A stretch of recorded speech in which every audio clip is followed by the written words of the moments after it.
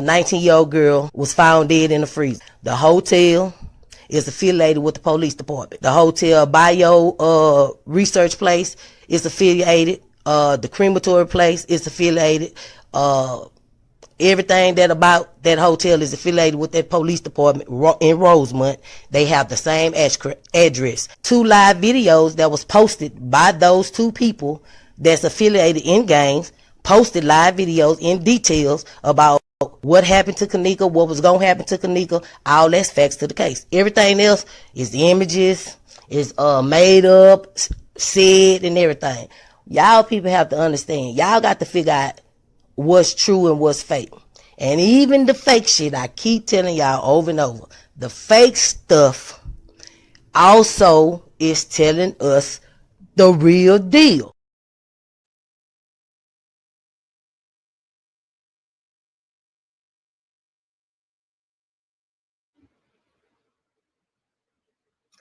Hello, ladies and gentlemen. This is Upward Joseph, and let's talk live. If Kenneka walked into both kitchens, how long did it take her? All right, let's talk. Well, today, peoples, has been such an interesting day. I am here, I am live, and I am going to talk about some things, peoples. Peoples, if Kenneka walked into both kitchens, how long did it take? Peoples, you guys come on in. You guys come on in. Peoples, come on in because there is much to talk about on today. You guys come on in, peoples. Come on in because it is much to talk about on today. Hello, little Bo Peep. How are you, ma'am? It is a blessing to see you on today. Well, little Bo Peep, there's much to talk about today, ma'am. It is much to talk about today. And we're going to have to get down to the bottom of if Kenneka walked into both kitchens, how long did it take?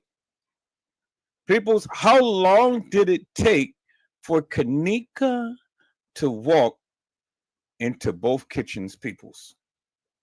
What would see peoples the way that they tried to make it seem like Kenneka Jenkins walked into all of these kitchens. And they tried to make it seem like she had walked up some stairs, peoples, to get to a upper level kitchen. But peoples, as we have seen the video on yesterday, we come to discover, peoples, that both kitchens were on the same level, peoples. Both kitchens. Both kitchens was on the same level, peoples. And that she did not have to walk up the kitchen, peoples, because it was both kitchens that was on the same level, peoples, that they tried to allude to, peoples. They tried to cover that up. They didn't want the people to know that both kitchens is on the same level. Both of them. Hello, Vicki Davis. How are you, ma'am? It is a blessing to see you on today. Peoples, you guys come on in because there is so much to talk about on today, peoples. You guys come on in. I'm looking for something right quick here. And that's what I'm looking for. And I'm gonna have it up in a moment, but that's what I'm looking for. And there it is right there. There it is right there, peoples. If Kenneka walked into both kitchens, peoples, help me to make that make sense. How long did it take for Kenneka Jenkins to walk into both kitchens? Beautiful, beautiful. Yeah, be careful, because I was on that road too, and I was so tired. and I was half asleep while I was driving home, and I'm almost ran into the side of the freeway a couple of times. And so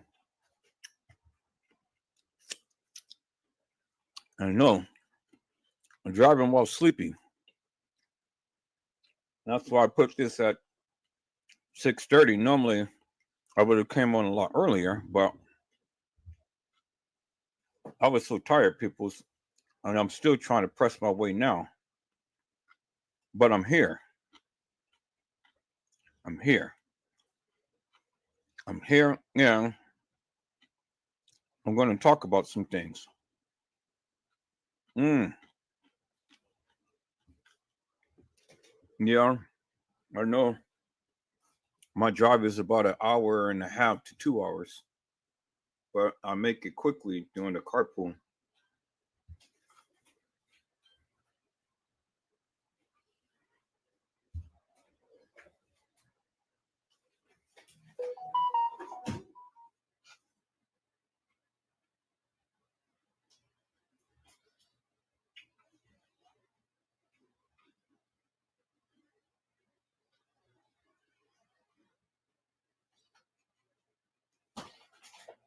Well, hello, Trish. How are you, ma'am? It's a blessing to see you on today. Yes, yes, yes. You guys come on in because we got much to talk about. Y'all, you guys hold on for a moment.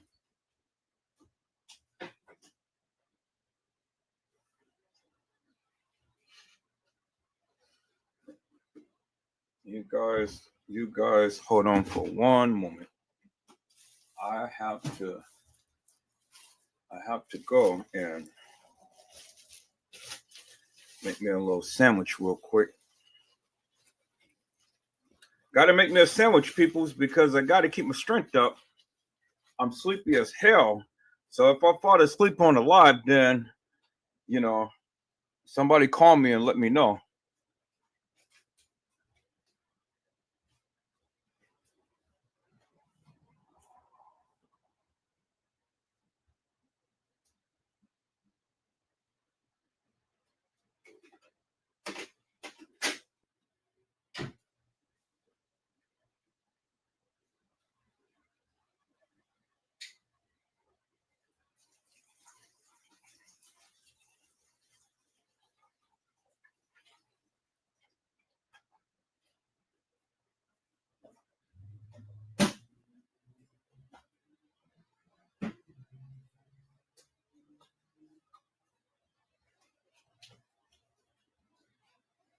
Okay, you guys give me one second. I'm just trying to make me a sandwich.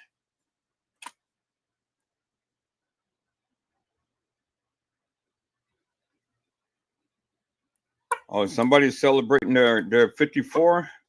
Well, blessings to the 54.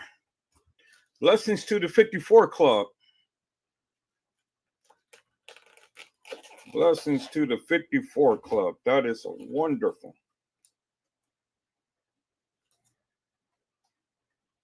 Well, people, so I thought that I was going to be eating, but I guess I won't because it looks like that I was going to be eating is spoiled now. Dang. I didn't know that this shit spoils so quickly. Well, happy birthday, Vicky Davis. Okay, all right, man.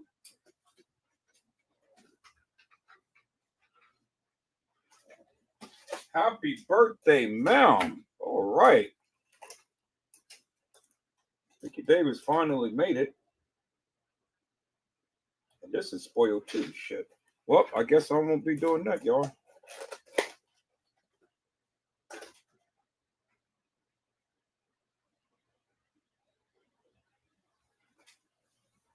Now, how the hell is this phone quick?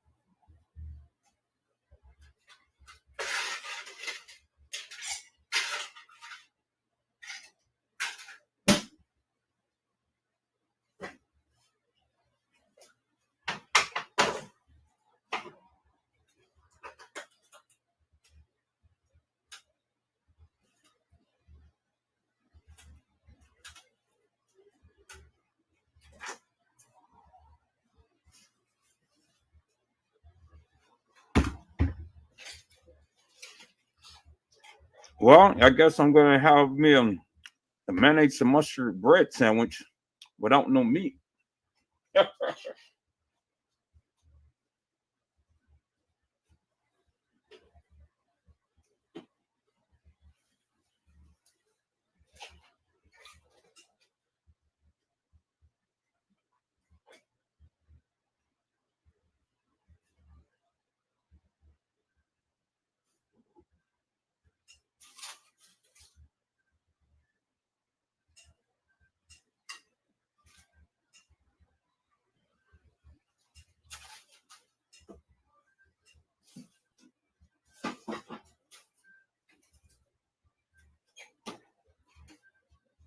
Now I got meat. I'm gonna warm up this lasagna. Y'all hold on for 1 second.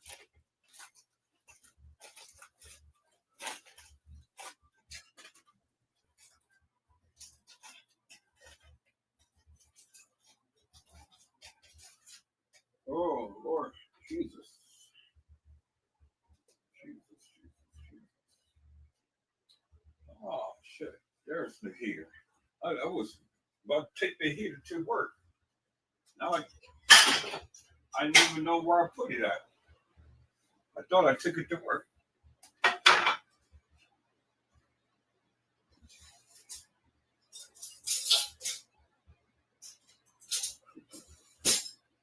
Oh boy, I'm losing it.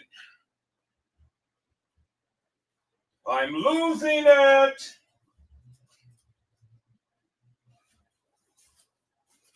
I'm losing it.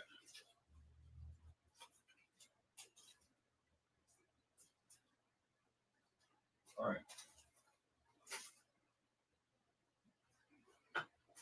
I have no more paper towel. I just don't have no more paper towel. But I got some paper towel. Mama, paper towel.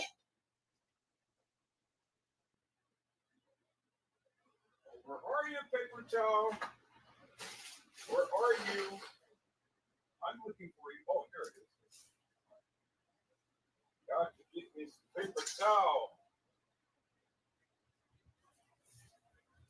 Up there. Paper towel, paper towel. Bow, bow, bow, bow. Paper towel, paper towel. Bow, bow, bow, bow. I, I, I, I. Paper towel, paper towel. Da, da, da, da. Paper towel, so wow. Ba, da, da, da. Paper, paper, paper, paper towel. Wow.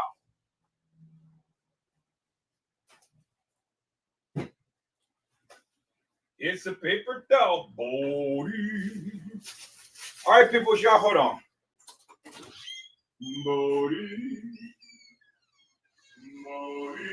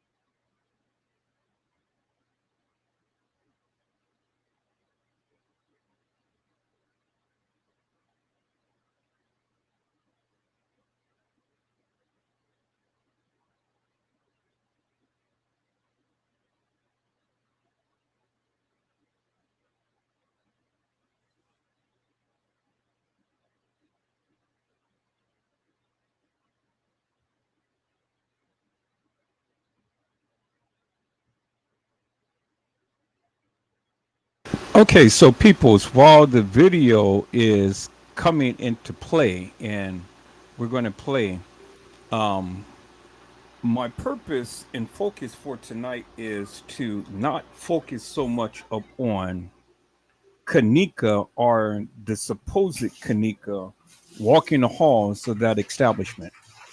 Now, as I have said many times before, that Kenneka Jenkins never walked the halls of that establishment. She never did. She never had an opportunity to, peoples. And what I wanted to stress is that the people or the person that we see in this video footage is not Kenneka Jenkins. Because just like as Casey Cloy, Olvera Sanchez Medina had said, and just as T. Slay had said, and they both agreed with me. Now, if you have watched the live the other day, you've seen that I have played back both of their commentary, and both had it agreed with me because they never referenced the ninth peoples. And as you can see, T. Slay had literally had stated that there were several people that was involved. Now I played that about 3 or 4 times, or probably even more, so you can hear exactly what she said. Now she has always been one that had worked up against me to say that it was just only Kenneka. But see, people, let's get real now. Let's get real. And I want to get real because I'm tired of listening to all of this mantra of all of the people saying that Kenneka walked the halls of that establishment on the night. Well, first and foremost, you show me any real Kenneka walking inside an establishment. You show me any real Kenneka walking inside the establishment. Because again, peoples, I need the people to help me to make it make sense. Now, if you believe that Kenneka walked the halls of that establishment and she came in on the night, well, then come to my live and come talk with me. Come and politic with me so we can get a greater understanding as to what you're trying to convey. Because as far as I'm concerned, she never walked the halls of that establishment on the day that they said she did. Now, I know many of you are mesmerized by that simple phrase that Kenneka walked the halls of that establishment, and that in all of these depictions or these clips of supposedly being her, that is her. Peoples, it is not Kenneka. It is not Kenneka. And I have shown you and I have told you over and over and over again many times before for many years.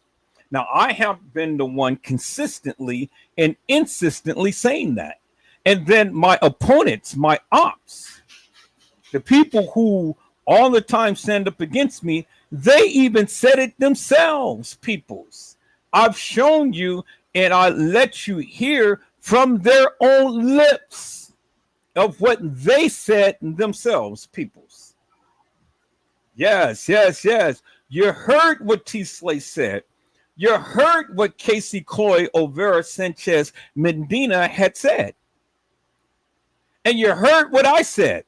And the other YouTubers failed to want to come to the live to even speak up against me.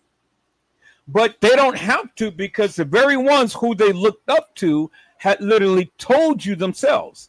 Now, peoples, before I really go back into this live and I hear myself coming back to the live, I'm going to pause it for the calls and I'm going to let you hear again for yourself, because I played this live back.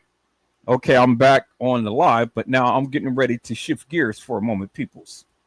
I said I'm getting ready to shift gears for a moment because I'm going to go back and I'm going to recap upon some things so you can get a greater understanding as to where I am coming from, peoples.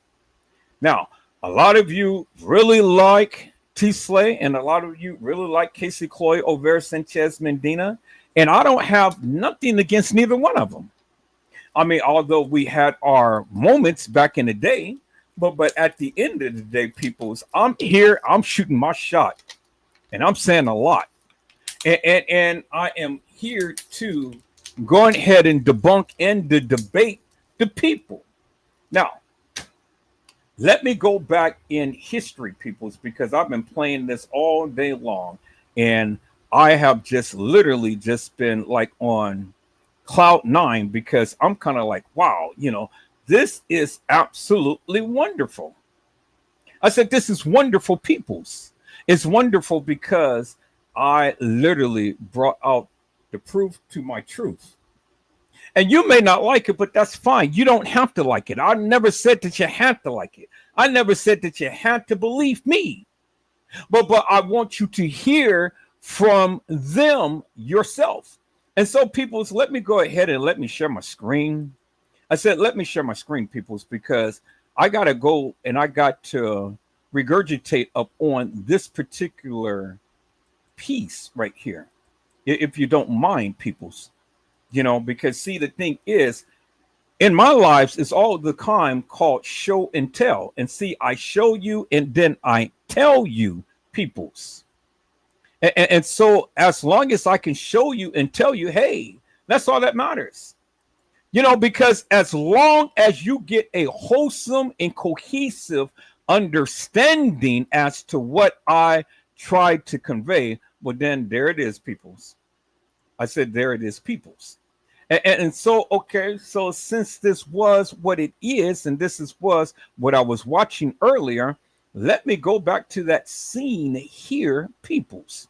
I said, this is what I was watching earlier. I was watching my live earlier. And so let me see. What's this? What I was watching? Or what's this? So I'm going to go back here. And I think this is the part right here. Here is the proof. Y'all hold on for one moment. I'm going to play just a snippet of it for a moment so you guys can hear this. And then we're going to do a comparison. So let me go ahead and let me turn up the volume on this so you can hear it clearly and listen to what he said. Listen to what he said. Let's go.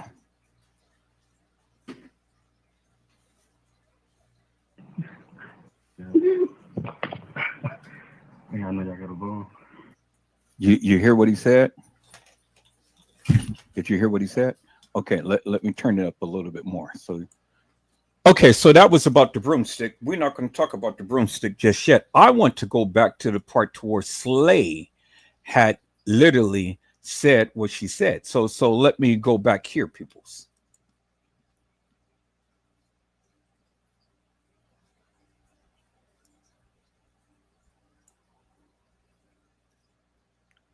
People, this is not right. So we got 1 minute, peoples, and then I'm getting why y'all do me this way. Okay, no, that's not what I want to go to. Yeah, right here. Now I want you guys to listen to Slay, peoples. So 3 contradictories in just a matter of a moment.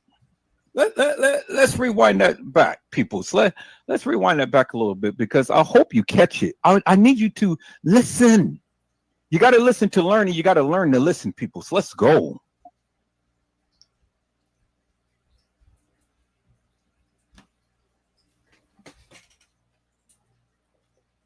She left the house with Kenneka. The mama said she left the house with Kenneka. She said she left the house with Kenneka, and she even admitted being the last person that saw Kenneka before them boys snatched her up. So if that's a debate, if you debating on who left the crib with Kenneka right now, you need to just don't even watch the fucking case. Just give it all. Just throw the shit away. Just don't even watch.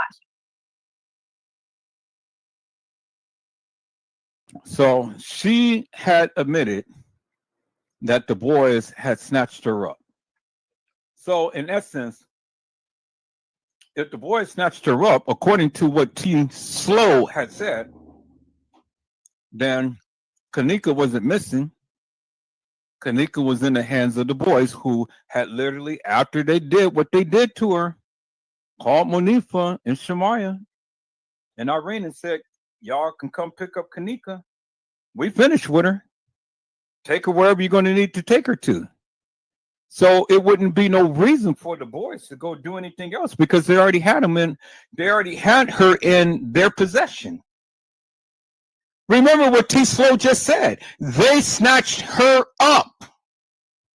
So they're not going to be at the Crown Plaza snatching her up again when they already had her, according to T. Slow. But Jake the pig didn't pick that up. He's just over there oinking around. You know, you got to lay up that food, brother. Got to lay up that food because you ain't listening. You ain't contributing, but you're taking away. Stop eating up everything, brother. And go ahead and challenge the narrative that this girl is given instead of being subservient. You ain't added nothing to this case. Nothing. Now you're a disgrace. Peoples, let's go.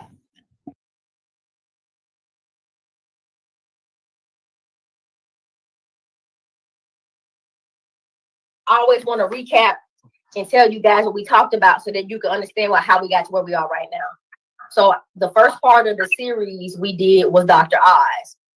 And I won't get back into Dr. Oz, but Dr. Oz pretty much laid down the groundwork of when they were looking for Kenneka and where they went to look for her.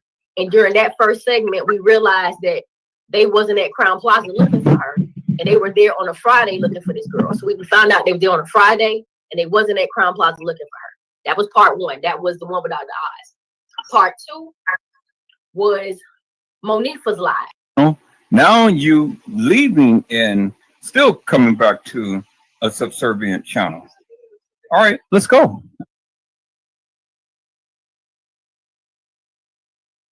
Don't think that all this happened for Kenneka. Nah, they did this to hide a collaborated group of people, of professionals, medical professionals, judicial people, law enforcement people, gang members, and regular civilians, all coordinated in this event that is get to for this shit to go down like this. And that's just the truth.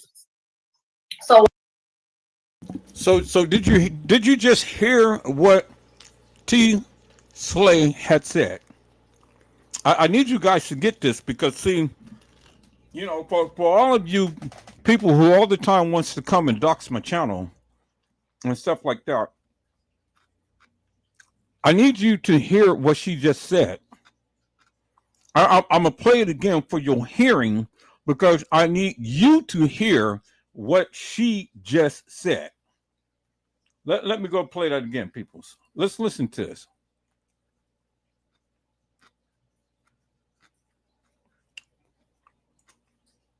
To T. Slow. But Jake the pig didn't pick that up. He's just over there oinking around. You know, you got to lay up that food, brother. Got to lay up that food because you ain't listening. You ain't contributing, but you're taking away. Stop eating up everything, brother. And go ahead and challenge the narrative that this girl is given instead of being subservient. You ain't added nothing to this case. Okay, you guys, hold on. I'm getting ready to enlarge it. There we go. All right, now let's listen in. Nothing. Now you're a disgrace. Peoples, let's go.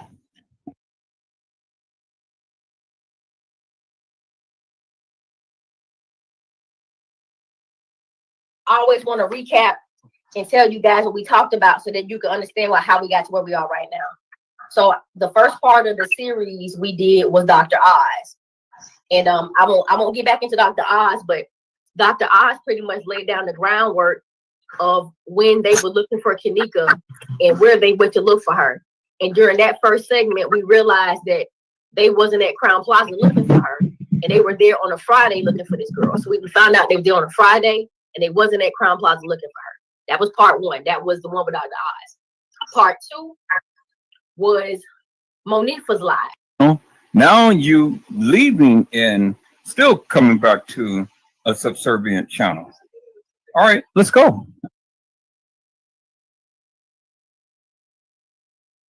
Don't think that all this happened for Kenneka. Nah, they did this to hide a collaborated group of people, of professionals, medical professionals, judicial people, law enforcement people, gang members, and regular civilians, all coordinated in this event to just get to for this shit to go down like this. And that's just the truth. So what I want to do right now is I always want to recap and tell you guys what we talked about so that you can understand how we got to where we are right now. So the first part of the series we did was Dr. Oz. And I won't get back into Dr. Oz, but Dr. Oz pretty much laid down the groundwork of when they were looking for Kenneka and where they went to look for her. And during that first segment, we realized that they wasn't at Crown Plaza looking for her. And they Dr. Oz segment had laid down the groundwork for when they were looking for Kenneka and where they was looking for Kenneka. Dr. Oz segment laid down the groundwork, people. I want you to really understand that of what she said. Let's go.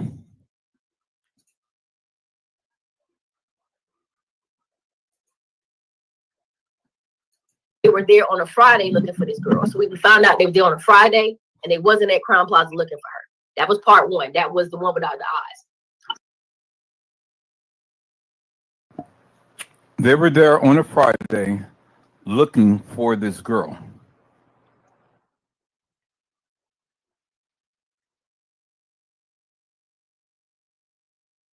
Okay, people, so you heard what T. Slow had said, right? Or T. Slay. You heard what T. Slay had said, right? T. Slay said that they were there on a Friday looking for this girl. So if they were there on a Friday looking for this girl, that means that they had to be there on a Thursday in order to be there for a Friday, right? Thursday night, Friday morning, right? And you heard what she said. She said that Kenneka wasn't at the establishment. But whether she believes Kenneka was at the establishment or not, she never said that Kenneka was there on a Saturday morning walking the halls of that establishment. Right? That's what she said. She said that they were looking for her on a Friday. That's what she said, right? And then she said it was a cohesive thing between the establishment, the kids, the police department, and the family. Everybody worked in concert. That's what she said. That's what she said, peoples. Now, the one point that I really want you to understand is everyone worked in concert. That is exactly what she said. That is exactly what I've been saying for over 7 years. But she said that they were looking for her on a Friday. Well, Friday was September the 8th, peoples. So if they were looking for her on September the 8th, that means that she had to be at the establishment on September the 7th, leading into September the 8th. Which is what Edward Joseph has been saying forever and a day, peoples. Do you understand what I'm saying? And so, which goes to show and to say, peoples, that Kenneka Jenkins never walked the halls of that establishment on the night. I've been saying that for years. And I'm kind of like, well, where did me and Slay go wrong? Because she is basically saying the same thing that I've been saying for years. That Kenneka Jenkins never walked the halls of that establishment. And when I say that, peoples, I am referencing on the night. The video footage, the fictitious, hilarious, and nefarious madness that they put out proclaiming that Kenneka walked the halls of that establishment, and she never did, peoples. I said she never did. And so now, as you can see, Slay even agrees with me. Because whether she says that it was on a Thursday or whether she said it's on a Friday, she never said it was on a Saturday. And that's the bingo moment that I'm trying to get all of you to understand. So it really doesn't matter to me whether Slay believes that Kenneka was at the establishment or not. The simple fact that she said that they were looking for her on a Friday literally coincides with what I've been saying, that Kenneka Jenkins never walked the halls of that establishment on Saturday. Bingo to the bingo, peoples. So I don't understand where we have an impasse. I really don't understand. Because she's basically repeating the various things that I've been saying forever and a day. That's why I had to play this live back, peoples, so you guys can get an understanding. Not only does Slay agree with me, but Casey Chloe Overa Sanchez Medina agrees with me as well. But let's listen into what Slay had to say, peoples. Let's go.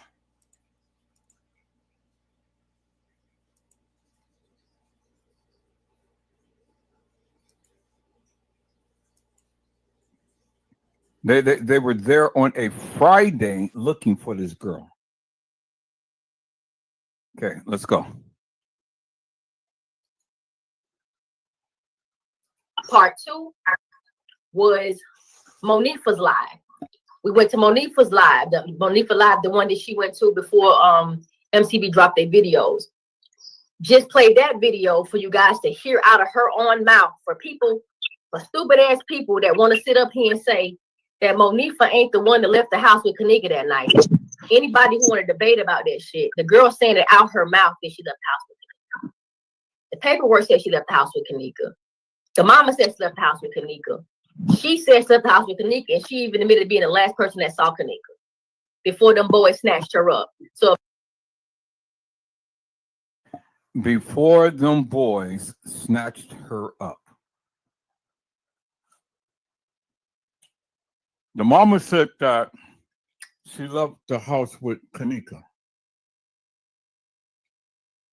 So if the mama knew that Kenneka was going to a party, why did she play like she didn't know where Kenneka was?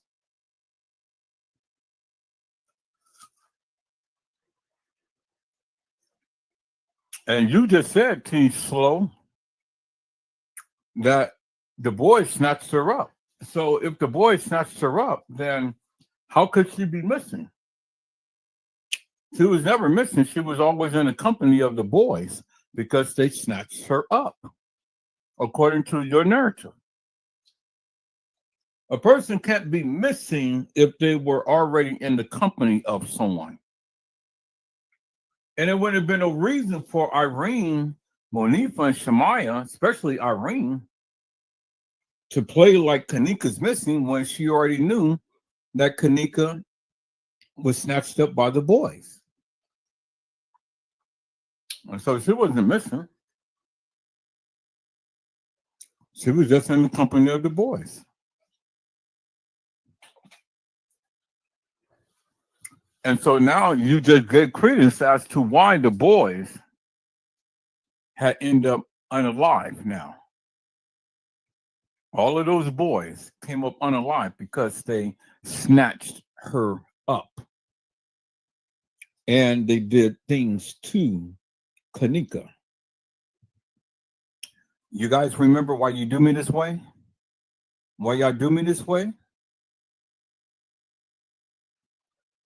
Well, that's why they did her that way.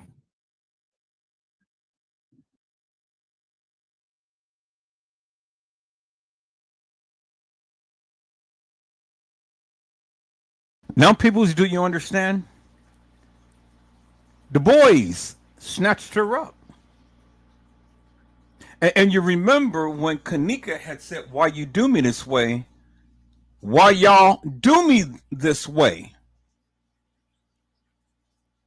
Well, Slay had just already told you what I've been telling you forever and a day. The boys had her.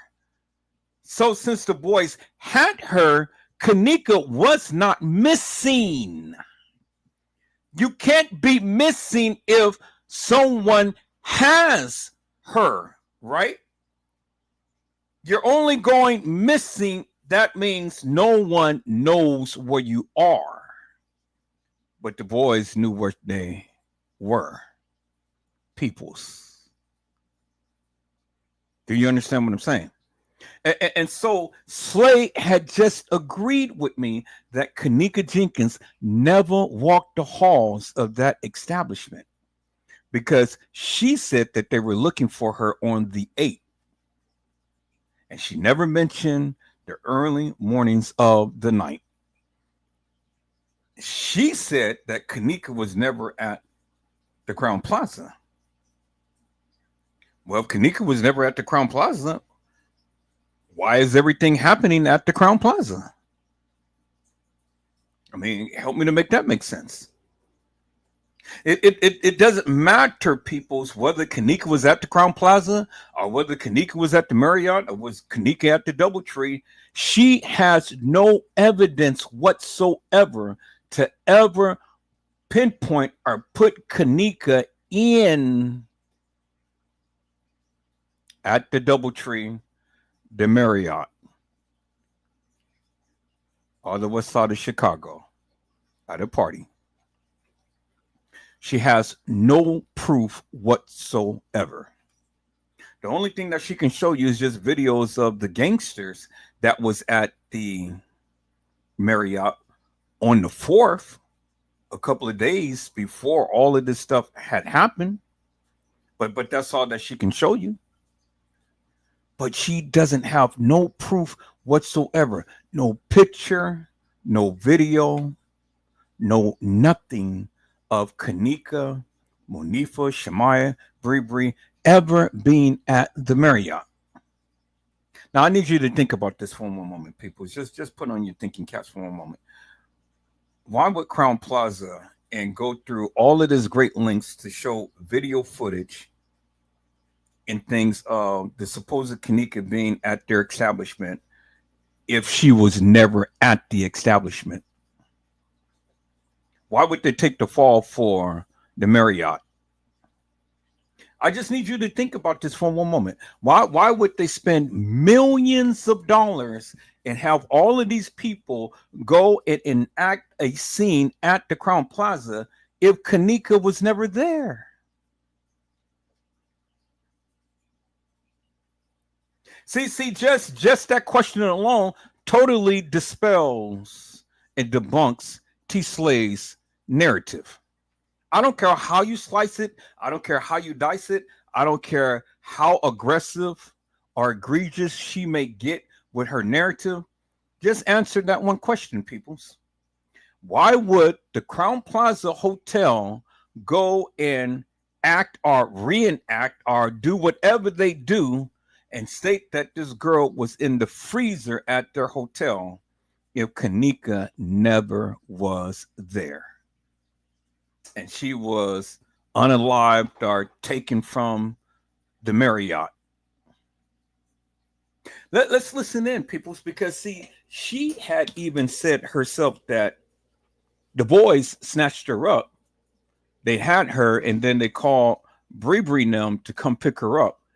And they called her mom, and her mom had said, well, take her to the hotel. I mean, this is your girl.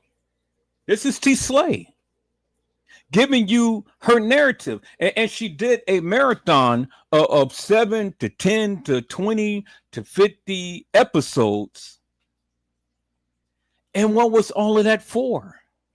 When all of this time, she basically been agreeing with me that Kenneka Jenkins never walked the halls of that establishment. I mean, peoples, what is it that you don't understand? Because she's been agreeing with me all of this time. I've been telling you. And that's why I just couldn't understand for the likes of me. Where's the impasse between me and her? Where's the beef? She's been agreeing with me that Kenneka Jenkins never walked the halls of that establishment. And let me say for the umpteenth time, when I say that, I always mean Kenneka Jenkins never walked the halls of that establishment on the day that they proclaimed she did, which was September the 9th, people's early morning hours. It wasn't Kenneka getting off no elevator, peoples. It wasn't Kenneka walking herself in a kitchen. It wasn't Kenneka walking down the halls, peoples. And it wasn't Kenneka walking into a kitchen. Kenneka wasn't there. That's why they were looking for her. Because they played the part of looking for her. Remember what T. Slay said, that the gang members was involved. The establishment was involved. The family was involved. The kids was involved. Everybody was involved because, again, and T. Slay is going to tell you this, it wasn't only Kenneka, peoples. There was other girls who played Kenneka. I need you to understand that. I need you to get that. And Slay is going to tell you herself what Edward Joseph has been telling you for years. Let's listen in, peoples.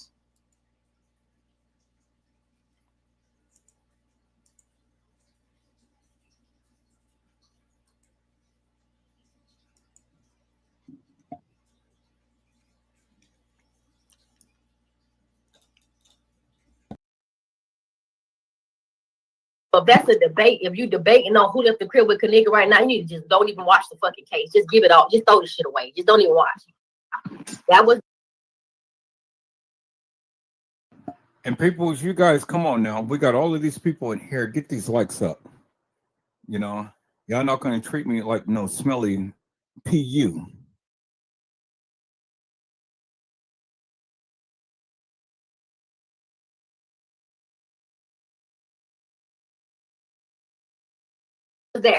That was also in Monique's segment. Not only did she admit to leaving the crib with Kenneka, she also admitted to taking her off the bed and leaving in the hallway. And she also said some shit about the people that she left Kenneka with. She said, I didn't think, and I wasn't thinking, because we be around Western them. I knew they wouldn't have touched her. I knew they wouldn't have touched her. So she admitted to leaving the house with Kenneka. She admitted to being the last person with Kenneka, wherever they were. And she also dropped the name of some people that Kenneka was around when she came up missing. That's very telling. That was a lot of information she gave us. All right, then part 3 came, and it's my girl. It's Irene Roberts. She came in. She came in the door, waving the 4-4 off the rip. She came in. They said, we carry her on our back. So from the moment we pressed go on the part 3 on Irene, she's the sister in the background, Shakara in the background, telling them, we carry Kenneka on our back. Now, I asked y'all this question. I said, so if Kenneka got drunk and bumped into the lamp and laid on the bed beside Irene and was resting, sleeping her drunk off, and Monifa picked her up off the bed and said, you sleep loose, drunk and shit, and took her out of the room, and they never seen her. From that point, they claimed they never seen her again. She ended up coming up missing at that moment, and she ended up in the freezer where they found her dead. If that's what happened, I need somebody to explain to me at what time they would have carried Kenneka on their back. Because they can't nobody they can't. How you gonna put that in there? How do y'all get to that part where they would have put Kenneka on their back and carry her on their back?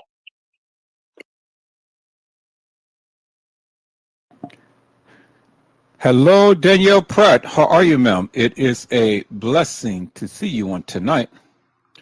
Danielle Pratt says, hello, everyone. Hope all is well.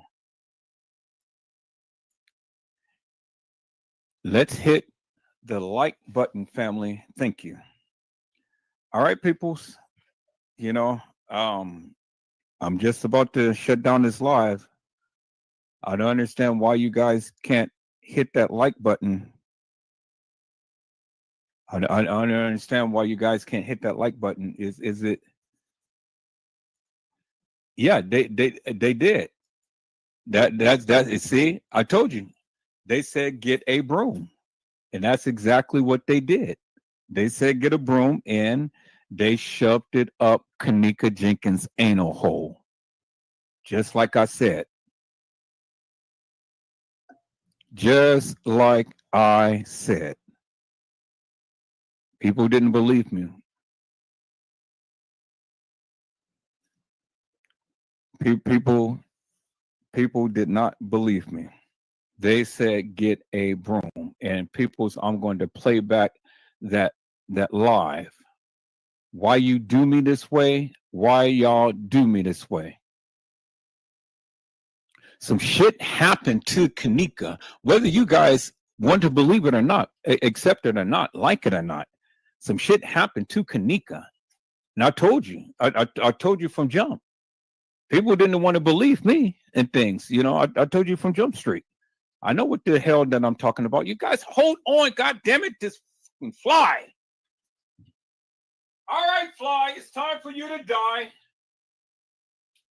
You've been a thorn in my eye. All right, people, so I'm going to rewind it back because I'm not going to talk about the broomstick right now. I'm going to get right back up on Slay. Because there's some things that she had said that I really want to focus upon. You know, so let's get back to what she had said. Green shit was so profound and so long. We had to we on day 3 of her series. But the whole purpose of the series, honestly, and let me get back to business and be more professional, because my little bro Mike in here, he ain't never even been on the channel to hear me speak. For me to come off so aggressively and saying words like nigga and bitch, that's really not even in my vocabulary, y'all. Like, I really don't even really talk like that. But if people want to play like that, we can play like that. See, because I can get on any level. It's all good. Whatever you want to do, I can do whatever. It's cool with me. Whatever you want to do is fine, you know? But wait a minute. I thought that we wasn't bothering you. I thought that you were a big girl with big pennies. I thought that you were able to talk about the case and not worry about what these men are saying. But obviously, that's not the case. Obviously, you're worried about what we're saying and it's affecting you. That's why you can't stay focused. Stay focused, Mel. Stay focused. Remember, it ain't about you. It ain't about me. It ain't about us. It's about Kenneka. So as long as you stay focused, Mel, well then, you know, I think you'll be all right. So stay focused, Mel. Stay focused, Mel.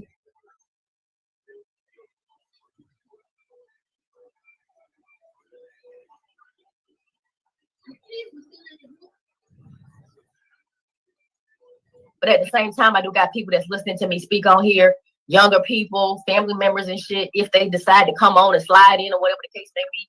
And I don't want to misrepresent myself like that, because that's what it is. It's misrepresenting me at the end of the day. So for anybody I may have offended thus far, that if the shot wasn't for you, don't take it as a shot. All right. But anyway, so the whole Where the Party At series came from the fact that I realized very, very recently that this girl was not at this hotel. She just wasn't there. And that the stories these kids were telling were 2 stories. It was more than 2, actually. It was actually 3. It was a party out west, it's a party at the Marriott, and there was an event that took place at Crown Plaza. And it kind of all got kind of just thrown all together. And that's how all the fuckery started, y'all. For real. This is how it all started.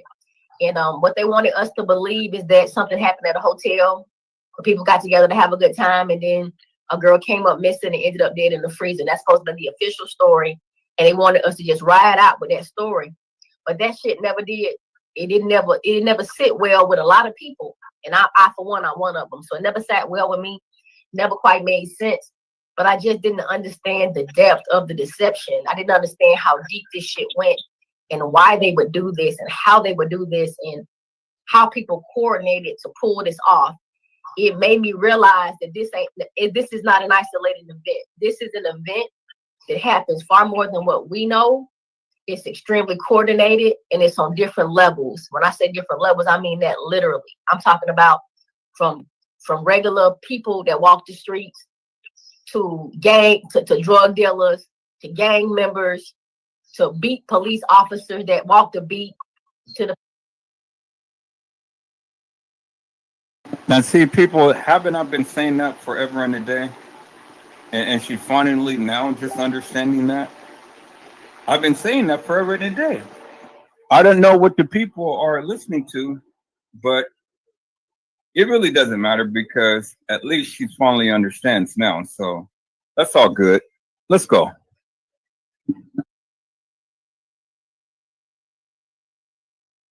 The police is riding around in the squad cars at the desk, to the paramedics, to the fucking the hospitals, to the surgeons, to the coroners, to the damn medical examiner's office, to the government officials, different states. This is like interstate, y'all. This like interstate commerce. I'm being so honest, and this shit sounds so crazy. And I hear people all the time ask over and over again, like, why did they go to these links for Kenneka? Why would they do this for one girl?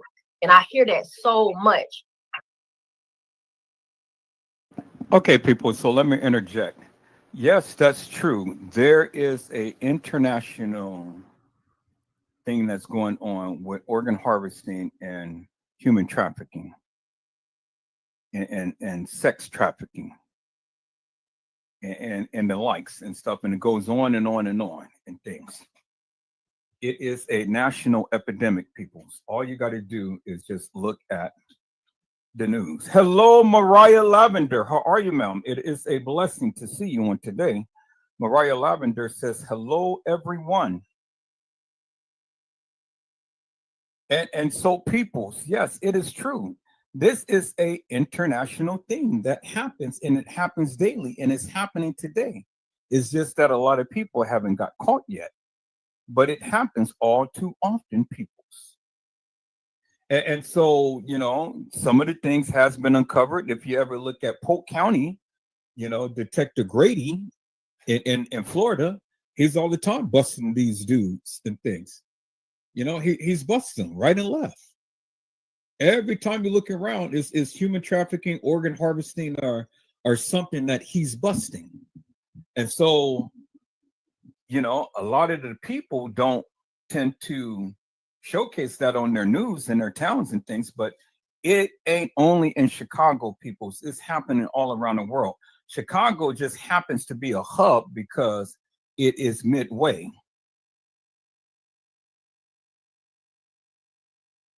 And some people just wasn't getting ready to go along with that shit. We just wasn't going to go for it. And it could be that it's your spirituality. You can have connection to the city. You can have a loved one that got hurt. You may know some stories about somebody who donated their body parts to science and the parts ended up someplace else. Like this shit is deep. And at the end of the day, it's about the money. It's all about the money. That's all. People be desperate as hell. Being broke and not having no money and can't feed your family and can't pay your bills and you one check for being off the streets. It'll make your ass do some really weird shit. It'll make you jeopardize your morals and shit. You know what I'm saying? Sometimes some morals are better. You know, you may break your morals for a couple of things, but some things you probably just won't break. And some things people just live by, you know? But at the end of the day, it's whatever it is for survival. It all boils down to survival. Hell, if shit get bad enough, hell, you would eat a human being. I ain't gonna do it because I won't even eat no fucking meat. But I'm just saying, some people will break on different things, you know? So that's all I'm saying. So stop thinking this shit is isolated for Kenneka because it ain't about just Kenneka. It's about way more than Kenneka. So don't. Now notice how when she's running her live, she's the only one who's flapping her gums and things and yet the other person ain't saying much and stuff. See, that's the art of control. When you decide of what you want to say and do, and nobody else get a chance to say anything. So I'm just trying to tell the brother, stop being subservient. You know, I mean, you guys came from a subservient channel. Now you leaving and still coming back to a subservient channel. All right, let's go.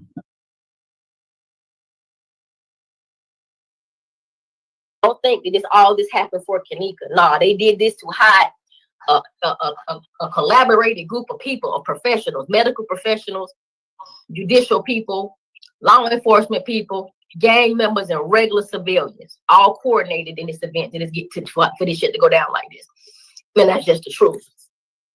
So what I want to do right now is I always want to recap and tell you guys what we talked about so that you can understand how we got to where we are right now. So the first part of the series we did was Dr. Oz. And I won't get back into Dr. Oz, but Dr. Oz pretty much laid down the groundwork of when they were looking for Kenneka and where they went to look for her. And during that first segment, we realized that they wasn't at Crown Plaza looking for her, and they were there on a Friday looking for this girl. So we found out they were there on a Friday, and they wasn't at Crown Plaza looking for her. Okay, so you heard what she said, right? Okay, so I've already repeated this, that they were there on a Friday and they were looking for her on a Friday. All right, you heard that. But I want you to also hear, I'm going to play this back real quick because this is what she said. She said it's bigger than, and it's not only Kenneka. Let me rewind that back to the 3-hour mark. And I want you to listen to what she said before I interject it. Okay, so let's go about right here. The smelly PU. You heard what she said. Isn't that what she said, people? I told you, I'm only going to go by what she said. And so she is a smelly PU with 2 S's and a Y at the end. And why? You say why? Well, let her tell you why. She smells like that. Let's go, peoples. Let's go.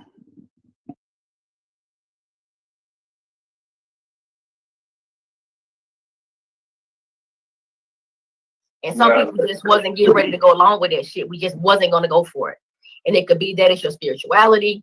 You can have connection to the city. You can have a loved one that got hurt. You may know some stories about somebody who donated their body parts to science and the parts ended up someplace else. Like this shit is deep. And at the end of the day, it's about the money. It's all about the money. That's all. People be desperate as hell. Being broke and not having no money and can't feed your family and can't pay your bills and you one check for being off the streets. It'll make your ass do some really weird shit. It'll make you jeopardize your morals and shit. You know what I'm saying? Sometimes some morals are better. You know, you may break your morals for a couple of things, but some things you probably just won't break. And some things people just live by, you know? But at the end of the day, it's whatever it is for survival. It all boils down to survival. Hell, if shit get bad enough, hell, you would eat a human being. I ain't gonna do it because I wouldn't even eat no fucking meat. But I'm just saying, some people will break on different things, you know? So that's all I'm saying. So stop thinking this shit is isolated for Kenneka because it ain't about just Kenneka. It's about way more than Kenneka. So don't stop thinking that this is just all about Kenneka because it's way more than Kenneka. And there's the bingo moment right there, people. And then later on in live, she was talking about many people who played Kenneka. That was later on in live. And so there are several things that T. Slay had changed. One, she changed and she had said that, hey, there were many people who played Kenneka. That's number one. Number two, she said that the boys had commandeered Kenneka and Kenneka wasn't missing because if Kenneka was missing, well, then that means nobody would have been able to find her. But the boys had her. So the boys knew where she was. and the boys had did the things to Kenneka, peoples. Said the boys did things to Kenneka. And these are the things that I was expressing and explaining to the people so that the people can get a greater understanding. Now you guys see what I'm talking about, because see, me and Slade, we wasn't far off. You know, she just puts a little spin to the things and stuff. But at the end of the day, peoples, at the end of the day, Slade was basically repeating the various things that I have been saying forever and a day. Do you understand what I'm saying? And what Slade did was, Slade had told you that the boys had got Kenneka. I agree with that. Slade had told you that Kenneka never walked the halls of that establishment on the night. I agree with that, because she said from her own lips that she was commandeered, and she was commandeered on the 8th. Well, I don't agree with that, but what I do agree with is simple fact that Kenneka was never there on the 9th, walking into no one's establishment. Now, that's where I agree with Slay upon. So basically, in essence, Slay was just really agreeing with what I have been saying, that Kenneka Jenkins never walked the halls of that establishment, peoples. And that's why I had to play it back so you guys can hear from her own lips, peoples. From her own lips. And so there it is, people. So when she and you and everybody else wants to get all into your drawers and into your panties, well, then just go back and listen to what she said from her own lips.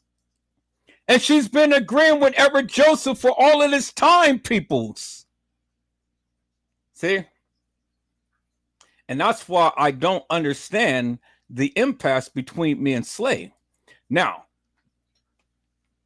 peoples, I want you to listen to this right here, peoples. I want you to listen to this right here, because now this is when it really gets juicy. Do you understand what I'm saying, peoples? I said this is when it really gets juicy. So let's listen to Slay and what Slay had to say. You know, let's listen to Slay and what Slay had to say, because this is really when it gets juicy. Now let's listen in, peoples. Let me get that. Okay, I'm sharing it like that. Cool. Now, this is the part that I really wanted you guys to listen to, because now this is when it really gets funky. Listen in. With Kenneka, they put her in the car. They call Bree, and Bree get to where Kenneka is. But however she get that to her, when she get that to her, that Kenneka's in the car, and Bree's under the assumption that she getting ready to drive Kenneka to the hotel. What hotel? Well, let's talk about the hotel. All we know, Bree said, is the hotel is in Rosemont. It's done under this car, and I'm not driving on the E-way like that. We don't know what hotel. It could have been Crown Plaza, and it could have been the Marriott. Because please don't forget, it's the Marriott O'Hare, which is 1.5 miles from the airport. So it could have been the Marriott O'Hare, or it could have been Crown Plaza. It could have been either of the two. I'm not going to sit up here and say it was definitely the Marriott, but we do know that at Friday night, we knew who was having a party. Killer and Irene was having a party at Marriott. Wait a minute. I thought she said for sure that it was never at the Crown Plaza. Now she's changing her mind and saying it could have been at the Marriott. It could have been at the Crown Plaza.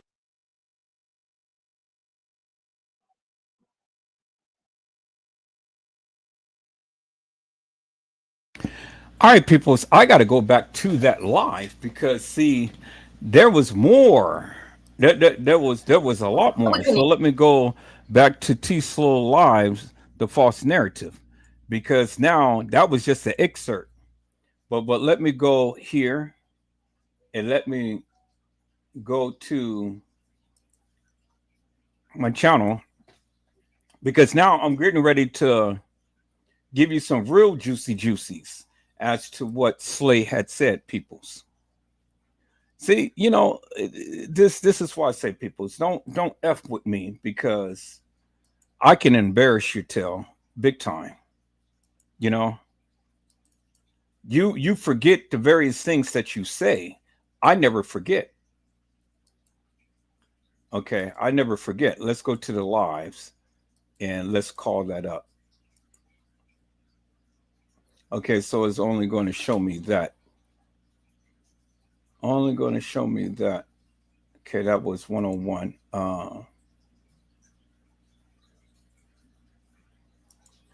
So it's not going to show me on YouTube. Okay, so here, let me go to my backup.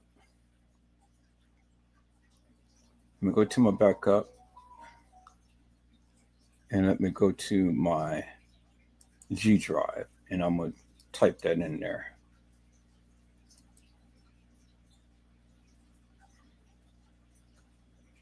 It's either on my G drive or on my E drive. It's on one of them.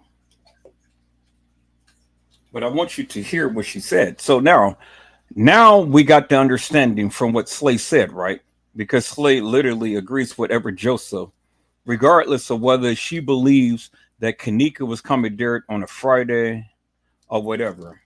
She doesn't believe that Kenneka was commandeered on a Saturday, which basically is saying, if she believes that Kenneka got commandeered on a Friday, what she is basically saying, and she agreeing with Edward Joseph, is that Kenneka Jenkins never walked the halls of that establishment on what?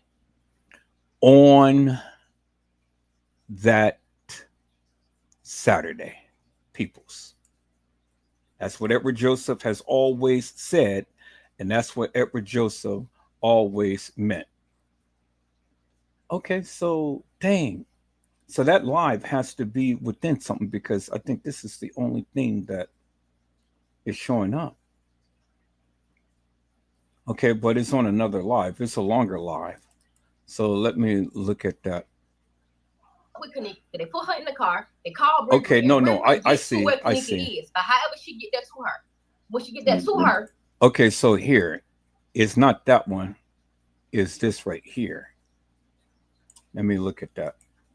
With Kenneka, they put her in the car. They call Bree, and Bree get to where Kenneka is, but however she get that to her, when she get that to her, that Kenneka's in the car. Okay, so it came up. All right, let me go and play that again and see. With Kenneka.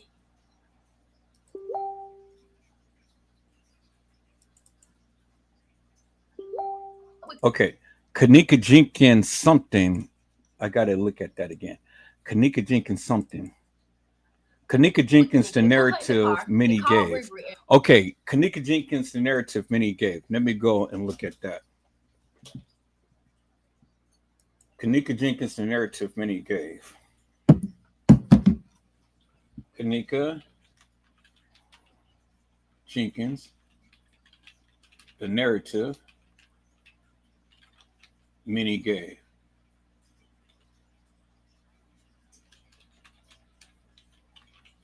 Yep, there it is right there. Kenneka Jenkins, the narrative Minnie gave. All right. Let's call that up. And then we're going to advance right to where she gave that. And I think this was it right here. Yep, this was it right here. Okay. Now let's listen to Slay's narrative, peoples. That's what I want you guys to listen to.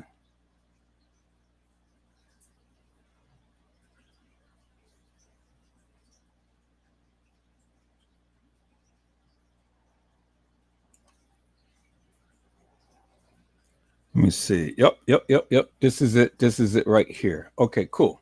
Now, I want you guys to listen to Slay's narrative, because she was talking off the side of her head, peoples. You know, and this is her narrative. This is the things that she said. Not Edward Joseph. This is the things that she said. And I want you to listen attentively, peoples, so you guys can get a greater understanding as to what she was saying. Let's go, peoples.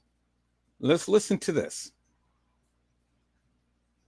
And Bree get to where Kenneka is, but however she get that to her, when she get that to her, that Kenneka's in the car, and Bree is under the assumption that she getting ready to drive Kenneka to the hotel.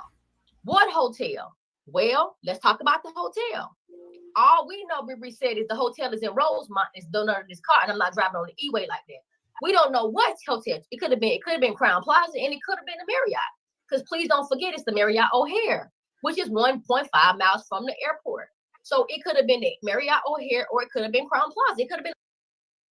Okay, so I've already played this. This is not the one that I wanted to play. So I just caught it up. There it is right here. Okay, so here, go to that. All right, there it is right there. Okay, let's listen in, peoples. Here it is right here. Let's listen in. What I want to do right now is I always want to recap and tell you guys what we talked about so that you can understand how we got to where we are right now. So the first part of the series we did was Dr. Oz. And I won't get back into Dr. Oz, but Dr. Oz pretty much laid down the groundwork of when they were looking for Kenneka and where they went to look for her. And during that first segment, we realized that they wasn't at Crown Plaza looking for her, and they were there on a Friday looking for this girl. So we found out they were there on a Friday, and they wasn't at Crown Plaza looking for her. That was part one. That was the one with Dr. Oz. Part two was Monifa's live. We went to Monifa's live, Monifa live, the one that she went to before MCB dropped their videos.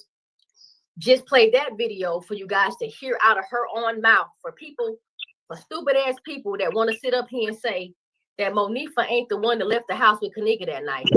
Anybody who want to debate about that shit, the girl saying it out her mouth that she left the house with Kenneka. The paperwork said she left the house with Kenneka. The mama said she left the house with Kenneka. She said she left the house with Kenneka, and she even admitted being the last person that saw Kenneka before them boys snatched her up. So if that's a debate, if you debating on who left the crib with Kenneka right now, you need to just don't even watch the fucking case. Just give it all. Just throw the shit away. Just don't even watch. That was that. That was also in Monifa's segment. Not only did she admit to leaving the crib with Kenneka, she also admitted to taking her off the bed and leaving in the hallway. And she also said some shit about the people that she left Kenneka with. She said, I didn't think, and I wasn't thinking, because we be around Western them. I knew they wouldn't have touched her. So she admitted to leaving the house with Kenneka. She admitted to being the last person with Kenneka, wherever they were. And she also dropped the name of some people that Kenneka was around when she came up missing. That's very telling. That was a lot of information she gave us. All right, then part three came, and it's my girl. It's Irene Roberts. She came in. She came in the door, waving the 4-4 off the rip. She came in. They said, we carry her on our back. So from the moment we pressed go on the part three on Irene, she's the sister in the background, Shakara in the background, telling them we carry Kenneka on our back. Now I asked y'all this question. I said, so if Kenneka got drunk and bumped into the lamp and laid on the bed beside Irene and was resting and sleeping her drunk off, and Monifa picked her up off the bed and said, you sleep loose drunk and shit, and took her out of the room.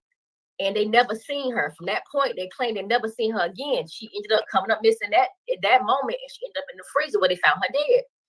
If that's what happened, I need somebody to explain to me at what time they would have carried Kenneka on their back, because they can't nobody they can't.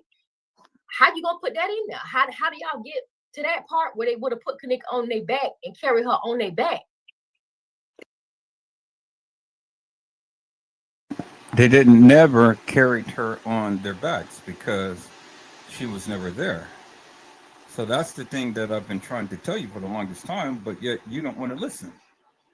I mean, how many times do I keep having to keep trying to tell you? But carry on, Mel. I mean, how could you sit up here and listen to someone just talk forever and a day and then give you permission to speak? How could you just sit up there and do that? Really? I mean, what type of life is that? Let's go.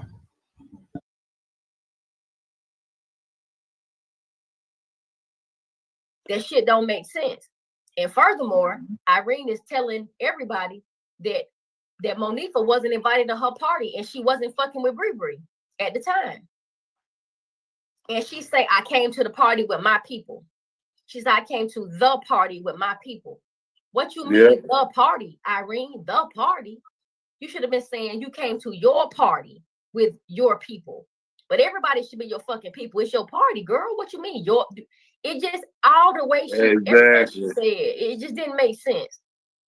And then they telling a story about how you took out the room. Hey, sis.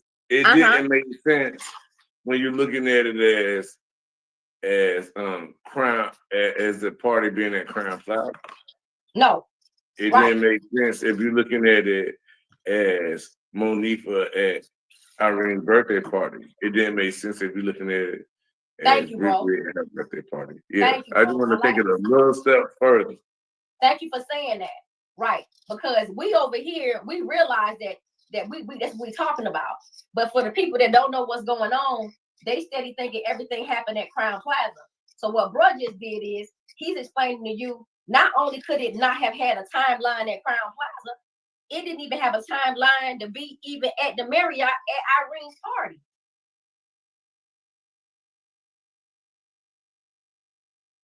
Okay, people, so I want you to listen attentively to what she's saying, because Mr. Jig, Fred the Jig, he ain't making no sense. And then T Slay ain't making no sense. All right, so here, let me do this because I see. So let me go ahead and let me call up some of my peoples and stuff. Hello, Vicky Davis. How are you, ma'am? It is a blessing to see you on today. Hello, Island Girl 49. It is a blessing to see you on today.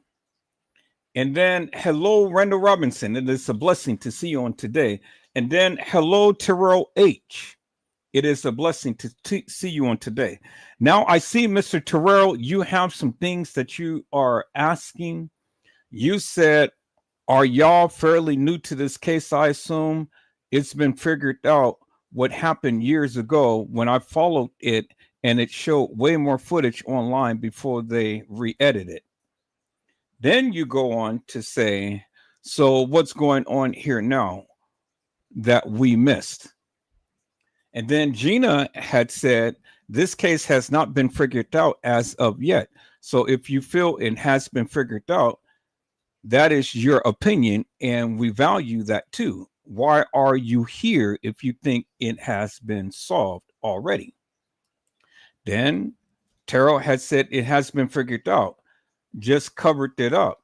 Y'all waiting for television to tell y'all it's figured out?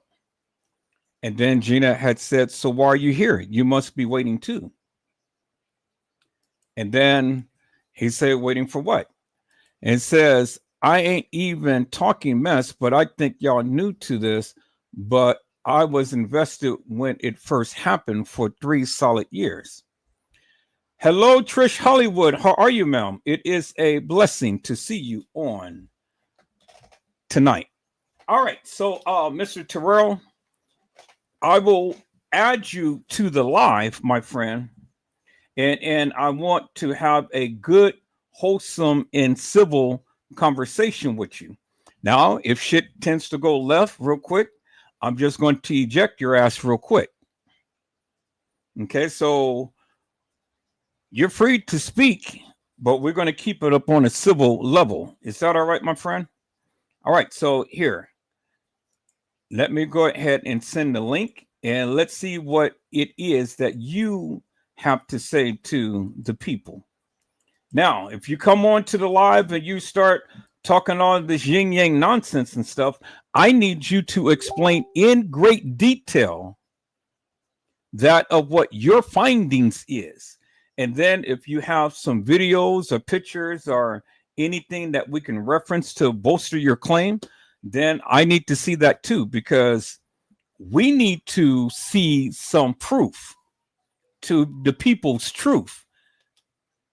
Do you understand what I'm saying? So, you know, you can sit back in the chat and stuff and clout as much as you want to and stuff, but now this is your time to shine.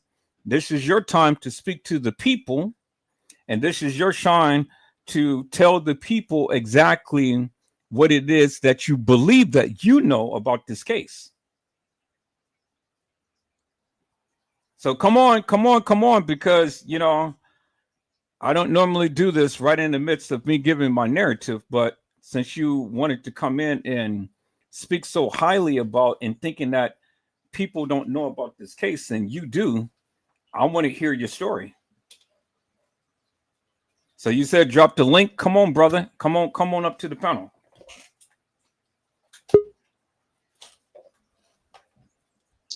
Hello, Terrell H. How are you, my friend? Yeah, I'm here, man. I'm here. I ain't sitting in no chat for no clout.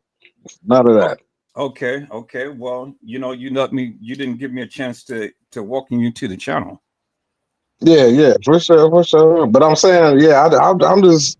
I mean, to be honest with you, I'm happy that is back active like this. So it's not like I'm mad about it, but like I thought that everything was figured out pretty much. So whenever I pull up, I'm looking for something new, but it's the same stuff that I've been heard. Okay, but you've been hurt, but been hurt on what level? Because you know that there's many people who had talked about this case that had so many different narratives and things. So I just want to get a sense as to what it is that you believe. Okay, well, what I believe is the narrative that I heard way back in like 2000 and I can't remember what year it was. I know it was way back. I was working old jobs back then, but The case started back in 2017. Okay, there we go. Yeah, that sounded about right. Yep, about 2018 is probably when I got invested into it. Okay. So yeah, that makes plenty of sense. Yep. Okay, so now what is it that you believe? What I believe is there was two parties going on. My voice is echoing, so I can't really hear what I'm saying on time. But well, turn down your sound. You sound good on the channel. Okay, hold on. What I need to turn down over here? Hold on, you need to I'm turn trying down to hear whatever y'all. you're listening to. Oh, okay. Hold on. Hold on. Give me a second. Can y'all hear me now or no? No, we can hear you. You sound good. Okay. Yep. Okay. All right. Well, basically, what I believe is from what I heard way back years ago that there was two parties going on. That was pretty much next door. It was the Crown Plaza and the.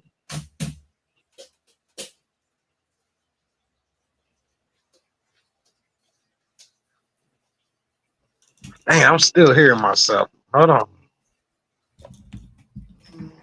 Do you got some headphones or something? I don't. I'm an old dude, man. I'm don't. Default speakerphone. Yeah, it's probably good to invest in some headphones. Or I can. Okay, perfect. No, can you hear me now? Because I don't hear no echo right now. No, I mean we can hear you loud and clear. Okay, perfect. All right, let me talk real quick because I don't hear no echo on me. So let me explain what I heard way back in the day. So way back in the day, and I used to see videos before they re-edited that stuff. I'm telling you, like I used to be invested, like 100% in there, and it used to drive me crazy at night because it was a wrongful death, and it messed me up too. Like I hated it, and it made me sick to my stomach how they just cover it up and try to say that she walked all this distance up all these steps and just went in there and laid down, but she had garbage bags under her fingernails and all that stuff, and like that shit didn't happen like that. But from what I heard from everything, when it came down to it, basically, I guess they had two parties, and this ain't no 100% truth. I'm just saying what I believe. There was two parties, one at the Crown Plaza, one at like I guess Doubletree or whatever that was right next door or whatever. And they was like video footage of them walking through the parking lots, going back and forth, kicking it. You know what I mean? Doing all the little young stuff that we did when we was younger or whatever. But anyways, I don't know who she got into it with, but at the end of the day, basically they drowned her ass. There was like a pool that was right beside like the I guess like a almost like a bar area or whatever, and they drowned her. I don't know why they did that. I don't know what beef was going on, whatever, but they drowned her, and then the security guards helped cover it up. They put her in that garbage bag, pushed her on that little thing where it was dripping water on the ground, where they was mopping it up behind the little thing, and they dropped her off in the freezer and tried to say that she went in there and froze to death. Okay. That's just what happened. But I don't know why. You know what I'm saying? I don't know why it happened. I've heard a lot of different stories on why it happened, but that's pretty much from what I believe after hearing all this other stuff. Okay. But I've seen so. Go ahead. My bad. Go ahead. So you never watched my channel before? But listen, this is my first time seeing her name pop up in probably like 5 or 6 years right now. Okay, that's good. I'm glad that you're here. And I'm glad that you should watch my channel, my friend, because see, me, I come with a different angle, and I can debunk everything that all of these previous YouTubers has ever said. I can debunk them totally. Right.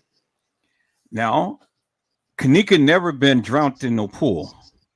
People say that Kenneka was at the Marriott and that she was never at the Crown Plaza. This is what I was talking about when I was playing back this live of this young lady, this content creator who was talking and saying that she was never at the Crown Plaza and stuff. And, you know, she was just trying to explain herself and why she wasn't at the Crown Plaza and things like that. And I'm kind of like, well, if she wasn't at the Crown Plaza, well, then why is the Crown Plaza even involved?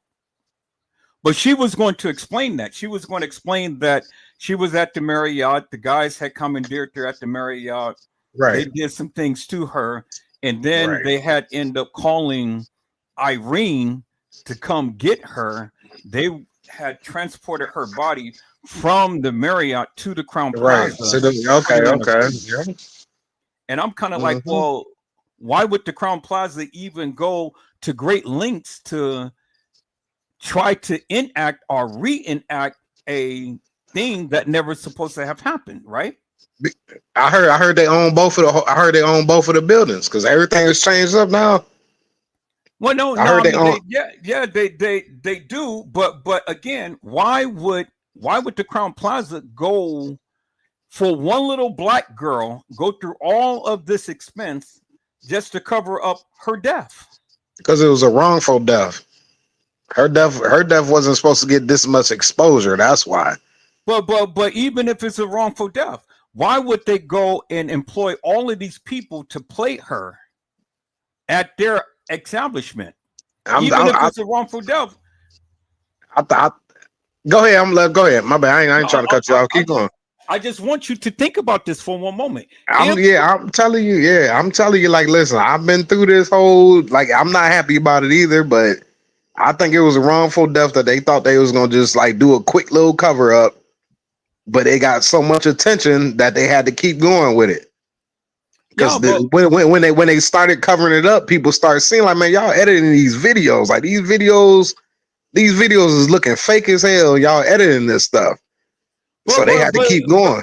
But think about it. You're saying that they had unalived this girl at the Marriott and then transported her body to the Crown Plaza? No, I didn't say that. No. I'm not saying that you're saying that. Okay. I'm saying that this content creator, the girl who was playing back, she the one who said that. Oh yeah, I don't know nothing about that, but I don't know about that. I think she was unalive at the Crown Plaza for real. From what I've heard from way back in the day, from all the videos I used to watch all the time, that was the only thing I was watching back in the day, every day, all day. Well, I'm not trying to persuade you one way or the other because I want you to look at my live so you can get a sense as to where I'm coming from. Mm-hmm. I have dispelled all of these different myths of what these people were saying. Right. I have said for many years that Kenneka Jenkins never walked the halls of that establishment. Not at all. I said that. Yeah, I don't think so either. Yeah. Nope, I don't think so either. Not at all. I'm telling you, no, not at all. They did all. This wasn't in the first videos. That's what I'm saying. Like y'all didn't see the first videos. This was not in the first videos of her just walking around and her arms and her head hanging down and all that. This was not in these first videos I've seen. None of that. I know. That's what I'm saying. So yeah, all that stuff was added. Like I seen when they started deleting the videos, I should have recorded it back in the day, but I didn't think nothing about it then. Like I didn't think it was gonna get that deep. But no, I know none. I don't believe none of that. She ain't walk none of them hallways like that. Now, okay, so let me ask you another question. Do you Mm-hmm. believe that there was many girls who played Kenneka? Many girls that play. No, I don't think so, man. I think all that is edited for real. All that is edited footage. They needed one footage of her body and her hair down, and they can put that on any scene that they want to. I seen the first news footage, and she was not in doing none of that stuff. She wasn't doing none of that. She was not walking no hallways. She wasn't doing any of that. Well, I I, have already proven on my live that there was many girls who played Kenneka. There was 6 girls actually who played there. okay, well, possibly. Okay. I No, can't say yes or no to it. So I don't, you no, know what I no. mean? I ain't I'm doubting it. just right, and I'm just telling you what my findings is, and Mm-hmm. I have proven that because I have shown the different body styles, I've shown the different hairstyles, Mm-hmm. and I've shown the different the different weights and things of the Yep. girls. They had different pants, the different rips in the pants. I remember all that stuff I used to Yep, watch back when they start editing. I remember. yep. I'm telling you, I ain't new to this. I'm telling you, I've been there. No, I no, know but this, man. but what I'm telling you that 6 girls play Kenneka, and I have Okay. literally proved it. And Okay. this is something that none of the YouTubers has ever even brought out or even saw. All right. I'm saying And I seen stuff like that though. I'm saying I'm not discrediting you at all. Like I said, I didn't know if there was something new coming out or not. That's why I wasn't really trying to like talk no mess or nothing like that. But when I first seen it, when it popped up and it said live, I'm like, damn, like somebody really following this case again. You know what I mean? Like it had me invested again. So you know no, what I'm well, saying? I'm not downplaying you anything that you're doing, but I'm just saying, yeah.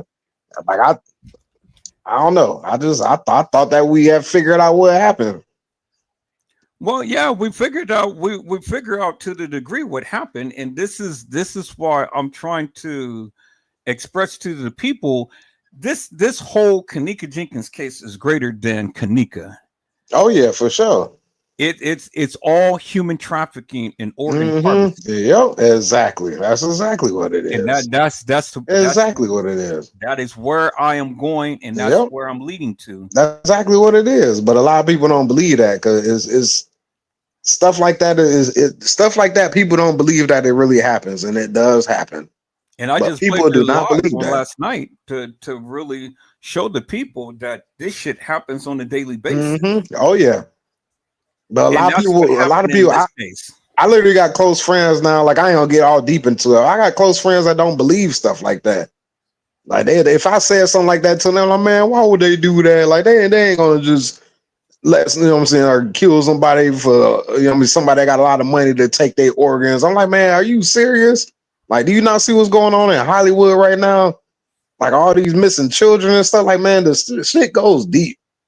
Like, what are y'all talking about? Like, how do you not believe that this is happening? Like, money rules everything out here. Yeah, Money rules everything. If I got that's something that somebody else wants out of my body, you better believe tomorrow at work, they can knock me off and say you know what I'm saying, say I did something and did something wrong and I died somehow. Like, you know what I mean? Come on, man. Like people should know this by now. The internet been out a long time. I was out before the internet. But when the internet came out, the internet been out a long enough time for people to see that this is a foul world out here. It is a foul world, and people do not understand this yet. And I'm not sure why they don't. Like whoever listening, y'all need to do some deep research on this, man. This shit been going on forever. The internet just exposes it so where more people can see it, but everybody think it's fake, but it's not fake. and this is why I do my lives and things and stuff like Yeah, that. 'Cause for this is sure. the thing that I have literally been, talking to the people about right now. Hmm. For sure. Like I said, I ain't knocking nothing that you doing, but yeah, my bad. Yeah, I ain't.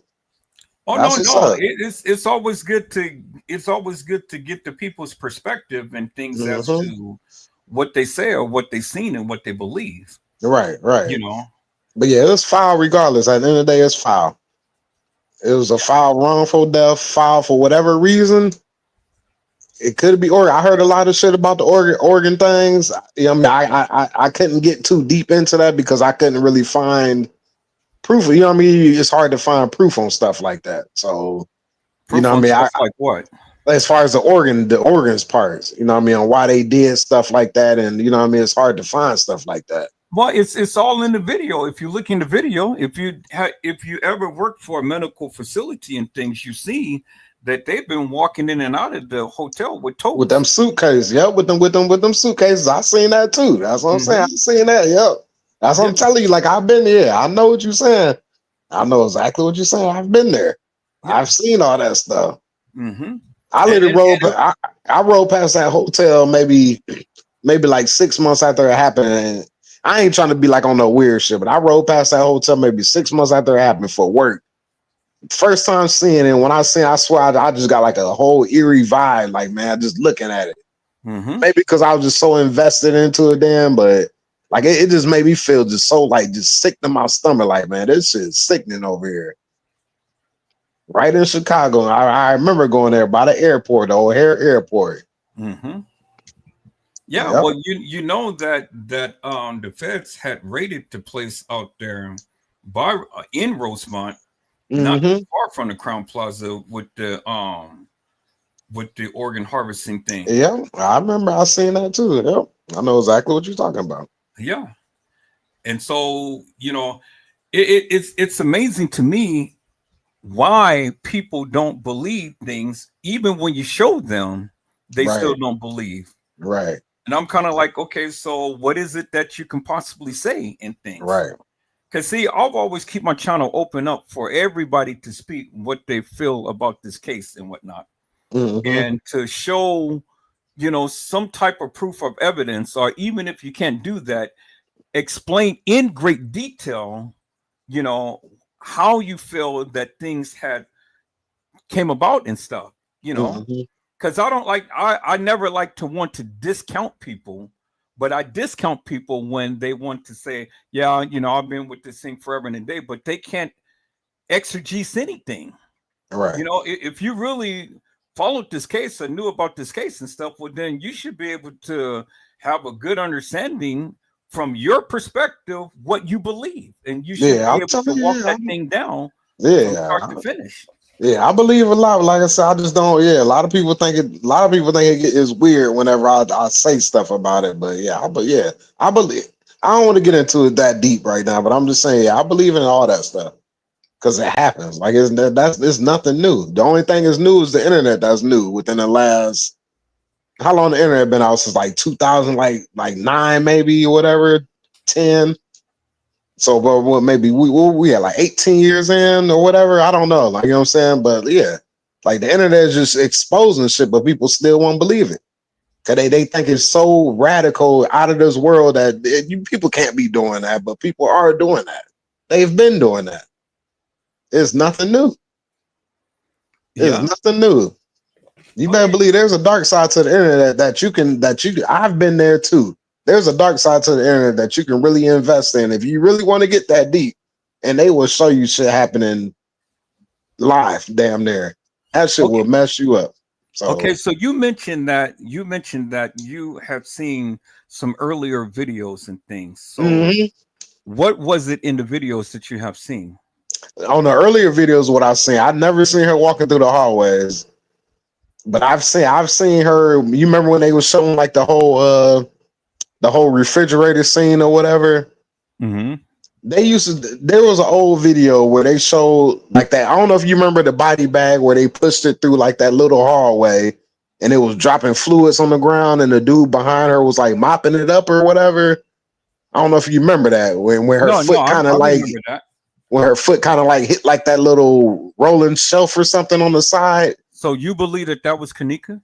I do honestly, because hold on, I'm gonna tell you that. Hold on, that's what they showed on the newer side, but on the older side, before they deleted the stuff, when she was in the freezer, before she even got in the freezer, she was laying on the side, and they showed two people picking her up over their shoulders, and all of a sudden she just disappeared. Like you see two people.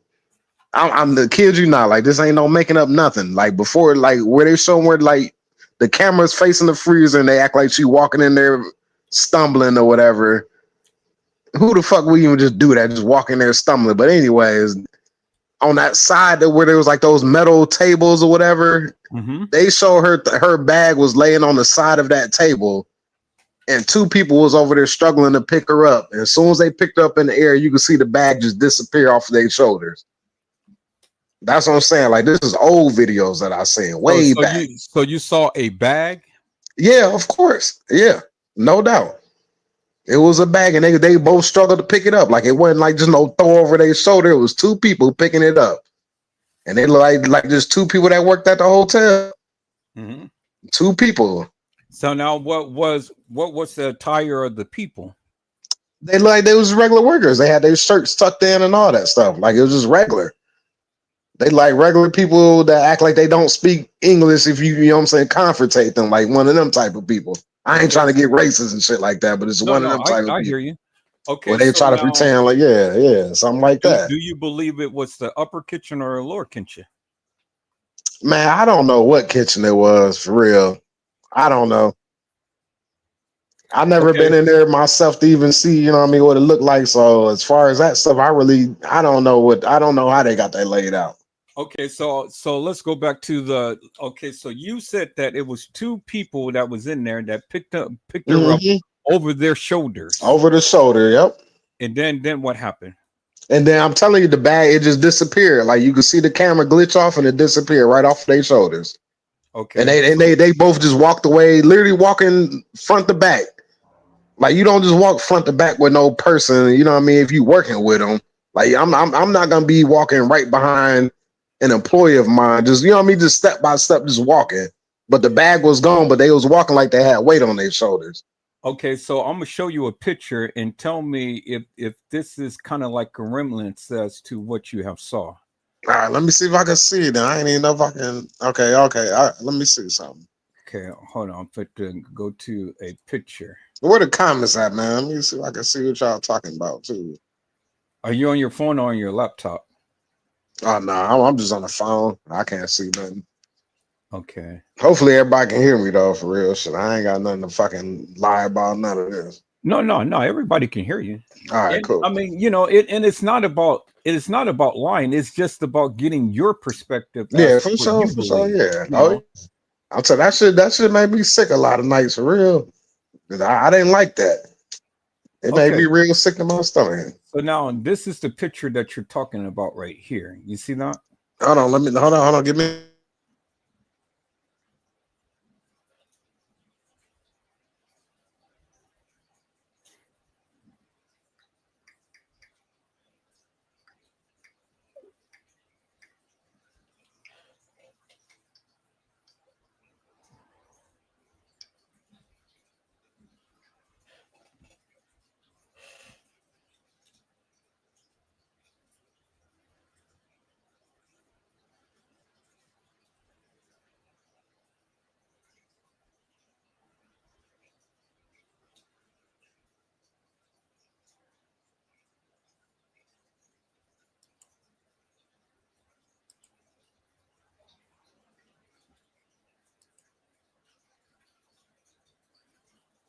Okay. I think you got kicked off, my friend.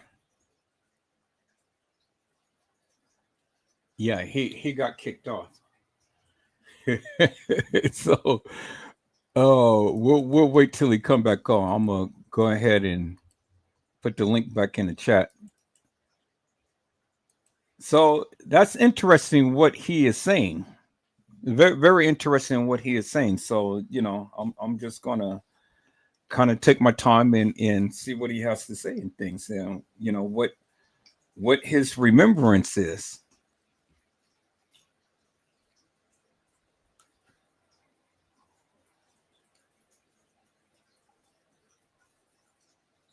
But my friend, if you're there, come on back. Hit that link. Come on back. Let's see what he has to say, people. So that's very interesting what he's saying. You know, see, I've seen all of the beginning videos too, and I got a photographic memory. But again, I'm not here to try to downplay anybody's thoughts and views and beliefs and things and stuff. I'm just here to listen to what you guys have to say and things, and take it from there. But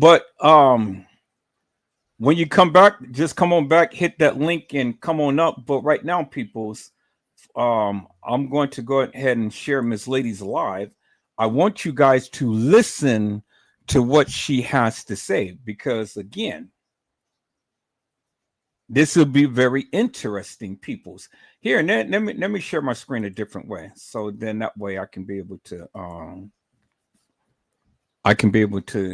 call up the chat and stuff as well. So since I already got it up there, so I'm gonna share my screen and I'm gonna share it this way. Okay, there we go. Okay, so he's back. All right, my friend. Hello. Yeah, I'm back, but I'm back echoing right now. I gotta figure this out real fast. Yeah, whatever you did, remember that setting, so then that way you don't have no issues. But normally what people do is, like if you're going live on your phone, you have your TV on. And I ain't got it on TV. No, I'm over here watching some other stuff on TV. No, it's fine. It's regular now. I'm back to the earpiece. I read some of the comments, man. Why everybody talking about I sound familiar? Like, what that mean?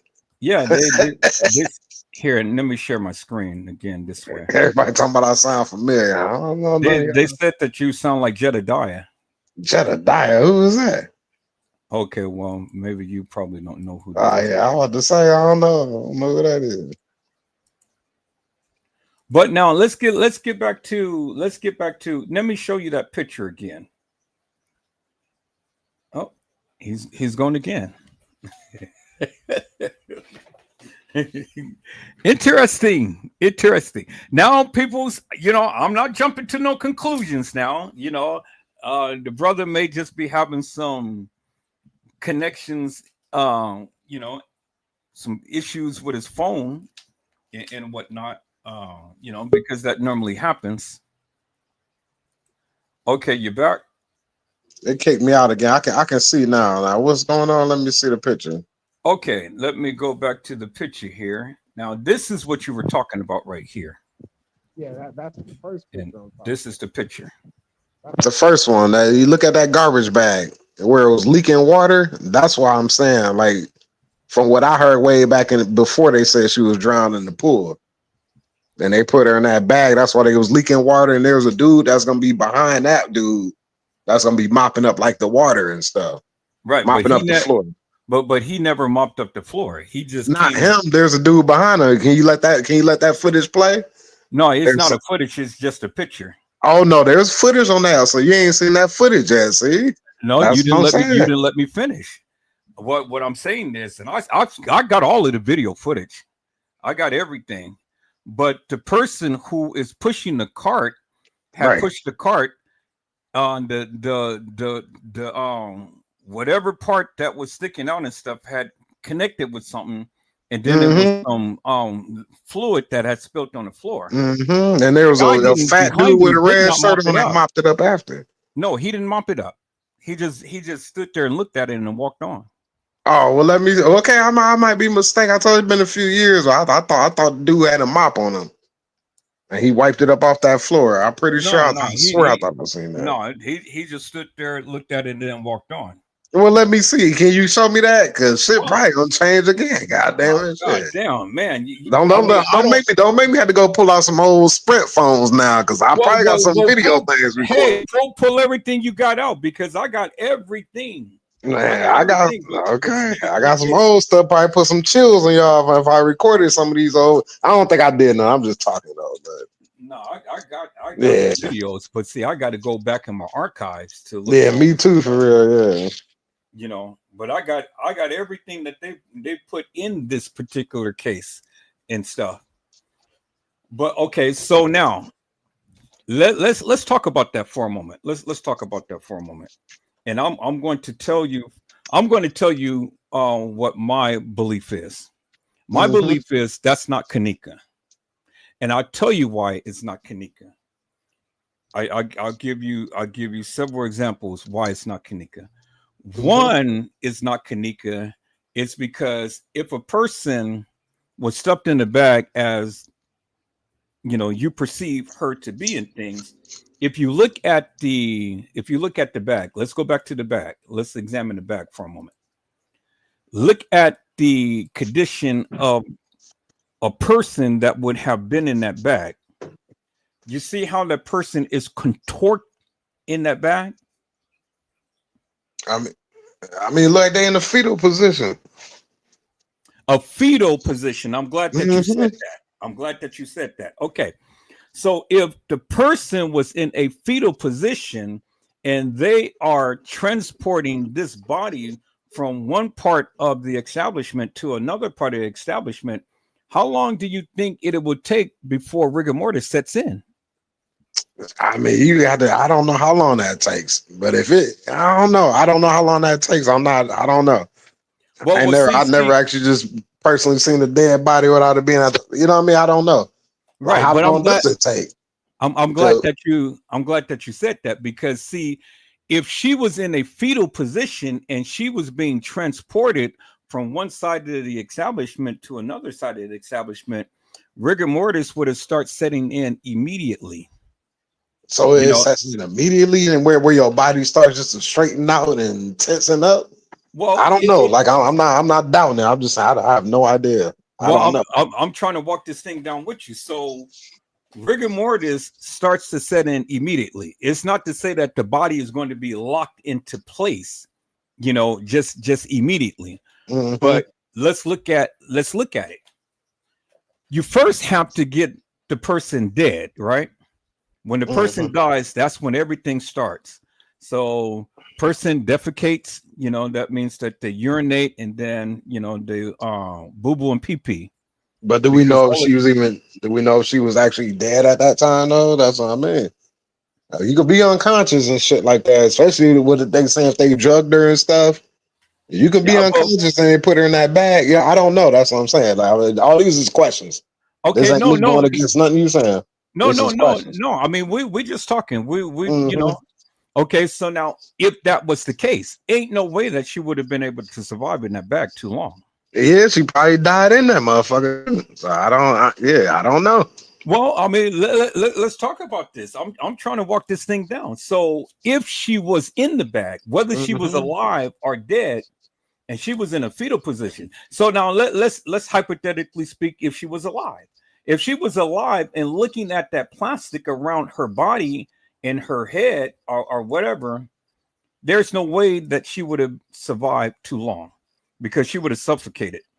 Yeah, one, because of her body temperature. Her body temperature would have been on fire. So inside that bag, it would have been very, very hot.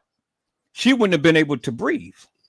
One, she's in fetal position. Two, her lungs couldn't have expanded to full capacity because she's crunched up, right? So now what if she was drugged before she got put in that bag? I've seen people on drugs and they just out cold, and you can do anything you want with that body and they ain't moving. Whether they gonna die that night or they gonna be left alone and wake up that next morning. So what if you know what I mean? What if she could have been unconscious? But see, that's what I'm saying though. She couldn't have survived in the bag. There's no way that she could have been able to survive in this bag, because look, you don't see no punctures in the bag. You don't see no open, anything. If she was in a fetal position and she was wrapped up in a bag, they made the bag so to where you wouldn't have been able to see nothing. Yeah. And so by her being in a fetal position, one, it would have restricted her air because her lungs couldn't have expanded normally, right? Two, her body is already hot. And so by being enclosed in a plastic bag, it would have retained the heat. So she would have suffocated up on her own breath. Yeah, she would have died of hypothermia or asphyxia. So it would have been just like she suffocated, right? So now during the story they said that they drugged her. I mean, So whether she's drugged or not, what I'm trying to tell you is that she wouldn't have been able to survive in that bag too long. you're right. So she probably died in the bag, or she could have came to her senses. Do you remember that? I don't know if you do. You remember the picture where she had the garbage bag around her nails, like she was trying to scratch out of it? Okay, well, So I don't know. It wasn't a garbage bag around her nails. You crazy? It was. There was a black garbage bag around her nails. No, it wasn't. Oh, okay. I get. Okay, we agree to disagree on that one. Hey, call me crazy or whatever, but I'm just saying. I'm saying we'll agree to disagree about that one. Now, okay. But I like this. I like this. You know, I like your train of thought. But let me prove to you that it wasn't a garbage bag around her nails. Well, if you don't show me no old footage, I ain't gonna believe. Let me see the old footage then. I'm trying to think of who page it was that showed all that stuff. I'm ready to show you why it's not a garbage bag. And she was in the okay. All right, let me see then. Okay, like I said, I ain't going against you. We all going for the same conclusion at the end of the day. Okay, so there's no Let's go right here. Let's go to the nail. Okay, so right here we see the nail, or you can kind of see the nail. Can you see the nail? Yeah, that's on the top side. Okay. Okay. But tell me what you talking now. All right. Well, you got to give me some time. I'm listening. My bad, man. I'm listening. Okay. Listen, I ain't no enemy. I'm listening. So now, see, this is all of the old pictures that they have shown. So these are pictures that's not really clear. So I just wanted to just go ahead and throw that out there. You know, these are the pictures that they have taken. These are the original pictures, you know, because now you see her breast, you know, poked out and everything like that, but they covered it and stuff. Mm-hmm. Okay. And again, you know, it's just they reverted the pictures around and stuff, but this is all of the original photos, but they just put it so to where, you know, you couldn't really see it clear. See, I got all of the original stuff, but you know, when you showing things like this, you can't like really show the things. Mm-hmm. Okay, so now let me go to the original pictures right here. This is the original. You got a lot of it. Okay. Oh, let me go right here. You got that original news broadcast and know the first day it happened or not? I got everything. I want to see that original news broadcasting because that shit was showing a lot of different shit. And people start calling it out. That's when they started changing shit up on there. All right. Go ahead, my bad. Okay, so now look at this right here. You see that right there? Mm-hmm. What do you think that is? Shit, I can't tell what that is. What do you think it is? It looked like some hair from how thick it looked, but I don't know. Well, what do you think it is? Just it looked like it's some hair pulled out to me. Look like some hair pulled out to you? Mm-hmm. Okay, well, it's not hair. You know what it is? What is it? It's burnt plastic. Burnt plastic? Mm-hmm. Okay. Because look, see the plastic right here? See how light? Okay, yeah. Now you don't zoom in on it. Yeah, okay, yeah. Okay, and then you see definitely like plastic now. You see the penny right there? Oh. That's a penny right there. Okay, I do see that now. Okay, now you see how this is like this, and then this is like this. And then you can see the other little strips of plastic right there. You see that? Mm-hmm. Okay, so it is burnt plastic. So now you see the little pieces right here. See that right there? Mm-hmm. And then right over here, you can see this right here as well. See that? Right. Okay, so now let's go to the next picture. Now you can clearly see it even more clear. See the little strips of plastic? Mm-hmm. Right here. See that? And see how dark that is? That's burnt plastic. Okay, now let's go to the next picture. Now you can even clearly see it right here. See the little plastic right here? Mm-hmm. Okay. And then We go back over right there. You see the plastic right there? Mm-hmm. Okay. And then we come back and then we can see the plastic right here. Right. See? And then you Yep. see the little strips of plastic. All right. Now you see how the plastic came from right here and flew over here onto the door jamb right there? Right. Okay. Now let's go to the next picture. No plastic, right? But you see just a little chunk of ice. And you Okay. see the little chunk of ice under her toe, right? Yeah. But the ice is solid, right? Right. Okay. See the ice is solid. So you see the big chunk of ice right here that is solid, and then you see the little chunk of ice right there that is solid, that is under her toe, right? Right. Okay. So let me go to the next picture.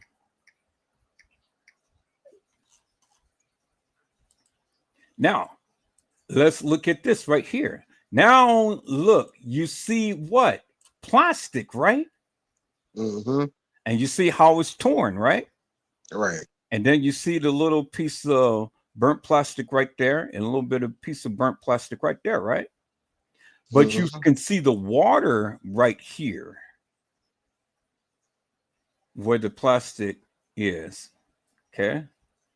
And then you can see the little smudge of plastic on her waistline right here, Right. along with the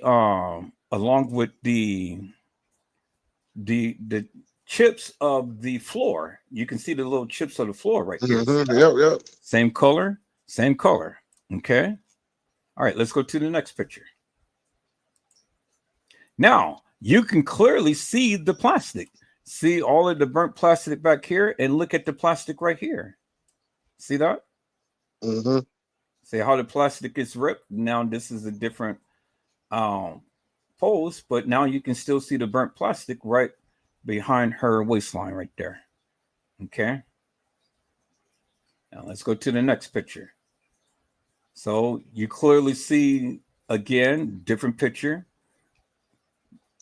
You see the water and stuff. See the plastic. But Right. over here, now you see what? Plastic. Burnt plastic. You see that? Mm-hmm. So what Okay. you trying to make of this? Like what you saying now? Oh, I'm just proving my point. I'm just proving my point. But you see a different lip gloss right here, right? Okay. See that lip gloss? Okay, Mm-hmm. so when we look at that lip gloss and then we go back here and look at this lip gloss right here, Okay. two different lip glosses, right? Yep. Well, Kenneka don't be carrying two different lip glosses. I can tell you who had this lip gloss in the video footage. Same type of lip gloss. Okay, keep that in mind.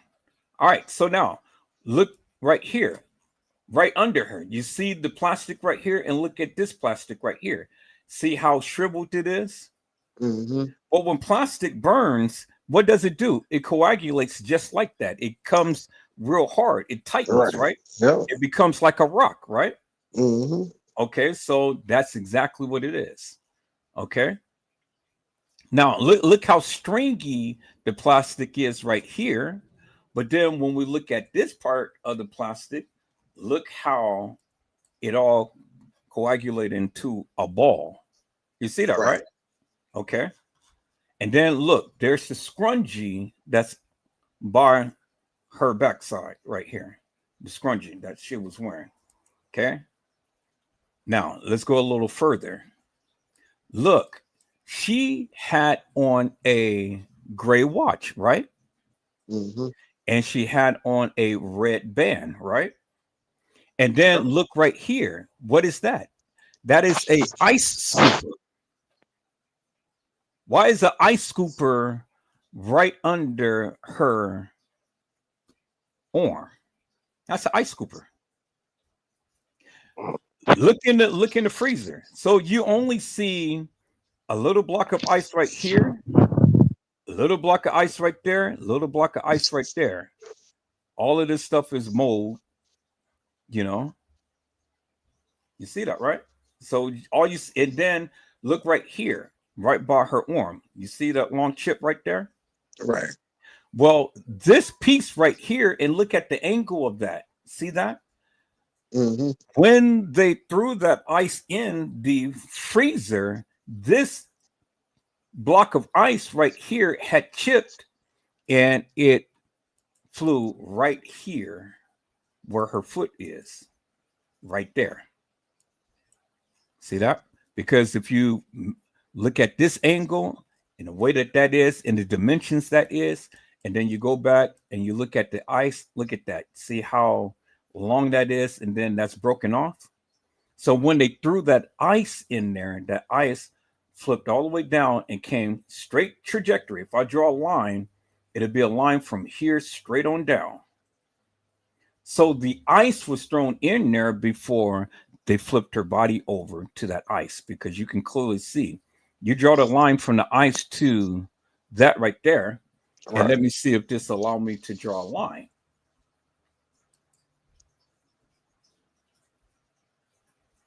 Okay, so are you going to let me draw a line?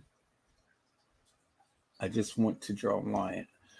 I don't know if this will let me do it. Okay, yeah, it will. All right, so I'm going to use a pen, and then I'm going to draw this line straight right there. Now look at that. See that line? Straight line, straight across, right? So that tells you the trajectory of where, when they threw that ice in there, right to where her toe is, that's where the ice broken. See that? That's how the ice got under her toe, because she was already sitting upwards. They threw the ice in there, and the ice popped from where it was to a little piece right there. See that? Right. Okay. So now let's go back to the picture. So now we see the ice and how the ice got in there. See that? There's the ice right there, and then there's the ice right there. Okay. So we know that they threw the ice in there, because it ain't no way that a little chunk of ice is just going to sit under her toe. They're not going to break the ice, and they're not going to slide it on her toe, right? Right.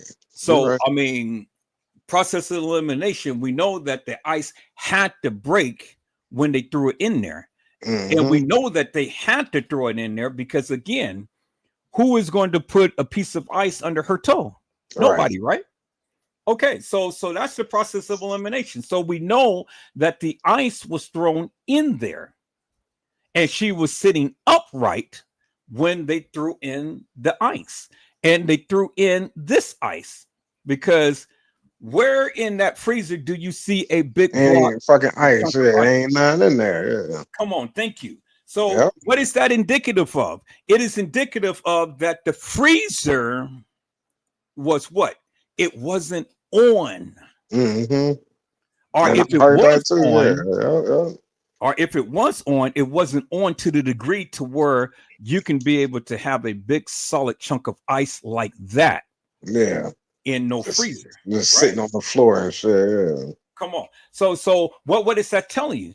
It takes time for a big chunk of ice to freeze, right? Yep. And that big area take a long time for it to be able to freeze. Come on. All right. So that means that ice, it ain't no ice in this freezer that looks like that looks like this under her toe, or that looks like this under her arm, or even behind her. See that big chunk of ice right there? Or even behind her. So it takes a long time for that ice to what? Freeze, right? So that's indicative of the fact that that ice could not have come from the freezer, right? And it ain't no big chunk of ice that is just going to drop down from the thing. Look at the ice right here. See how solid that is? And see how jagged this is? And then look at the ground right here. See? Look at the ground. So you mean to tell me a big chunk of ice fell down in there, and a big block of ice came over to the other side over here and came over right here and stopped right there. Look at the ice. If you look at the edge of the ice, that means that ice was broken off of something, right? Because look at this right here. This is solid and this is jagged. So where behind her did you see any big gigantic piece of ice that could have broken off from? Certainly couldn't have broken off over here, right? And it certainly couldn't have broken off on this little piece, right? So the question is, how did that big piece of ice get in there? Unless it was what? Thrown in there, right? Because there is nothing in this freezer that this gigantic piece of ice could have broken off of, right? Are you still with me? Or did you fall off? Oh, you fell off. Oh, okay. Yeah, so again, so now you see the big chunk, the big chunk of ice right there, right? So there's no way that, and there's nothing that indicates that ice fell from anything. All right, now look at the ice under her toe. Look, it's still solid, right? Okay, so now let's go over here to this next picture. Look at all of the little pieces of ice right here. See that? Everybody's saying, "Oh, well, that came from the came from the whatever the whatever you call that thing, the refrigerator part of the thing that, you know, blows the cold air in there and stuff." Well, yeah, right. You're not going to get no big chunks, big pieces of ice like this, and then all disperse all like that and things, as you can see. Okay. So now let's look right here. This is a different thing right here. Now look, what is that? It is burnt plastic, as you can see. It's burnt plastic, right? Because it looks just like the other piece of plastic that we had seen earlier, which is right here. See, burnt plastic. Okay. There's burnt plastic under her leg right here, as you can see. Okay.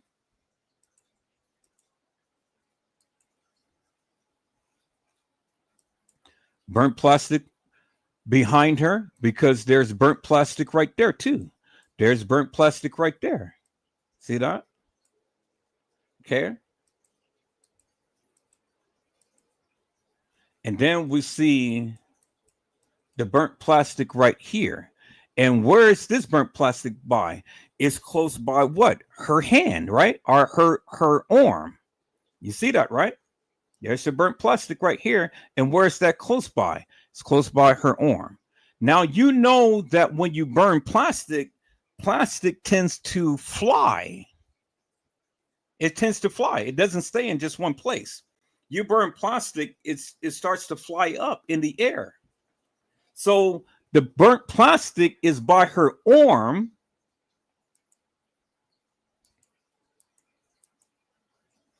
And the burnt plastic is over here. So you got pieces right there. You got pieces right there. And look, you can clearly see the burnt plastic right there. See that? So that means somebody was burning something in there. And then you see a little bit of burnt plastic up on the little cardboard that's in the freezer. See that right there, right? Okay. So now, and look at the plastic. The plastic is under her arm. And then look, you got little pieces of burnt plastic, what? On her back. So you see all of these different places of burnt plastic, right? You see that, right? Okay. So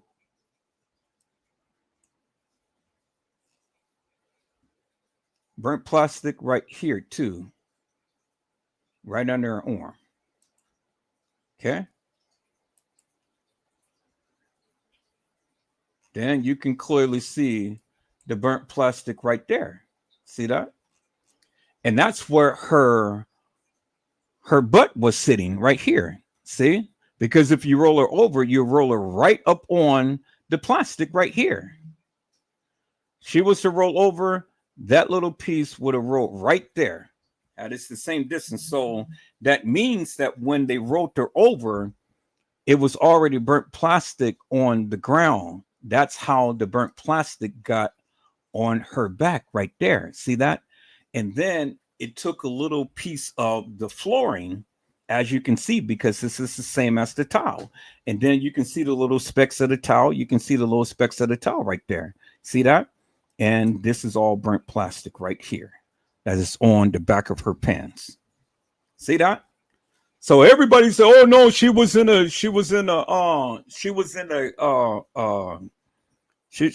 garbage, you know, the garbage disposal or whatever, the container." No, people, she wasn't.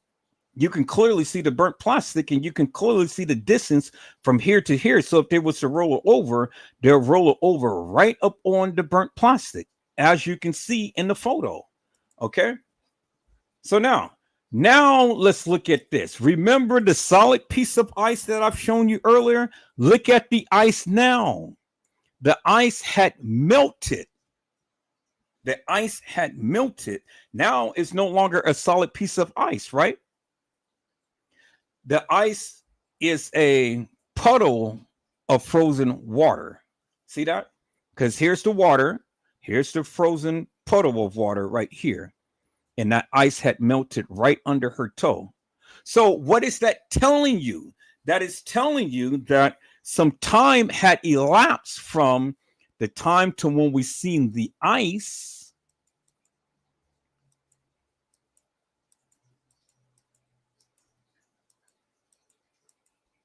under her toe. See how solid that ice is? It takes time for a small piece of ice like that to melt, right? But when we look at the other pictures, look, the ice melted.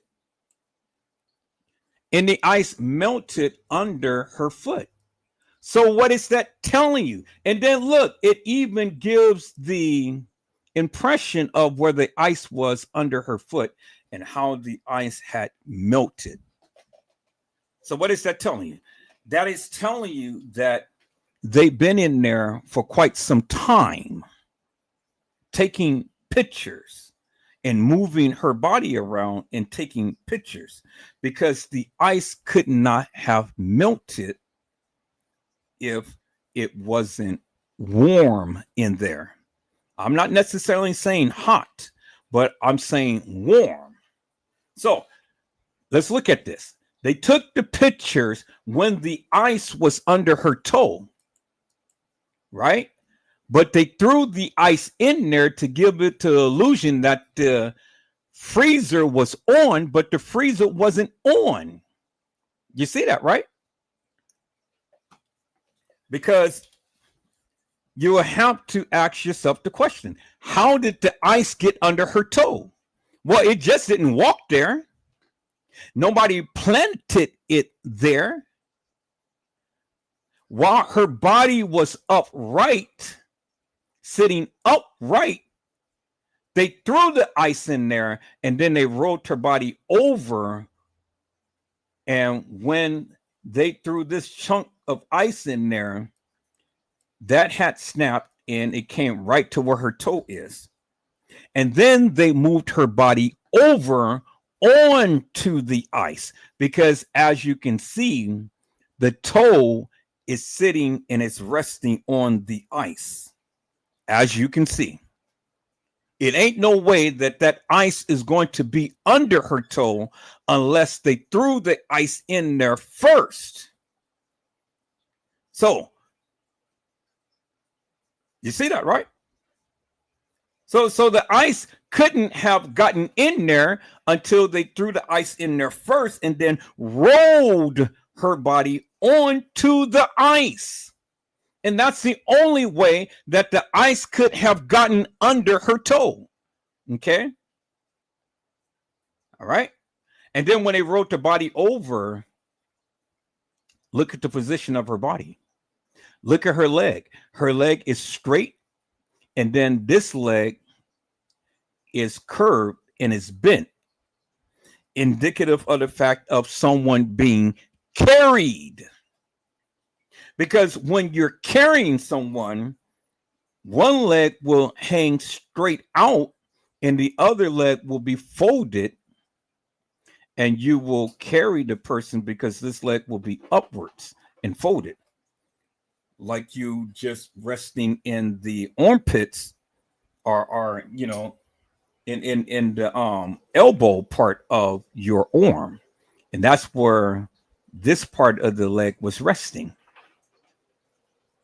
And then this leg had just literally hung out, because whoever carried her from the side to where she is lying down. You see that, right?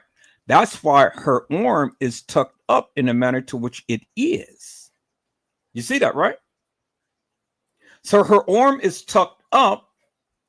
We don't know what the position of her other arm is, but they position her that way because, come on, gravity would not allow your arm to be upright in a seated position.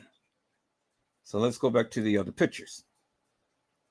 Do you understand what I'm saying? So it ain't no way. Ain't no way. See that? See the arm? And see how her arm is upwards and her hand is right under her chin? Okay. And then look at her toe. Her foot is sitting on the other leg, as you can see, right? You see that, right? The foot is sitting on the other leg. Okay. See how the legs is intertwined? The foot is resting on the other leg. You see that, right? And the leg is extended, right? So it ain't no way that she could have been in a bag, because if she was in a fetal position and she's not breathing, rigor mortis would have set in, and rigor mortis would have locked her body in a fetal position. It ain't no way that she was in nobody's bag. Now, let's look at this right here. Now you can see the pieces of burnt plastic right here. You can see the burnt plastic right here. You can see the burnt plastic right here, little pieces of it, right? So now let's go ahead and let's advance this a little forward. Now you can clearly see the burnt plastic right here by her arm, and smears of burnt plastic right there. You see that, right? And then you see her tattoo, Nini. And there's the little butterfly on her waistline. Okay. Now, this is a different part of the picture. Okay. You see the burnt plastic right there, right? But you've seen the burnt plastic all over everywhere. And you can clearly see her breast is poked out of her bra. You see that, right? Okay. So now let's go right here. Oh, is that all of the pictures? Okay, so no. Here's the pictures right here. So this is, I'm going to have to open up a PDF file for these, because all of these are PDF files. So let me open up that as a PDF file. And then let's look at this right here. You can see the burnt plastic right there. See all of that burnt plastic? See all of that burnt plastic right here? See all of that burnt plastic right there? See all of that burnt plastic in the corner where she had what they had laid her head and stuff, her body? Look, all of these chunks of burnt plastic. And then there's the burnt plastic that is on her thumbnail. There it is right there. Burnt plastic. So it wasn't that she was in a plastic bag. The burnt plastic is sitting on top of the nail, as you can see. Now, if she was in a bag, the nail would have pierced the bag, and it would have been a long stretch of bag that would have been on her nail if she was trying to claw her way out. But that's not the case. You can clearly see the plastic is sitting on top, and the plastic is all jagged. So it is burnt plastic that had adhered to the top of her nail. There you see right there, clear as daylight. And there you see all of the different chunks of burnt plastic all around her body. You see that? And I've already shown you the other pictures of her breast poked out, but it was kind of blurry. But we had to exit out her breast because you can clearly see her breast right here. But I had to exit out her breast because we can't show that up on YouTube. So, and then here you can see over here the burnt plastic. See that? So she was never in no plastic bag being transported across in nobody's kitchen. She was never in a plastic bag, because if she was in a plastic bag, her body would have locked in a fetal position, and her body is not locked in a fetal position. And then for the book and for the record, look at this right here. It's burnt plastic on the side of her pants right there. As you can see, burnt plastic on the back of her pants, burnt plastic on the side of her pants, burnt plastic all on the side of her.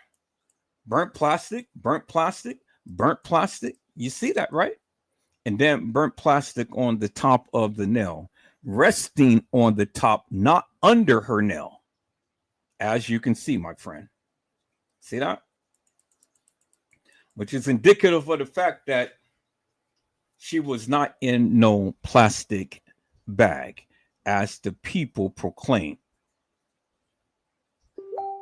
You see that, right? Okay. So now let's go to another side right here. Okay, now you can clearly see this clear as daylight. Now look at the position of her arm. Look at the position of her arm. You think anybody who's going into hypothermia is going to have their arm elevated in the air like that and lay down like this and have her hand cuffed like that? Her hand was literally grabbing somebody's wrist, and that's how she died.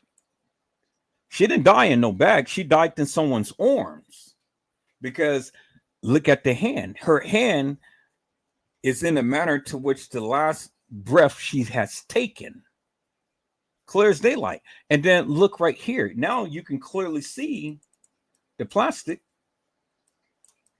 on top of her finger.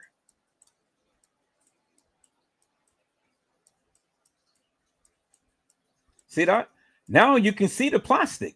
See how it's sitting on top of the finger?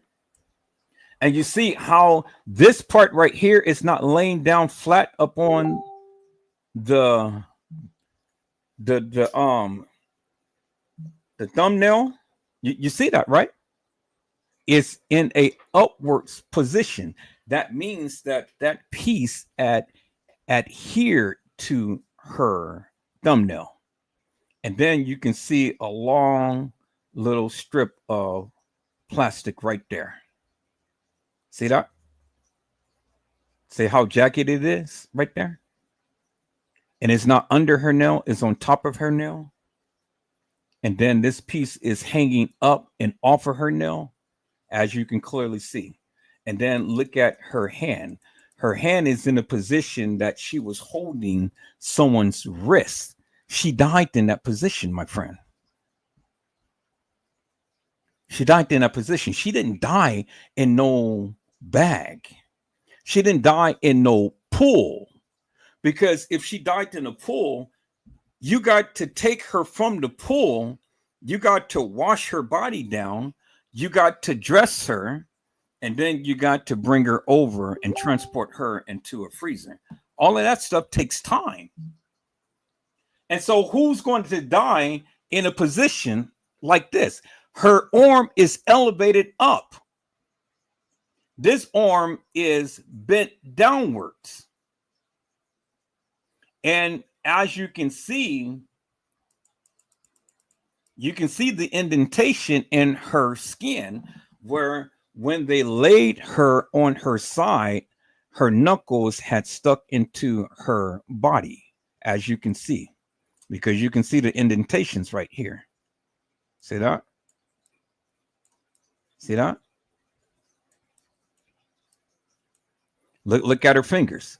That is tucked inwards. Look at this finger. It's tucked inwards, and look at this finger. Tucked inwards. Look at that finger. Tucked inwards. And then look at her thumb. It's kind of like if you hold your wrist and you take your hand from your wrist, your hand will still be in the position that you see her hand in. Clear as daylight. Ain't nobody's going to be in no freezer and lie down in that position like that and be like if she was in there sunbathing. No way. Okay. Now let's look at this picture. So more clear picture. Her breast poked out.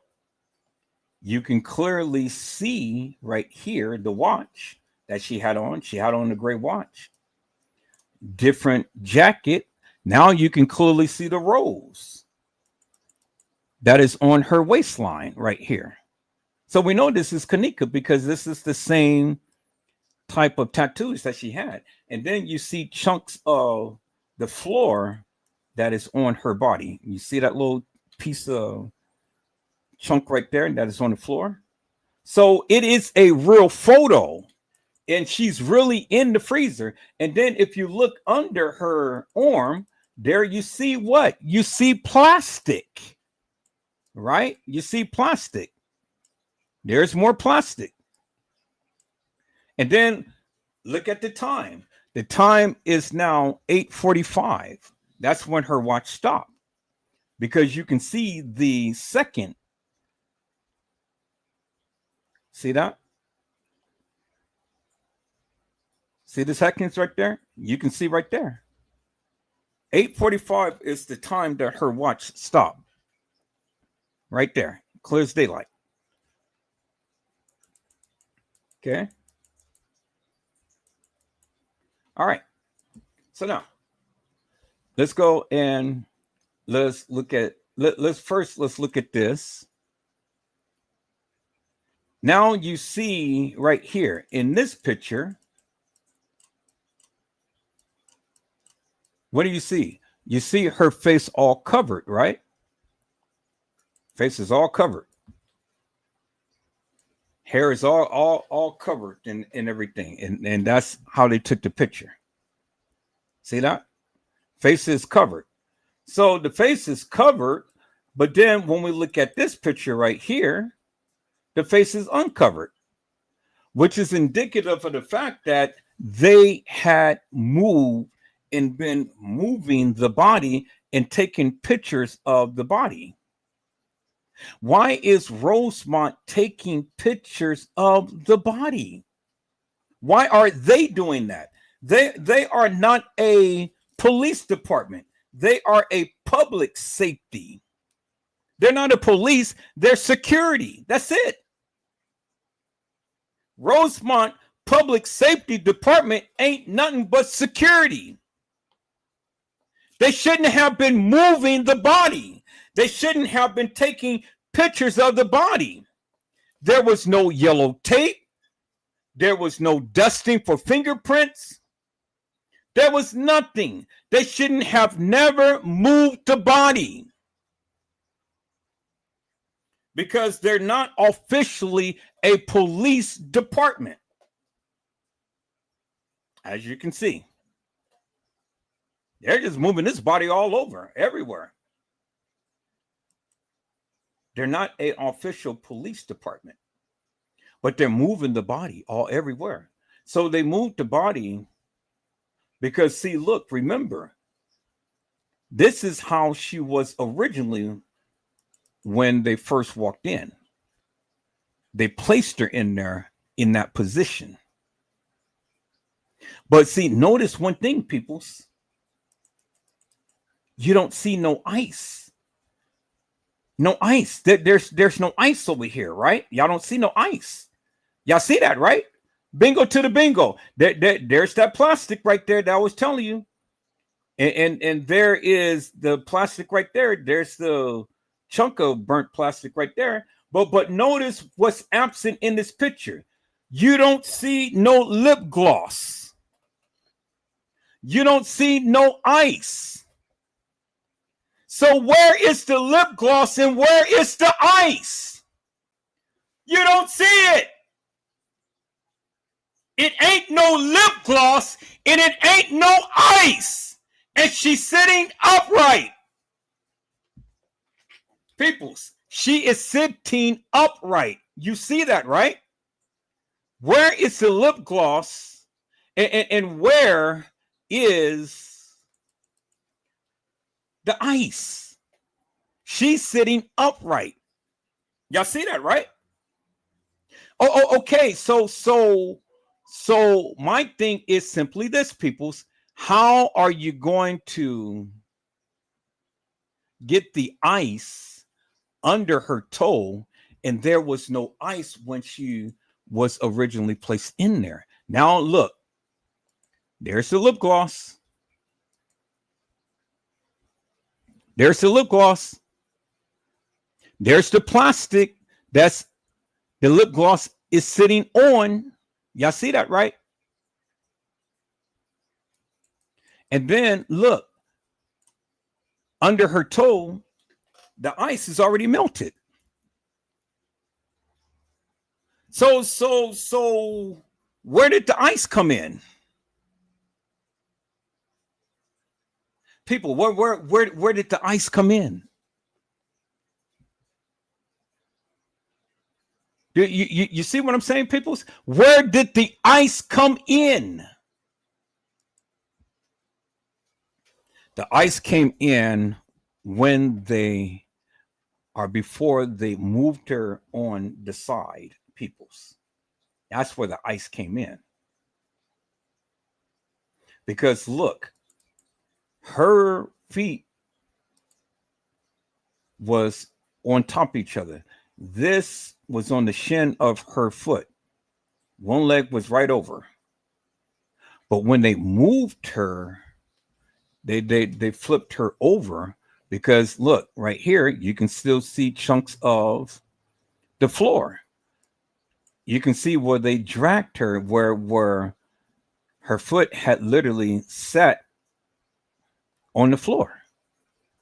And you can see the drag marks right here because see, you can see the drag mark right there and you can see the drag mark right there where they had dragged her in there. Yeah, see that, right? Because that's where you get the drag marks. You get the drag marks right here. You get the drag marks right there. You get the drag marks right there. That's where they dragged her in. Yeah, see that, right? Clear as daylight. And then look right here. There's the burnt plastic. And then look right here. Here is the piece of cardboard. But wait a minute. Doesn't that cardboard look different from the other one? So let's look at the other picture, people. Let's look at that cardboard right there. And then let's look at this cardboard right here, peoples.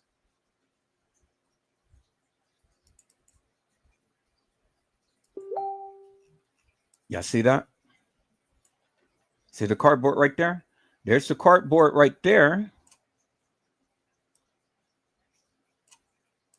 Okay. Now let's call up the other picture.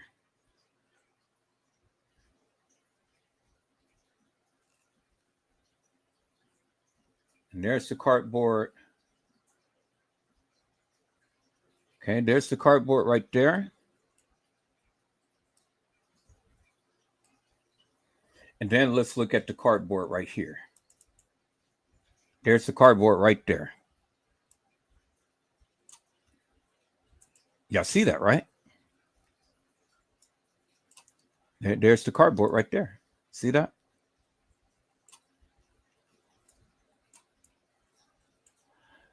The white of the cardboard, the inside of the cardboard. This is the outside of the cardboard. This is the inside of the cardboard. Yeah, y'all see that, right? And what do you see under the cardboard? You see what? Burnt plastic, right? But when you look at this, where's the burnt plastic? The burnt plastic is right there. You see that?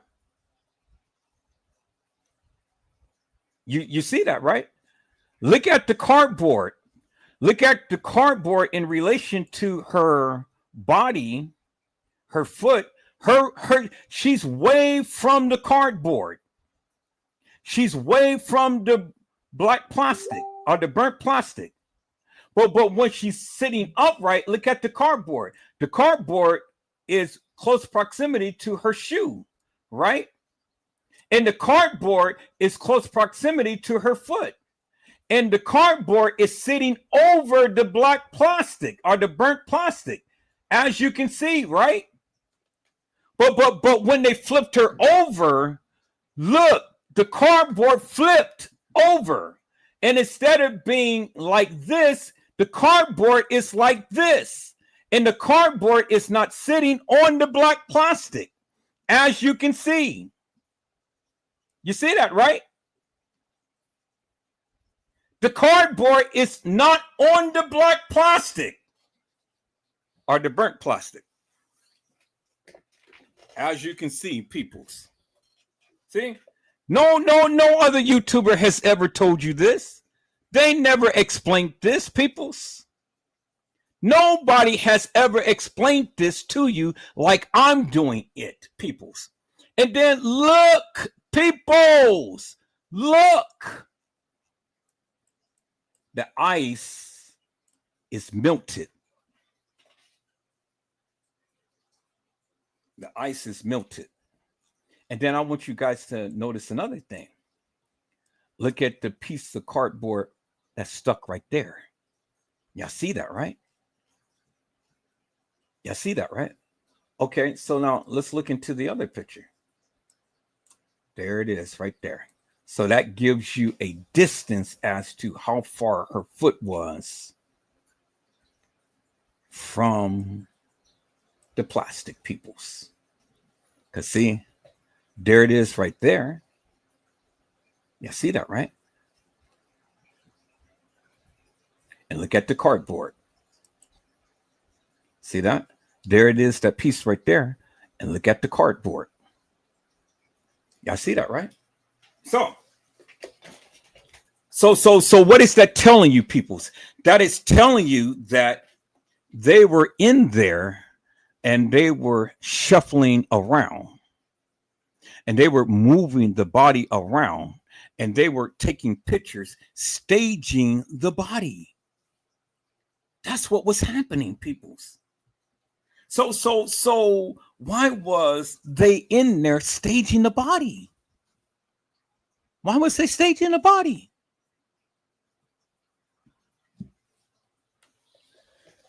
And that's the bingo moment, peoples. Because see, the thing is simply this. Who took the pictures? Who took the pictures? Rosemont Public Safety took the pictures. I said Rosemont Public Safety took the pictures, not Chicago Police Department, not the FBI, not the CIA, but Rosemont Public Safety Department, which is not a police department. So what did they do? They staged the body in there. They took the pictures. They gave you the pictures and they say, F you guys. We got away with murder. they were in there for quite some time taking pictures, peoples. It was in there for quite some time taking pictures. Remember, I showed you her watch said that it stopped at 8:45. Well, the pictures had shown that they were already in there about the 7 o'clock hour. And that's the time to when I said that Kenneka Jenkins died, because again, people look at her feet. Her feet still has pigmentation in it. Her face still has color in it. And with her face still have color in it, peoples, that means that at the time to when they took these pictures, she had just died. Ain't no way that you're going to be looking like this and you got pigmentation in your skin. When they took these pictures, this girl had just died. Because look at her lips, rosy red lips, meaning that the blood was still warm in her veins.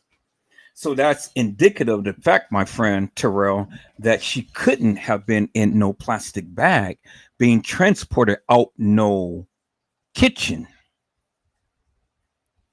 Because where do you see blood? Anywhere in anywhere. Where do you see what blood at? You said that when the bag had hit something, blood had exerted out of the bag. Well, if blood had exerted out the bag, that means the bag had to be filled with blood, right? In order for blood to come out of a bag, blood had to be pooling in a bag, right? And if there was blood pooling in a bag, well, then the blood would have stained on her body. You don't see no stain on nowhere on her body. You don't see it, right? And then two, this is how you know that Rosemont Public Safety had took the pictures, because remember when I showed you beginning that lip gloss, but we didn't have the little indicators right here when we first showed you the lip gloss. But now you see the indicators right there that the police use as tags to tag evidence. And there you see it right there. But in the before pictures, you didn't see that. But in these pictures, now you see that. And so you know what that's indicative of, my friend Terrell? It means that they've been in this freezer for quite some time, staging and taking pictures of this body. Because how I know is because the ice had melted under her toe. That's how I know. So it ain't no way that the ice could have melted under her toe unless they have been in there for quite some time, right? But get a load of this. Look at the position of her body and then look at the cardboard. The cardboard is flipped upside down, right? But in the other picture that I have shown you, the cardboard was flipped right side up. But what position? She's laying down, right? She's laying down. The cardboard is flipped upside down. But look at the cardboard. The cardboard is right side up. See that? She's laying down. The cardboard is flipped upside down. She's laying down. The cardboard is right side up. You see that, right? And so look at the ice under her toe. The ice had melted under her toe while the cardboard was flipped upside down and right side up. That's indicative of the fact, my friend, that they've been in there for quite some time, because it takes time for that solid piece of ice to melt right under her toe. Bingo to the bingo. And that's why I say, my friend, that she couldn't have never been in a plastic bag being transported across nobody's establishment. No, it wasn't Kenneka. And that goes on to show you, my friend, that again, like I said, several girls played Kenneka. Several girls played Kenneka. And all of those girls end up getting killed, because you never seen none of those girls who played Kenneka walk outside that establishment. Bingo to the bingo, my friend. So anytime you're ready to come up and want to talk to Edward Joseph and things, and recount those things that you remember back in the day, come on, because I got all of the original video footage. I just got to go back and I got to find it, because I got it on my lives. And let me show you something here, my friend, and then we're going to get back to what we were doing. Let me show you something. So let me go to my channel right here, and let me go to my channel. Let me go to my studio, and let me go to my content. Then let me go to my lives, and then I want you to look at something here. And I don't know if I can enlarge this really large, so I have to do it this way. Okay, so let me revert down. So, okay, so it won't let me do it, so I'm going to have to shrink that down some. Okay, right there. You see that right here? It says 1,626 videos.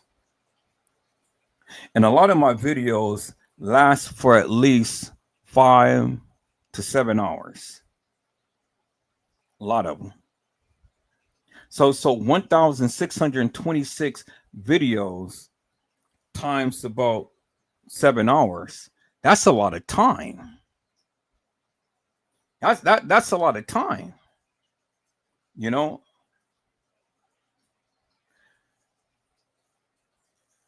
That is a massive amount of time.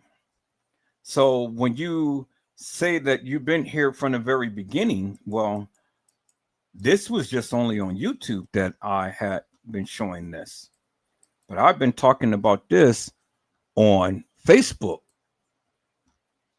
when this thing first began. And I captured all of that good, juicy videos and stuff. So I'm not no fly-by-nighter. I'm not one that just proclaims that he knows about this case. I'm one who has literally been exposing all of this hilarious and nefarious bullshit and madness they've been doing. I'm not like all of these other YouTubers and Facebookers that gets a narrative and then run with it. No, my friend. I break this shit down. And I explain to you in great detail what my findings is.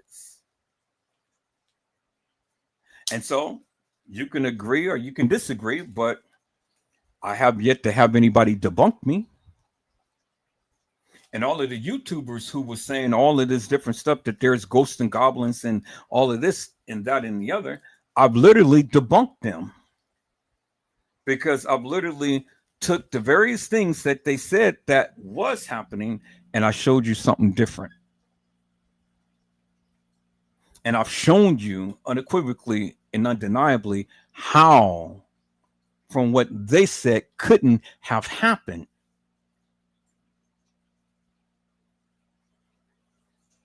And so I think I answered your question, my friend. When you had thought that she was transported in a plastic bag, and you thought that that was plastic from the bag that she was supposed to have been in. But I think I have taken my time out to really walk this thing down and tell you and show you unequivocally and undeniably that what you thought was wrong and what they said was wrong. And that's how I do it. That's how I do it, my friend. That's how I do it. I mean, you stick with me, you'll learn a lot. You'll learn a whole lot. And you'll learn that I have been debunking all of these people forever and a day. Now, I'm not asking you to believe everything that I say and stuff. All I'm asking you to do is just watch my lives and listen to my reasoning, and then you make the decision whether or not you believe it or not. But I got all of the original content. I just have to go through my lives and find it because I had recorded all of that stuff in different lives and things. So there you have it. So come on back, my friend. Come on back and talk with me and stuff. You're always welcome. I like your character and things, and I like what you're saying. I want to probe and pick your mind again to see exactly that of what you have seen or heard or feel that you know. I really want to do it. Hope I didn't run you off. But I'm just here to stand 10 toes down with what I believe. And that's it. And then I ask the people, I mean, if you know better than me, come on and prove to the people what you know. Stand 10 toes down with what you say and show it. Explain it in great detail like I have just done, because this is how I run my lives. I don't just talk the talk, I walk the walk. And I've shown you why. But you ain't never heard no YouTuber break it down the way that I did. None, not one. Not one. And you know why? Because they don't know. They don't think the way that I do. God gave me eagle eyes. So it ain't me, it's the Lord working through me that I'm able to see more so than what the average person can see. And I'm able to explain and express it and stuff because the Lord gave me eagle eyes. And so when you're connected with the Lord, then you have special gifts that God gives you, And I've always say, if the people ever could express our exegesis in a manner to which I just did, well, then you would have heard this a long time ago. But you never did. And I know you never did based upon what you said. Because if you ever heard it before, then you wouldn't have never said that she was in a plastic bag being transported. So I know that you never heard it. But now you heard it now. Now you see clearly for yourself and you understand for yourself that she was never in a plastic bag being transported over nobody's establishment. Kenneka was killed at the establishment not longer than at the point in time to when they took those pictures. And she was not frozen solid like they proclaim. Is that all right, my friend? All right. So now let me go back, peoples. I've answered his question. Took the time to answer his question. Now I want to go back and I want to go and show you what T. Slay had stated in her theory of what happened to Kenneka. Man, you guys, I was going to go and I was going to play the live. If Kenneka walked into the freezer, how long did it take? I think I'm going to have to do a part 2 to this because, I deviated from what I was going to do. And I was talking to this brother Terrell, and I just had to express that of what I know. And that I did. And I'm sure that he's very happy. And, Terrell, I say hit that like button, my friend. Subscribe to my channel and then come on back and talk with me because, you've seen the original. And you're right when you had said that there was 2 people. There was two people that had carried Kenneka. You're right about that. It was. But it was two people in a black hoodie that had carried her.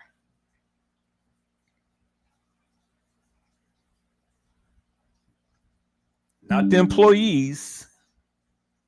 Wasn't the employees.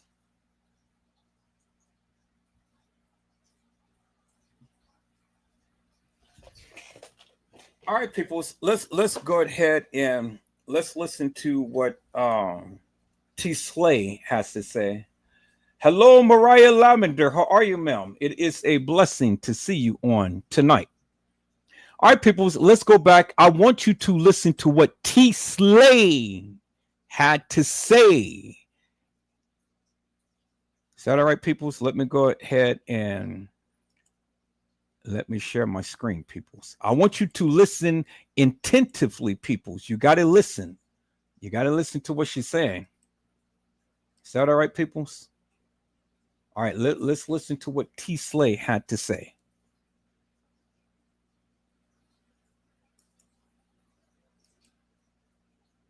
And now you finally understanding what I've been saying. It didn't have a timeline at the Marriott because she was never at the Marriott. It wouldn't have been no reason for them to take her to the Marriott. And why is bro not even trying to give a narrative? Why are you sitting and giving him cues to come in? Why don't you let him speak? I mean, what? Is he just going to sit there, every night, all night, every day, all day? Okay, well, No. Instead of me saying, I'm just going to say, That's the new word now. Let's go.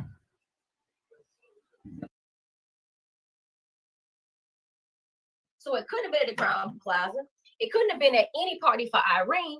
So now where does it put them at? It puts them at a neutral place where it wasn't a party for Irene. It wasn't a party from Killer. We talked about that part. It wasn't at Crown Plaza, and it wasn't at the Marriott. Well, her mama said she left at the Ha. She left at the Ha.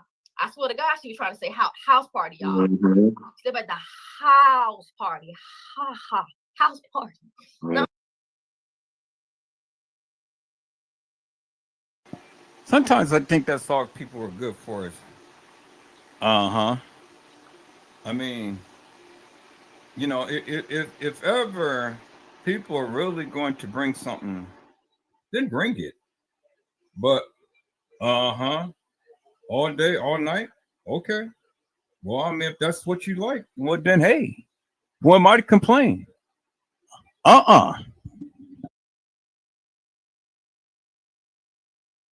Hospital, house party. She was left at the party. How many ways the girl they gotta tell you she's left at the party? She's left at the ha.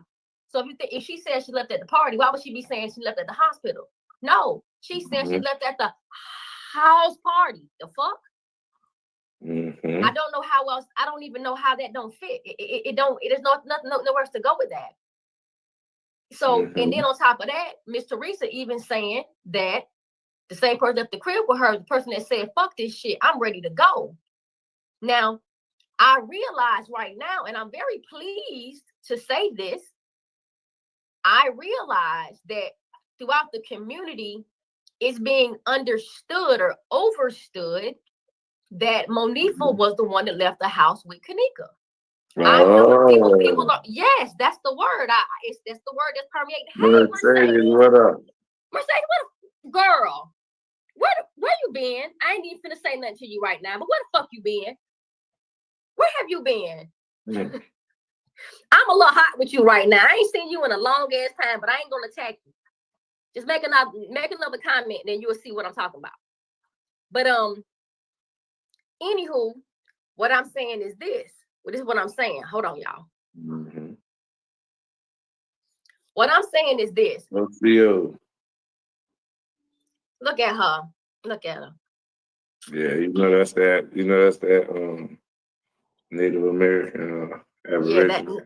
That's that Nigerian Oshun Yemaya Yoruba. Nah, Ocio, that's from here. That's Ocio. You know what? I thought it said. yeah. Oh, you know what? I take that back. Maybe it is. Rio is Oshun's call. You're right. So I don't even know what Ocio is. So that's Native American. Yeah, because I'm Kenneka Indian. Look at you. So that's our language. You said you what kind of Indian you wrote? What kind of Indian are you? Kenneka. That's what's up. B.O.B. B.O.B. was Kenneka Indian as well. B.O.B. Flavor Flav. There's a lot of people that Kenneka Indian. Hiya, hiya, hiya, hiya, hiya, hiya, hiya, hiya. Yeah, that's a greeting. Yeah. Aboriginal. American Indian. You know what? But y'all do me a favor. Mercedes, do me a favor. Look up Oreo, and you're gonna see what I was talking about. And it's spelled Orioyo. I think it's O-R-E or O-R-Y-I-O. It's O-R-I-Y-O. No, that's it's O-R-E-O. Oreo. Hold on, y'all. Y'all, 1 second. Hold on. Put y'all real quick pause. Hold on a second. It's Oreo.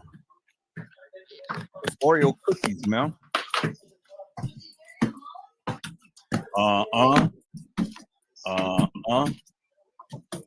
Hey, sis.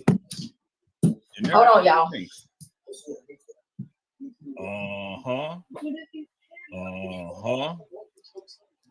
All right.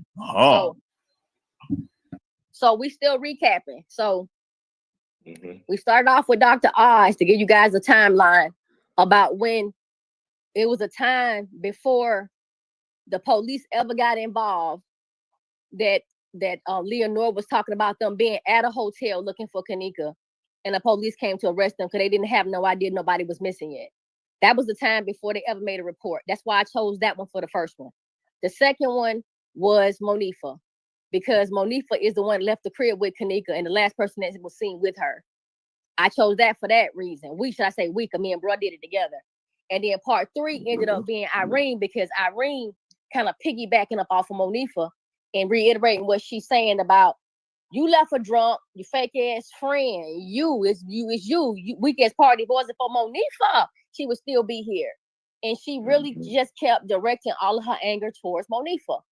And it never really dawned on me. I mean, I kind of could tell. You okay, Ma? Hold on, y'all. Hello, Mariah Lavender. How are you, my friend? It is a blessing to see you on tonight. Mariah Lavender says, hello, everyone. I definitely did notice that Irene wasn't really making reference of Maya. You know, she kept saying, Monifa, it's about you right now. It wasn't for Monifa, your best friend, you fake ass friend, left her in the party unattended drunk. And she just kept going off on Monifa. She never really brought Maya up but once or two times. But the one person that she never brought up too much at all was Kenneka. Yeah. She never brought Kenneka up. So let's talk about it. So Irene telling a story about a party she was at where Kenneka and Monifa came to the party. Now, we learned in the past installments that we made that we know it wasn't Irene's party, because Irene specifically told Kenneka to her face and Monifa to her face that she wasn't invited to her party. So we can put one tally mark on there. If we had to guess, was this Irene's birthday party? We could put a tally mark on that saying no, because she already said that Monifa wasn't invited to her party. Now, she also said, go ahead. Speaking of Miss Smith.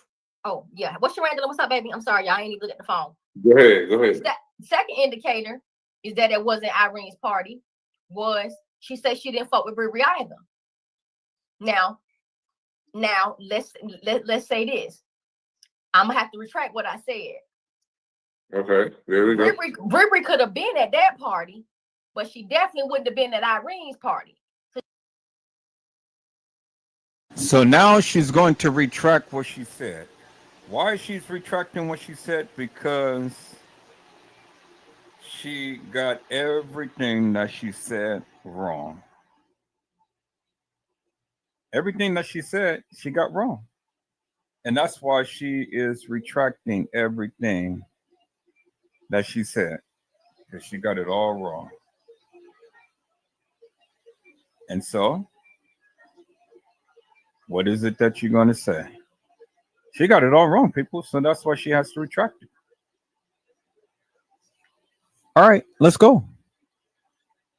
Now let's listen in, peoples, because now she's going to realize, hey, I got this shit all wrong. And because I got it all wrong, hey, you know, now let me go ahead and retract it. Yep. Yep. I knew it was coming, peoples. I told you it was coming. And it's here now. Let's go. So you got to put another strike on the side saying that wasn't Irene's party, because Brittany would have been in attendance, which she wasn't in attendance, but she was in attendance at Crown Plaza. So now we can put a strike on there to say again that we don't believe whatever this party was. It still wouldn't have been Irene's party, because Brittany should have been nowhere around it, and she wasn't. But this is my point of establishing that this wasn't Irene's birthday party, is what I'm trying to say. Third part, when Zach asked the boys, how did anybody even know y'all was there? P said the live, and Killer agreed. Well, gotta put another strike on the damn board, because if that would have been Irene's party, that would have been Killer's party, and Killer would have said it was my birthday party. So now I just gave y'all 3 different references to prove to y'all that the party they was at, wherever the fuck it was, I don't care where you put it, I don't care where you put it. You can't put it at Crown Plaza, because Monica wouldn't have been there, nor Bree, and you can't make the party that they was at not a day party either, because they said that they was people know they were there because of the live. Now for their real party, they passed out flyers and shit. So for you to understand and be able to follow this story, the reason why it's so hard to follow this story and what we talking about over here is because you don't fucking know enough. You don't know enough information to be able to put this together. So if I say something that seems far-fetched to you, because you don't understand how this got passed from one baton to the next, to the next, to the next, because you don't know what's going on with this case. So you think what I'm saying is outlandish over here. I'm just over here making up shit when I say what I'm saying, but I'm not. So as people play back our lives, because I started to make these bitches private, slick, but something told me no, because you're being counterproductive. Why the fuck are you working so hard to get the truth out? Then you're gonna block the truth because the motherfuckers that don't fuck with you want to play your live. No, I can't get mad about you telling the truth. So at least if they talk for 10 hours, if they play Slay for 2 hours, at least y'all getting 2 hours of fucking truth. That's why I didn't make the fucking video live. Didn't make it private. I had to tussle with myself about even leaving a video up. I had to grow up and say, don't do that, because you doing some dumb shit if you're doing all this work and then you're gonna hide it. So she's finally realizing that if she blocks her video, then she can't get her message out. Well, I've been trying to tell you that for the longest time. So go ahead and block it so the people don't have to watch it. I mean, what else are you going to do? Boy, I mean, come on.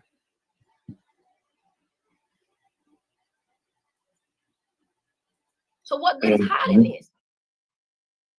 And so that it's a shaky. Y'all listen, this shit it's been real tough. It's been real tough taking bullshit.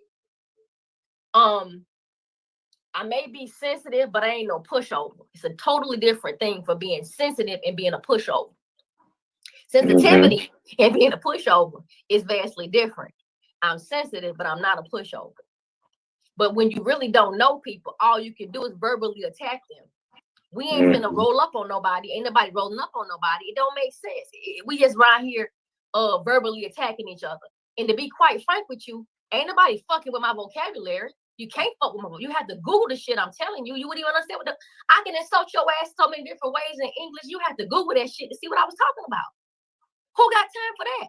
I'm cussing you out. You don't even know what the fuck I'm saying to you. Now, how productive is that? So, with that being said, I'm not going to make these videos private. As bad as I want to go to members only, I'm fighting myself on so many levels because if I don't tell this fucking story, and if we don't stick together and tell this truth, the story ain't gonna never be told. So I hide this shit. Her story, I work for nothing.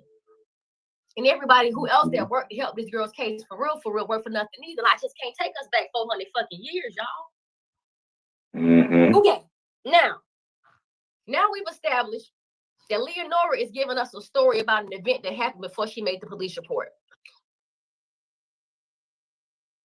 You know, it's funny to me how she just keeps going back and forth. It's just like what Custom said.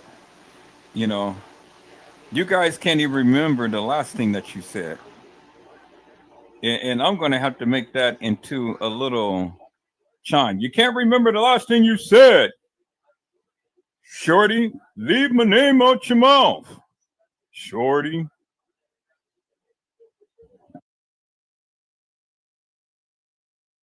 Which takes away Teresa's 911 call and everything else they said they did, okay?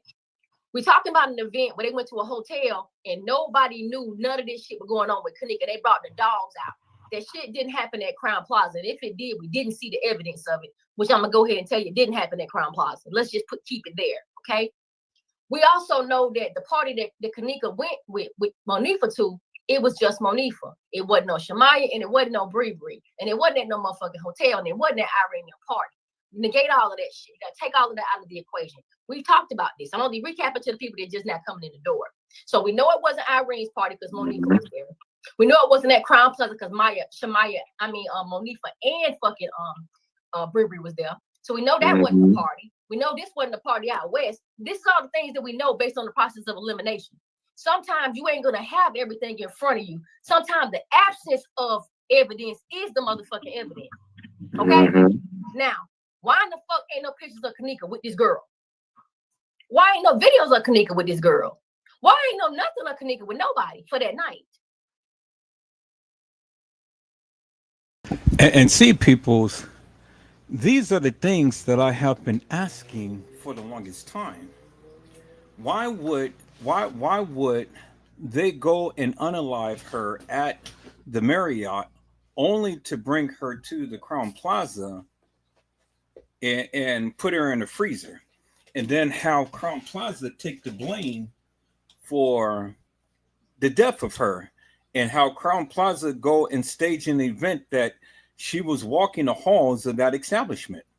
Why would Crown Plaza even go and remotely do something like that? If Kenneka was never at the Crown Plaza or never died at the Crown Plaza and stuff, why would they even go and stage an event at the Crown Plaza saying, yeah, Kenneka was there? What was so special about Kenneka that the Crown Plaza will go and spend all of this money, time, and effort, and Kenneka was never at the Crown Plaza?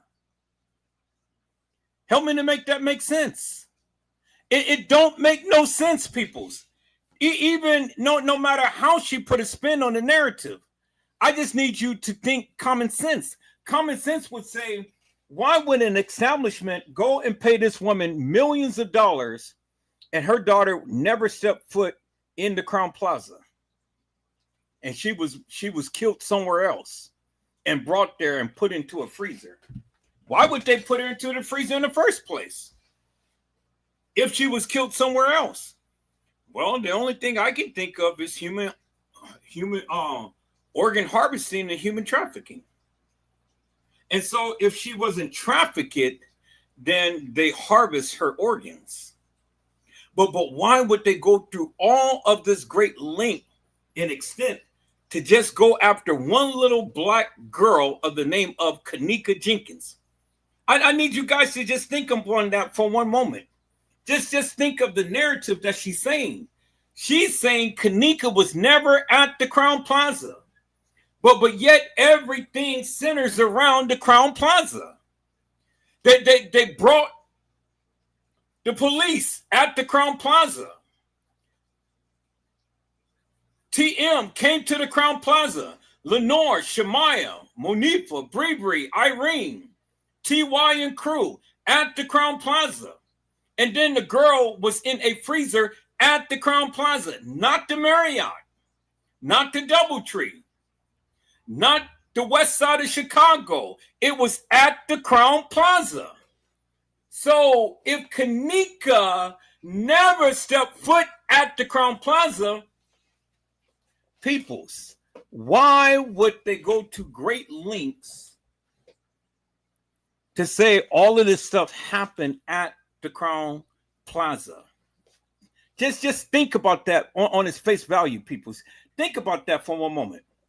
But now let's listen to this ridiculous narrative of what she's saying. And then Mr. That's all he does is and then look at his facial expressions like he's really believing this shit. I mean, you have to be a dunce mother to believe this bullshit. I mean, really. You have to be a very dunce mother to sit here and believe this bullshit in madness. But hey, goes to yeah. Now, people, y'all wait, because the best is yet to come. I want you to listen to her explain how the supposed Kenneka gets to the Crown Plaza. Let's listen in, peoples.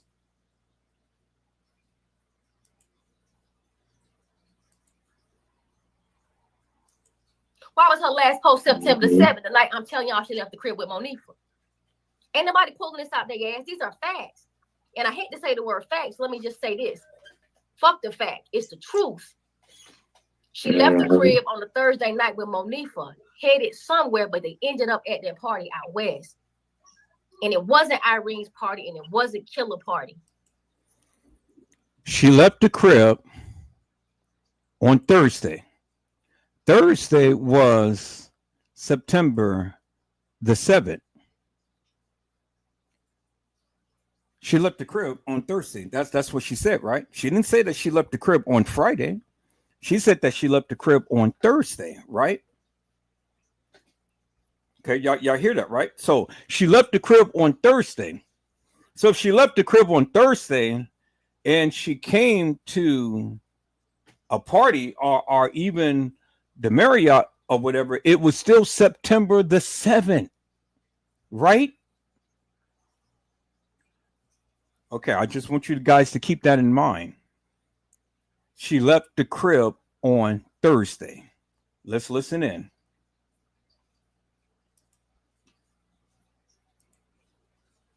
And nobody was with them, just them two. Sometime in that night, some kind of way, Monifa did say on the live, if anybody would have joined Kenneka, it would have been me because I made her drink. She said that shit. I'll find the video.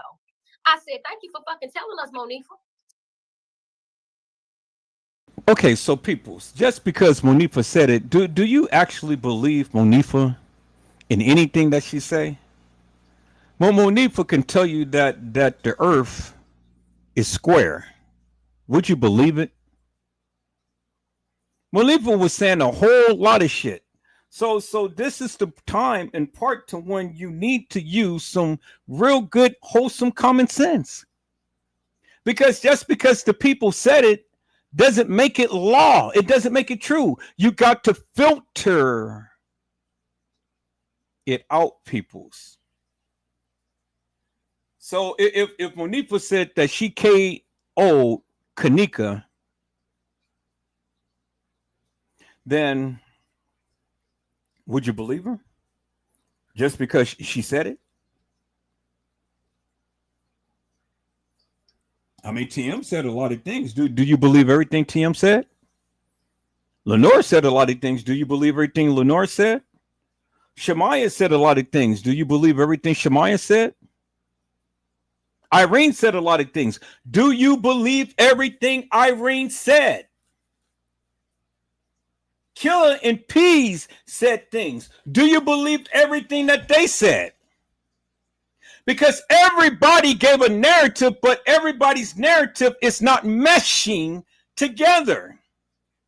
Because if anything was the truth, people's, well, then it will coincide with each other. It will complement the various things that the next person is saying.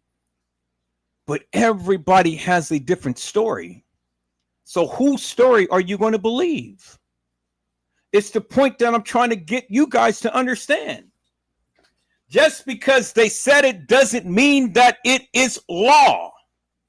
Just because it is written down in the narratives of the case file. I told you the other day, peoples, it is a big difference between narratives and a statement. The only statement that we ever had in the Kenneka Jenkins case was the family statement. It wasn't no narrative, it was a statement. Now, peoples, let me... Now, I'm not going to deviate because I was going to go to the family statement, but let's listen in, peoples. Let's go. So you made her drink. So now I'm taking that shit back to the party out west. Maybe she the one that popped that shit in Kenneka's drink at the party out west. Mm-hmm. So now they sent Kenneka drinking one drink. Then all of a sudden, Kenneka is inebriated. And she done bumped into the lamp and she fell on the bed. She did not hit her head, y'all. She just bumped into the lamp. Zach said, "Oh shit, she hit her head." Then Monique, Irene said, "No, she didn't hit her head. She just bumped into the lamp." So she bumped into the lamp. So what lamp did she bump into? Because if she was at a party out west, what were they at? A hotel out west? Because what, you're going to bump into somebody's lamp at their house?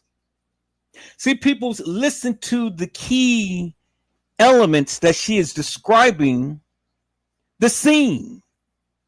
Who's going to go to a party and bump into a lamp?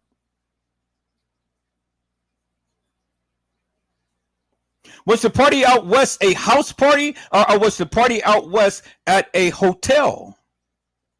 See, because you know, she's mixing things up. And you got to be attentive to listen to the details, because the devil is in the details, peoples. Kenneka bumped into a lamp. So how did she bump into the lamp? Did she hit her thigh? Did she hit her leg? Did she hit her arm? What hit the lamp? Did she hurt the lamp? Did the lamp have to call 911 to go to a hospital? Let's listen in, peoples. So stop saying she hit her head on the lamp, because she didn't hit her head on the fucking lamp. Play the video back and you'll hear that. So she bumps into the lamp. She lays down, sleep a drunk off. Before she could even get laid down good, Burberry said, not Burberry.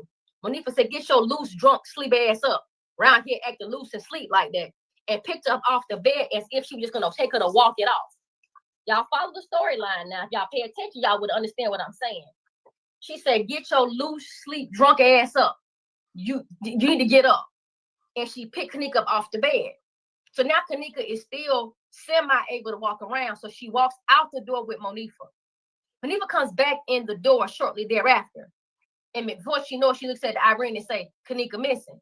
And then Irene said she didn't make it seem like it was real. It didn't seem real to me the way she said. So I said, "How you lose a grown lady?" Okay, so listen to what she's saying, people. So is she at a party out west? Or is she at the Marriott? Or is she at the Doubletree? Or is she at the Crown Plaza? She never established where she was. But remember what she said in the beginning. She said that they were at a party out west, right? So if they were at a party out west and she's getting her off to bed and she's bumping her head on a lamp and all like this, well, that's indicative of the fact that they had to be at a hotel in the party out west, right? And not at somebody's home, right? She never said that they were at Rosemont. She said a party out west, but she's describing a hotel scene. See, people, you got to learn to listen. When you learn to listen, you can hold these people account to the nefarious madness that they're saying. Let's listen, peoples. Go fucking find her. but she didn't. She continued party for 2 hours. After 2 hours of Kenneka not come back in the room, not everybody like, damn, she really ain't up in here. So 2 whole hours go by before anybody even is alarmed or even worried about this girl being missing. Now they like, oh, she really not up in here. So now they looking for it, looking in the bathroom, whatever the case may be. At this point, everybody starts to disperse. Monifa leaves. She leaves the party all the way. That's why Teresa say she was left at the party, because Monifa that left the house with her is the one that left her at the party. And she was about to say hotel. Okay, so Monifa leaves, and she leaves her at the party. Okay, good night, Island Girl. So Monifa leaves, and she leaves her at the party. Now listen to this. This is where the shit really gets weird. Irene and her people were still there. I don't know how long they partied until, but Irene said that she partied and she waited for her to come back, but she never came back. And everybody got to leaving, so she left. And I'm thinking that's exactly what happened. So they did not find Kenneka. So at this point, technically, Kenneka is missing because she's not nowhere where she can be found. And guess who had her keys and her phone now? It was in the room with Irene now. That's where her fucking keys and her phone were. I don't know how this shit happened after this, y'all, but some kind of way, them boys out west, because them did not make no mistake about it. This is Irene people who was at their party now. Them is some people. Now, did you hear the play? She just told you she don't know how this stuff went afterwards, but somehow, some way. So, okay. She talks as if she knows everything, but then she just admitted that she knows nothing. So how could you know everything and still yet don't know nothing? I mean, you're giving a narrative. So you should know something, right? But yet you don't know nothing. So why are you even talking if you don't know anything? This is what I'm talking about, peoples. She don't know nothing, but yet she is talking as if she knows everything. Oh, boy, I tell you. Sometimes I don't even know why I'm even listening to this madness. But let's go.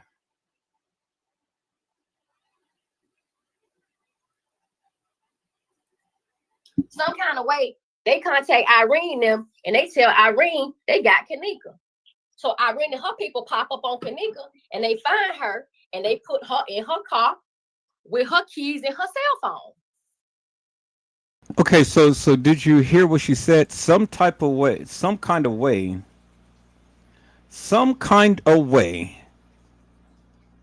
they pop up on Kenneka and they find her, and they put her in her car. Now listen to this bullshit, peoples, because this shit is going to be so goddamn crazy. It's just going to make your head spin. Some kind of way, they pump up on Kenneka and they find her, but yet really Kenneka was supposed to have been missing, right? Because she was supposed to have been left at a party. But some type of way they find her. Hello, Miss Walithia Durham. How are you, ma'am? It is a blessing to see you on today. Miss Durham has says, hello, Ed and chat. Blessings. Bottom line, Kenneka was only in clips of film shown. And that's all we see. And we never saw her talking or interacting with her friends in real time like all the others. Thank you so much, Ms. Durham, because this is what I have been trying to tell the people. All of this stuff that is going on is bullshit. It's bullshit. It is a narrative. It is a play. It's what they gave.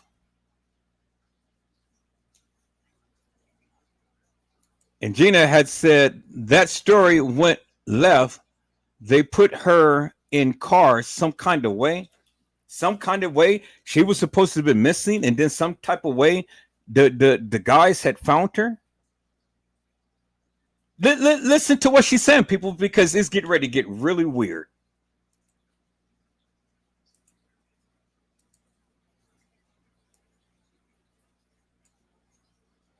Some way. So, okay. She talks as if she knows everything, but then she just admitted that she knows nothing. So, how could you know everything and still yet don't know nothing? I mean, you're giving a narrative. So, you should know something, right? But yet you don't know nothing. So, why are you even talking if you don't know anything?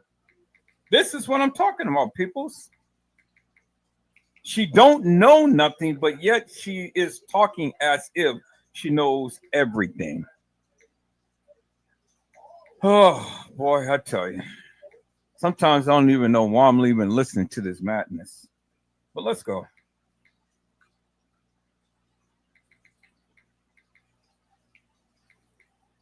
Some kind of way, they contact Irene them and they tell Irene they got Kenneka. So Irene and her people pop up on Kenneka and they find her and they put her in her car with her keys and her cell phone. Some kind of way. I got it. I got to play this back because I'm not getting what she's saying. Some kind of here. Let me play it back. So.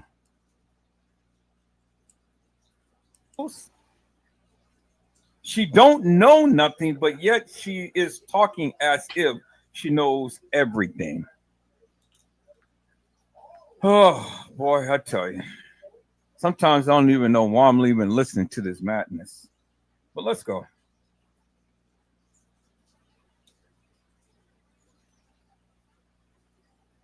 Some kind of way, they contact Irene them and they tell Irene they got Kenneka.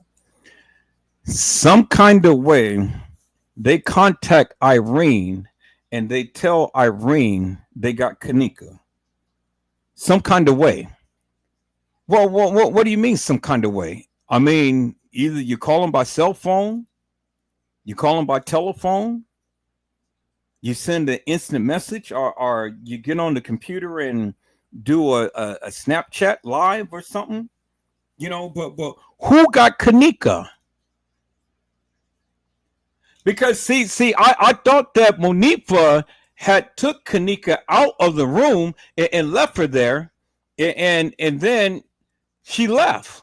But who got Kenneka or who found Kenneka? Who got Kenneka?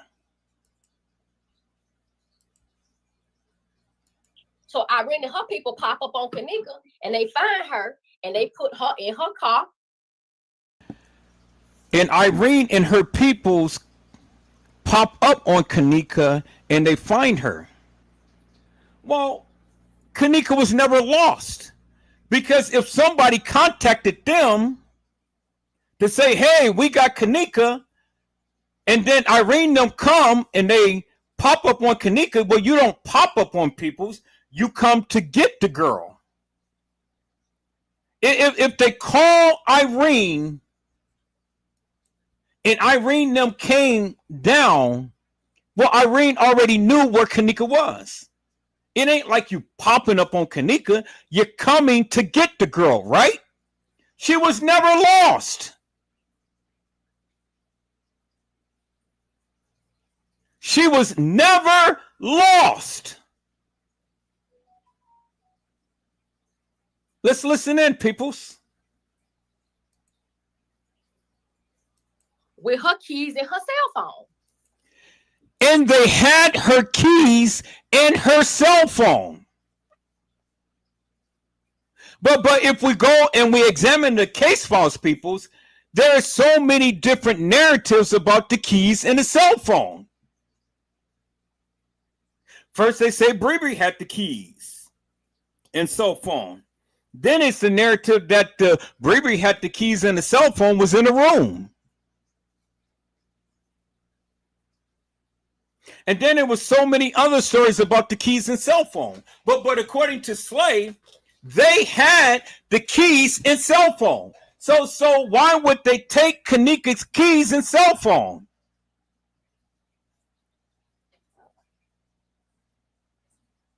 But listen to they. Who is they? Because remember, it was only supposed to have been Monifa that had left Kenneka at the party. So if it was only Monifa with Kenneka at the party, who had the keys in the phone? Listen to what I said, peoples. I said if it was only Monifa that was with Kenneka at the party, who had Kenneka's keys and cell phone?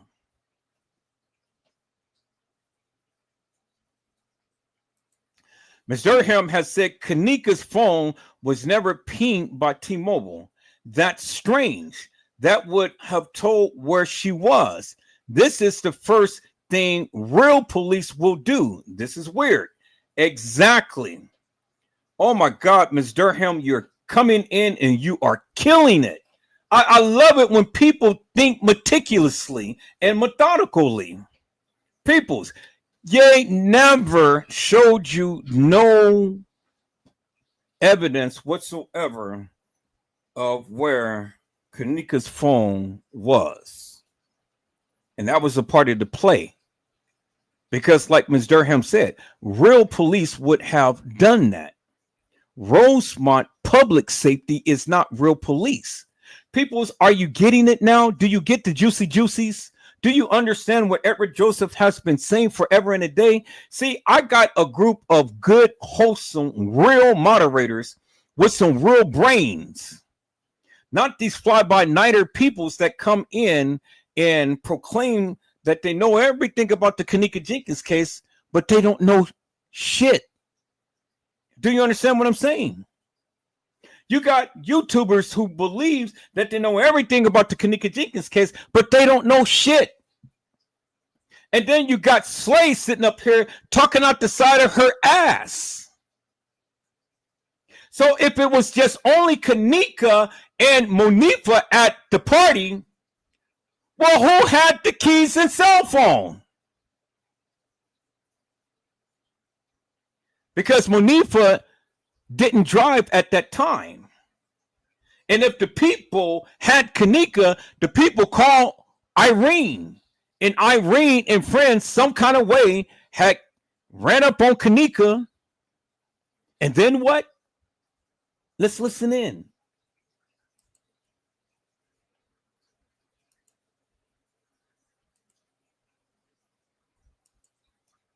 And now they calling Monifa to let Monifa. We found Kenneka. What should we do with her body? Monifa say, put it in front of her mama house. Take a drop off in front of her mama house.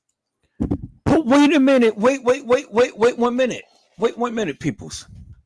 Monifa was supposed to have left, right? It was only supposed to be Monifa and Kenneka at the party, right? But Monifa was supposed to have left. So how did Monifa get back into the picture? Because she just told you that Monifa wasn't even invited to her party. So why would Irene be talking to Monifa? And if it was Kenneka and Monifa at the party only, that means Irene, Bree, Shemaya, and all of them wasn't around, right? Right. Irene wasn't around because remember, she said they called Irene. And Irene, some kind of way, came up on Kenneka. Well, how could some kind of way Irene and them come up on Kenneka when the people already had Kenneka and they called Irene and them to come get Kenneka? But Monifa was supposed to have left. Who did Monifa leave with? Monifa couldn't drive. Who had Kenneka's keys and cell phone? If Monifa left Kenneka at the party, well, that means that the people who Monifa had left her at the party would have had the keys and cell phone. Right? Let's listen to this, people. See, this is what I'm saying, people. Now, let's backtrack a little bit. You're giving a narrative. So you should know something, right? but yet you don't know nothing. So why are you even talking if you don't know anything? This is what I'm talking about, peoples. She don't know nothing, but yet she is talking as if she knows everything. Oh boy, I tell you. Sometimes I don't even know why I'm even listening to this madness. But let's go.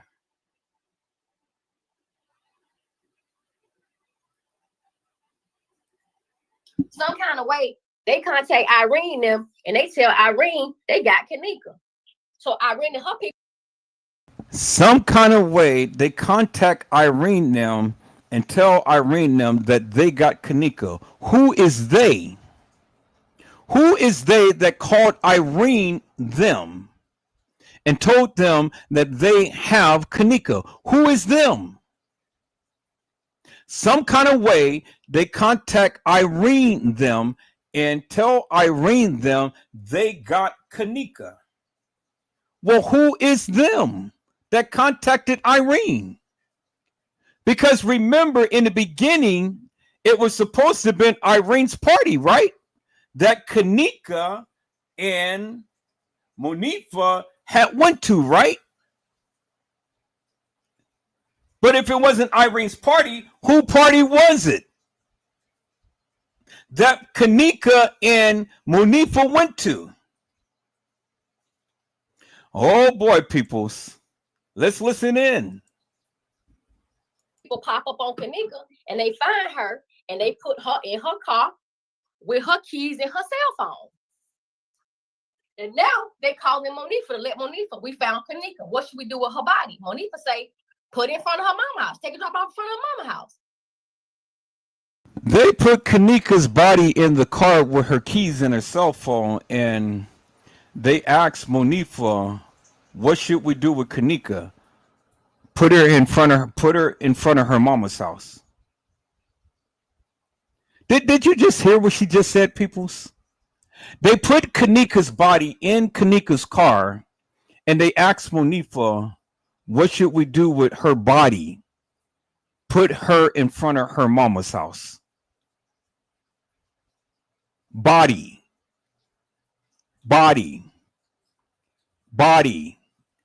Understand what she said. She said body. Let's listen in, peoples.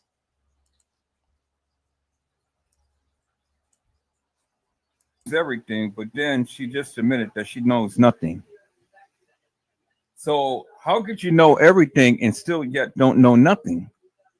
I mean, you're giving a narrative. So you should know something, right? But yet you don't know nothing. So why are you even talking if you don't know anything? This is what I'm talking about, peoples. She don't know nothing, but yet she is talking as if she knows everything. Oh boy, I tell you.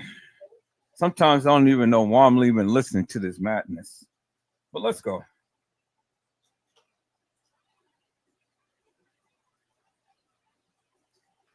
Some kind of way, they contact Irene them and they tell Irene they got Kenneka. So Irene and her people pop up on Kenneka and they find her and they put her in her car with her keys and her cell phone. And now they calling Monifa to let Monifa, we found Kenneka. What should we do with her body? Monifa say, put it in front of her mama house. Take a drop off in front of her mama house.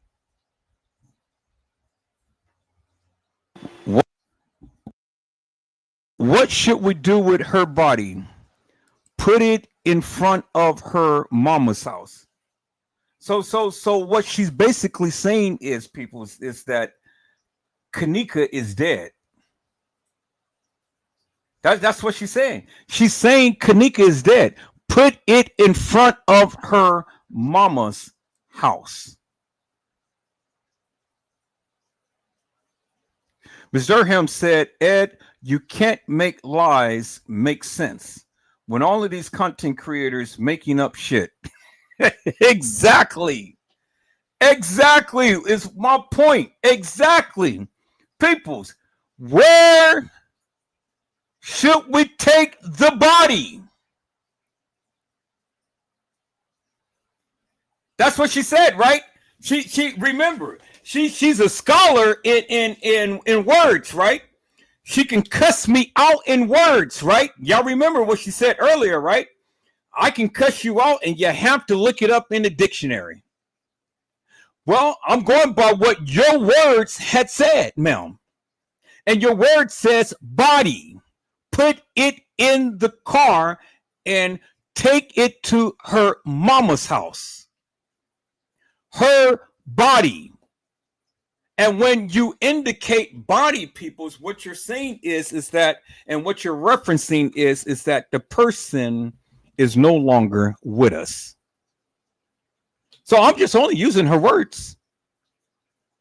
I'm not making it up, people. You don't need a dictionary to listen to what I'm telling you. I'm making it plain and simple. She said body. And when she referenced body, what she's referencing is that somehow, some kind of way, Kenneka got killed at the party. And they had her body and put her body in the car. Now, peoples, if Kenneka is dead, she's going to be going into rigor mortis. Okay? So now, how is it that Kenneka is dead? She's going to be traveling from the west side of Chicago down to Rosemont, be placed in a freezer, but yet she's supposed to be transported all over the establishment in a plastic bag, in the kitchen, blood spewing out of the bag, and she's in a fetal position. But yet she is being taken way across the west side of Chicago to Rosemont. And yet she's looking fresh in a freezer. Help me to make that make sense, peoples. I mean, just on face value. Help me to make that make sense. Does it make sense? It don't make no sense. It doesn't even matter if she was at the Marriott. She was found in a freezer. That's what they said. But she wasn't found. They placed her in a freezer, peoples. That's what you need to get. She didn't walk in there. She was carried. Oh my God, peoples.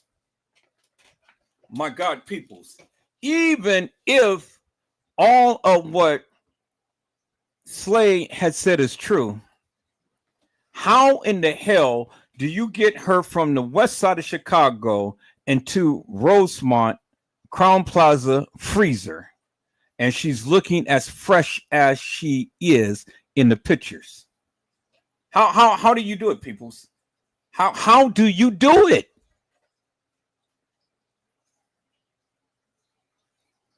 And look at Jig. He's sitting over there dumbfounded, like, you know, I'm trying to hang in here with you, but you ain't making no sense whatsoever. This shit that you're saying, it is so dumbfounded. It's crazy you're even saying it. But see, thank you, Jesus, that I had the wherewithal to go over here and literally videotape this madness, because I'm kind of like, oh my God, this girl is off the hinge. And she talks so much shit. And I hate to embarrass Slay like that, but I had to do it, people. So I had to come back to show you the hilarious and nefarious in the shit that they say, because they can never stand 10 toes down with me. And all of those lives that she did about the party out west and stuff, people's, when I get through making my shorts and posting this out there, she's going to be the laughing stock of YouTube. But hey, I got to educate you upon something, peoples, because you got to know what the content creators were saying. And this is what she was saying. And so if any of you believe this bullshit and nonsense, I'm going to have to get on your ass and talk about you as well. You are a lollipop. You are hilarious and nefarious. You are stupid.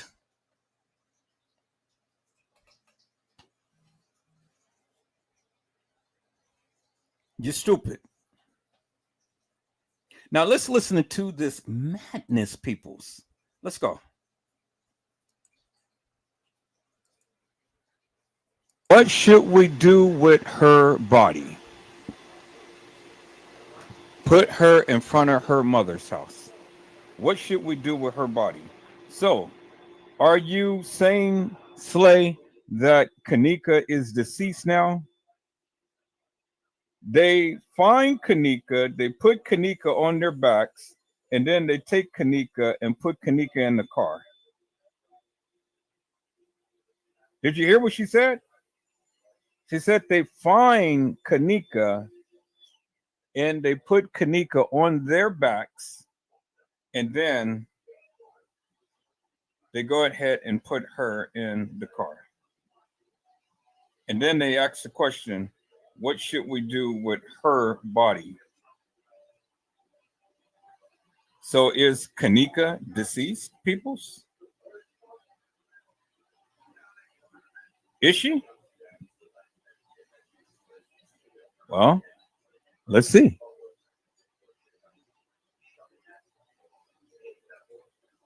And I don't know what they said to Bree, but I believe Bree agreed to taking her to the hotel. I don't know whose great idea it was taking to the hotel, but somebody had to say it, because by the time I'm sorry, y'all, Irene called Monifa. Somebody has to say, take her to. Somebody has to say, take her to the hotel. So was they at the hotel when they were on the west side of Chicago at a party, or were they at somebody's house? Where were they when they were at the west side of Chicago at a party? Was they at a house party, or was they at a hotel? Because the way she was talking earlier, she's describing a hotel, peoples. I said the way she was talking earlier, people, she was describing a hotel, peoples. Let's listen in to what she had to say, peoples.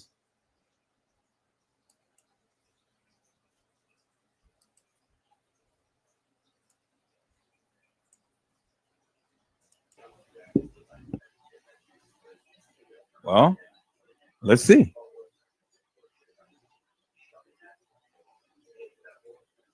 And I don't know what they said to Bree, but I believe Bree agreed to taking her to the hotel. I don't know whose great idea it was taking to the hotel. I don't know what they said to Bree, but Bree agreed to take her to the hotel. So now, when did Bree come into the picture? Because remember, in the beginning, it was only supposed to be Kenneka and Kenneka and Monifa. When did Shemaya and Bree come into the picture? Because remember, Irene had told Monifa, "You're not invited to my party." So when did they link up to get Kenneka? And remember, Kenneka was supposed to be in the car, deceased. So when did Bree meet up with Irene to get Kenneka's keys and cell phone, to take Kenneka's body to the hotel?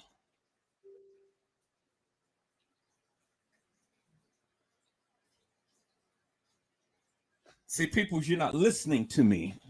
I said you're not listening. I need you to listen and understand what I am saying.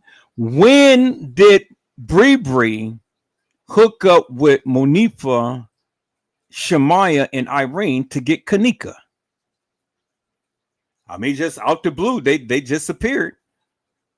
And then out the blue, they just happens to be there with Kenneka, deceased body.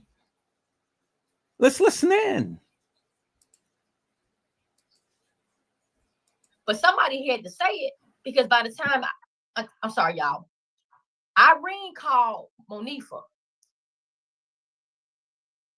Somebody has to say, take her to. Somebody has to say, take her to the hotel. You hear this madness, right? Somebody has to say, take her to the hotel. So is that how she got to the hotel? Because somebody had to say, take her to the hotel?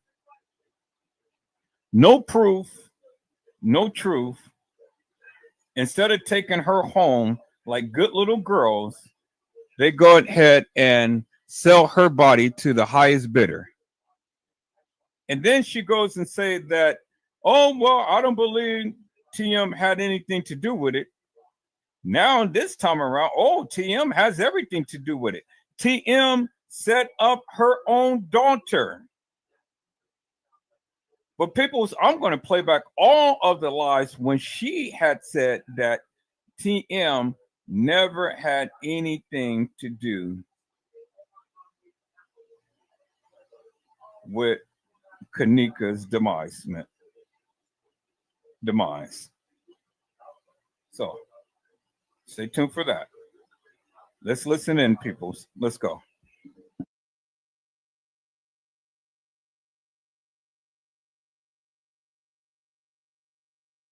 And then Irene called Bree. Irene them had to call Bree because who the fuck else had the body other than her? Then when they said we put her in the car, carried her on our back. So they put her in the car. So I'm supposed they the ones trying to get her some help. So now they make the phone call to Manifa. They make the call to Bree because Bree can drive. They're not finna get in this car and drive this girl car nowhere and taking her no fucking way. They're not even finna get involved in that shit because we don't even know the condition Kenneka was in. So now they get up with Kenneka. They put her in the car. They call Bree and Bree get to where Kenneka is. But however she get that to her. When she get that to her, that Kenneka's in the car, and Bree under the assumption that she getting ready to drive Kenneka to the hotel. What hotel? Well, let's talk about the hotel. Well, why is Bree under the assumption that they're getting ready to drive her to the hotel? I thought they just said that take her to her mother's house and drop her off at her mother's house. Why are they taking her to the hotel? So that means that the girls had some hilarious and nefarious stuff going on because they could have just took her home.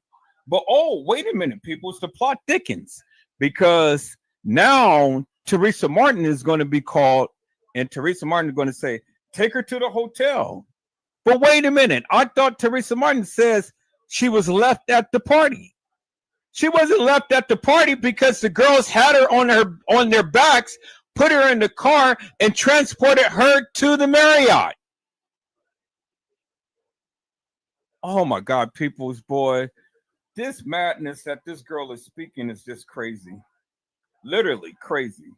But I needed you guys to listen to it for yourself so you guys can understand what I am saying, peoples. All right, let's go.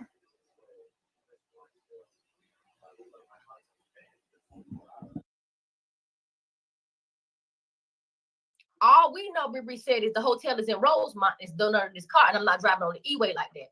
We don't know what hotel. It could have been Crown Plaza, and it could have been the Marriott. Because please don't forget, it's the Marriott O'Hare, which is 1.5 miles from the airport. So it could have been the Marriott O'Hare, or it could have been Crown Plaza. It could have been either of the two. I'm not going to sit up here and say it was definitely the Marriott, but we do know that at Friday night, we knew who was having a party. Killer and Irene was having a party at Marriott. So why not take her to the Marriott? Now here comes the plot twist. So now Wait 1 minute. So she is supposed to be at a party on the west side of Chicago. Killer and Irene is having a party at the Marriott.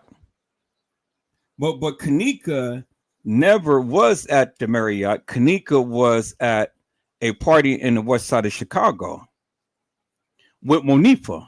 Monifa leaves. The people call Irene. Irene comes down there and get Kenneka, and then Bree's on the assumption that she's going to take her to the hotel. What hotel? Well, we don't know what hotel. It could have been at the Crown Plaza. It could have been at the Marriott. But she said that Irene and Killer was having their party on Friday. Well, so they go. Irene calls Monifa. Why would Irene call Monifa when Irene already told Monifa you're not invited to my party? So why would Irene even call Monifa in the first place? And then how did Bree get into the picture? And then how did they put Kenneka on their backs to put them in a car when it was only supposed to have been Monifa and Kenneka at the party on the west side? Oh my God, peoples, boy, you know, see, peoples. This shit don't make no sense whatsoever. But let's listen to this because this is a very, very interesting right here. Let's go. They take her to the Marriott. Now, so the excuse to take her to the Marriott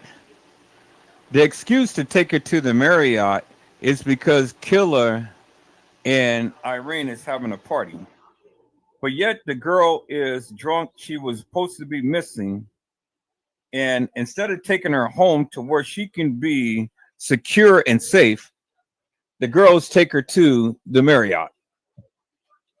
I mean, people, I can't make this up. You hear this madness. I cannot make it up. And then the people who sitting back following this girl and listening to this madness, oh my God, peoples, I can't make it up. now this is where I believe Teresa Martin came in. This is where I think she came in. Now, look at her counterpart over there.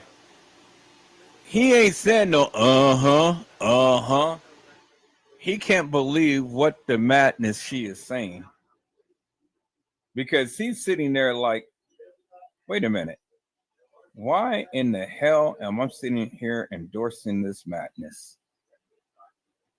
I must have lost my everlasting mind. Well, brother, you did. Brother, you did. People, let me do this. I'm gonna get right back to this. I got to do this right now. So let me do this. I'm getting ready to go, and I'm getting ready to make that excerpt of customs when he is said, so I can play that. That's going to be my little impromptu voiceover thing. So let me make a little voiceover thing right quick. So let me call up my editing software. Let me delete the lovebirds. Right now.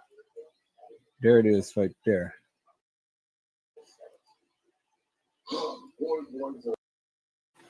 I apologize for calling you a little girl. You know as much as you know. I want you to take a minute. I want you to take 1 minute before you bite your peppermint patty and go skiing down the slopes. Before you take that plunge down this motherfucking volcano.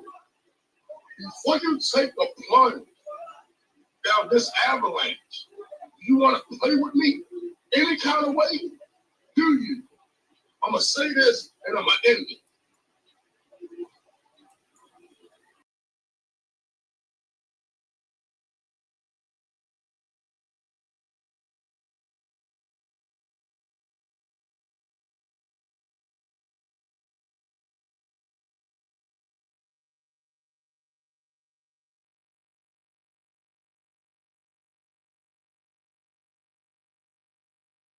Mariah, I know what you're saying. I'll be confused too. Screen a different way so I can call back up the live. I think Bree called Miss Teresa and told Teresa, we got Kenneka. She fucked up. Somebody done drugged her. She been raped. She beat up. And they made the decision to take her to the Marriott. And I need y'all to pay attention at this point right here because this is how this shit get crazy. She believes that Bree called Miss Teresa. She was fucked up and to take her to the Marriott. So they call Miss Teresa. She was fucked up, and they take her to the Marriott. I want you to listen to that again. Kenneka was fucked up. They call Miss Teresa, and they take her to the Marriott. And look at Jig. Jig is sitting up there like, God damn, you lost your everlasting mind. Peoples, why would you take a girl that's fucked up and instead of taking her home if she was still alive, take her down to the establishment? Well, it goes again to what I was saying, peoples, that the kids was involved, the establishment was involved, the police was involved. Everybody was involved. And it was more than Kenneka. So no matter how you slice it and dice it of what Slay is saying right now, she just implicated the kids in the establishment. Because why would you take a fucked up girl to the establishment and taking her home? And she just implicated TM. Because if Bree called TM, did TM tell her to take her to the establishment? Ms. Durham has says all lies, no proof, no footage from neighborhood cameras, liquor stores, camera footage, etc. All lies. But did you just hear what she said? She said that Bree called TM to take her to the establishment. Let's listen to this, people. I can't make this up. See, this is why I've all the time admonished all of you suckers, you lollipops up there, because y'all wanted to follow this girl. Y'all wanted to follow her. Y'all said the narrative was actual factual and true. She talked all of that shit. But listen to what she's saying. Can you follow, or do you believe any of this bullshit that she's saying? And then you guys want to get out on me by me talking about her? Well, I keep trying to tell you people, you stupid. Because if you're going to listen to her, you're stupid. You're a lollipop. But let's listen to what she said, peoples.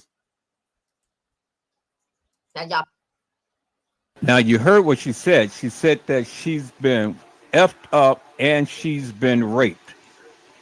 But remember, Slay has always said, oh, no. If there's one thing I know for a fact, Kenneka's never been raped. Really? But now you're saying she's raped? Let's listen to this, peoples. You see how people tend to backtrack? It's just like what Custom Design said. They forget what they say. With Kenneka, they put her in the car, they call Bree, and Bree get to where Kenneka is. But however she get that to her, when she get that to her, that Kenneka's in the car, and Bree is under the assumption that she getting ready to drive Kenneka to the hotel. What hotel? Well, let's talk about the hotel. All we know, Bree said, is the hotel is in Rosemont. It's done under this car, and I'm not driving on the E-way like that. We don't know what hotel. It could have been Crown Plaza, and it could have been the Marriott. Because please don't forget, it's the Marriott O'Hare, which is 1.5 miles from the airport. So it could have been the Marriott O'Hare, or it could have been Crown Plaza. It could have been either of the two. I'm not going to sit up here and say it was definitely the Marriott, but we do know that at Friday night, we knew who was having a party. So peoples, so that would indicate that the kids already knew the play and that the kids was taking Kenneka to sell her off, right? They wasn't taking her home for her safety. They were taking her to the establishment to do what? To sell her off. That's what she's saying.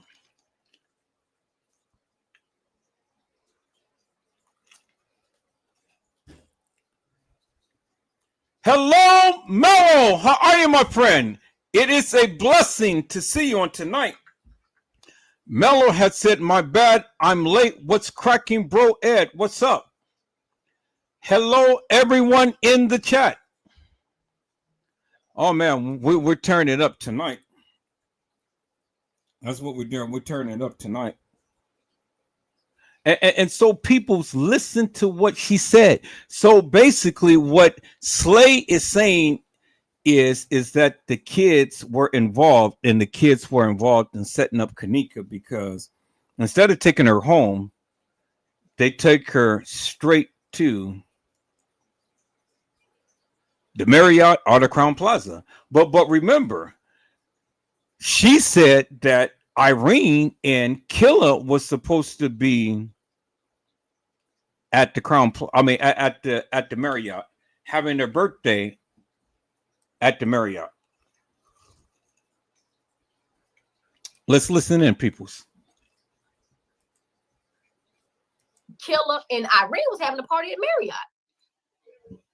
Wait a minute. I thought she said for sure that it was never at the Crown Plaza.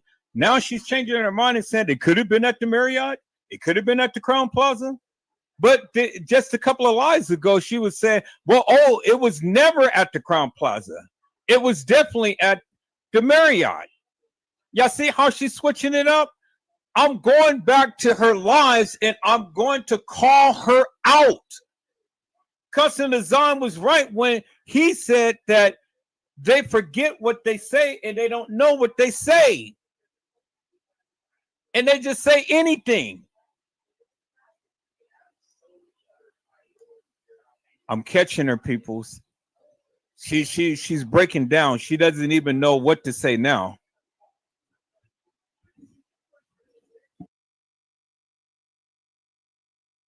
Of Kenneka not come back in the room, not everybody like, damn, she really ain't up in here.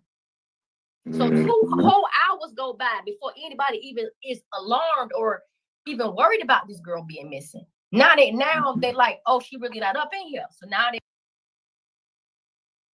So 2 hours go by and everybody don't know or just finally figure out that she's missing. But that narrative is only supposed to apply to the Crown Plaza, not the Marriott. Really? Really? Okay, let's go. But peoples, how could she come up missing? Well, she just explained to everybody that they had her on their backs. They put her in her car. They called TM and they was taking her down to either the Marriott or the Crown Plaza. But Irene and Killer was supposed to be having their party at the Marriott. But how could she be coming up missing 2 hours later when she was supposed to have been left at a party? And then somehow, some way, Irene caught Monifa. And then somehow Bree got into the picture and was driving Kenneka instead of home, but to the establishment. Peoples, I can't make this up. You heard it from her own lips. You heard it from her own lips. How did Bree, Irene, and everybody get involved? And where does the 2 hours come in? When she was supposed to have been missing, but the people already had her and called Irene them to come get her. Oh my God, peoples. And then you guys want to validate her? Really, peoples? Man, you guys are serious lollipops. Serious lollipops. This shit doesn't make no sense whatsoever. Absolutely not.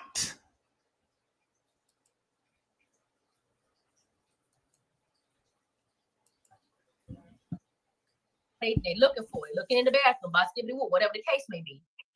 At this point, everybody starts to disperse.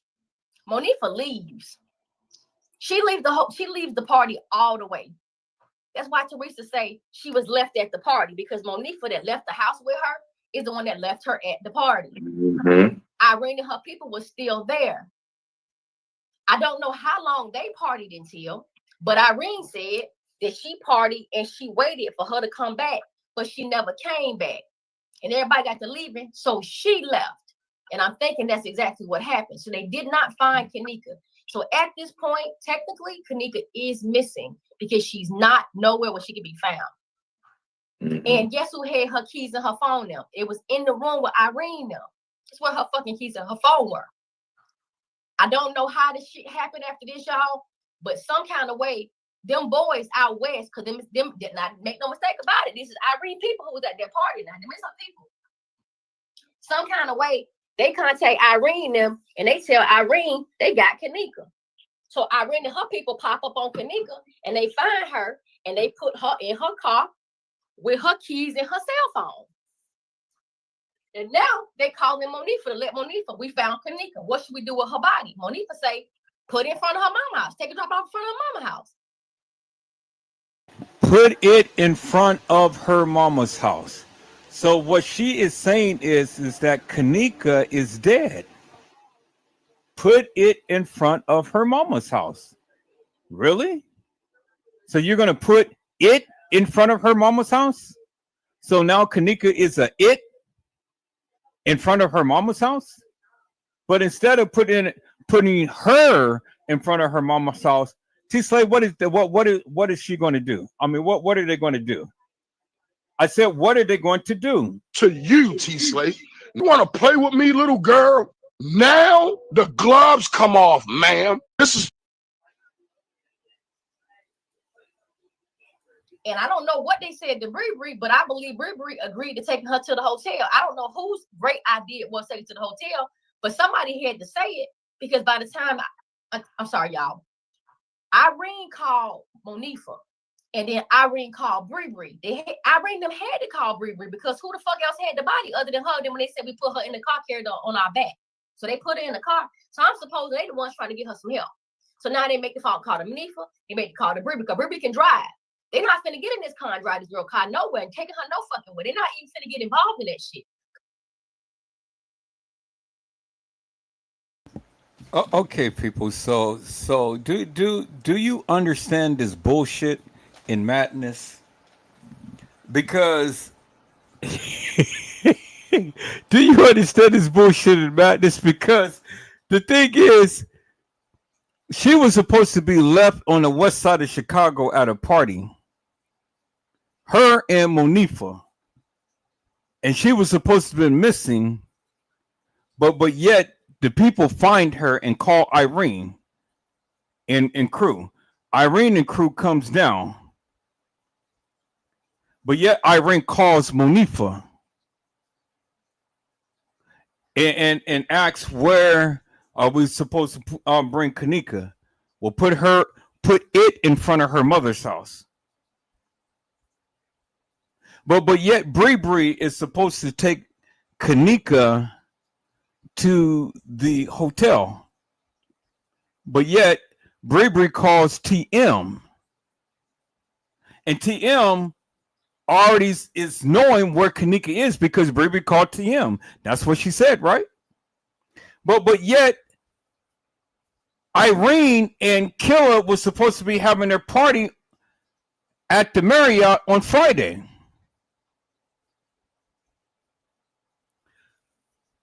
But yet they leave their party to go to the west side to go pick up Kenneka and bring Kenneka back to the hotel. A party to where Monifa is not even invited.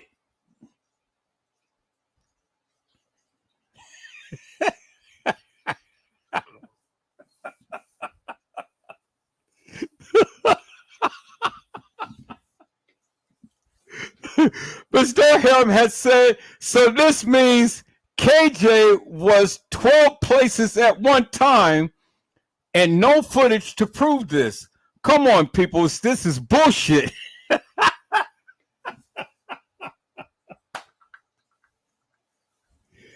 Oh, peoples! Oh my God, people. I can't make this up. I absolutely can't. I can't make it up.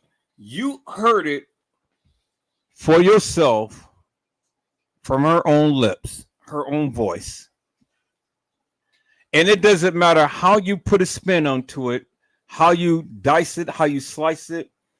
She literally agreed with me when I had said that Kenneka Jenkins never walked the halls of that establishment, meaning that Kenneka was never there on the night walking into the establishment and walking the halls of that establishment on the night.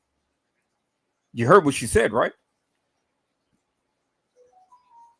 That's what she said. So she agreed with me there. And then she said that Irene's party was that Friday. But they left on Thursday. They left on Thursday. That's what she said, right? But who is they and when did they leave?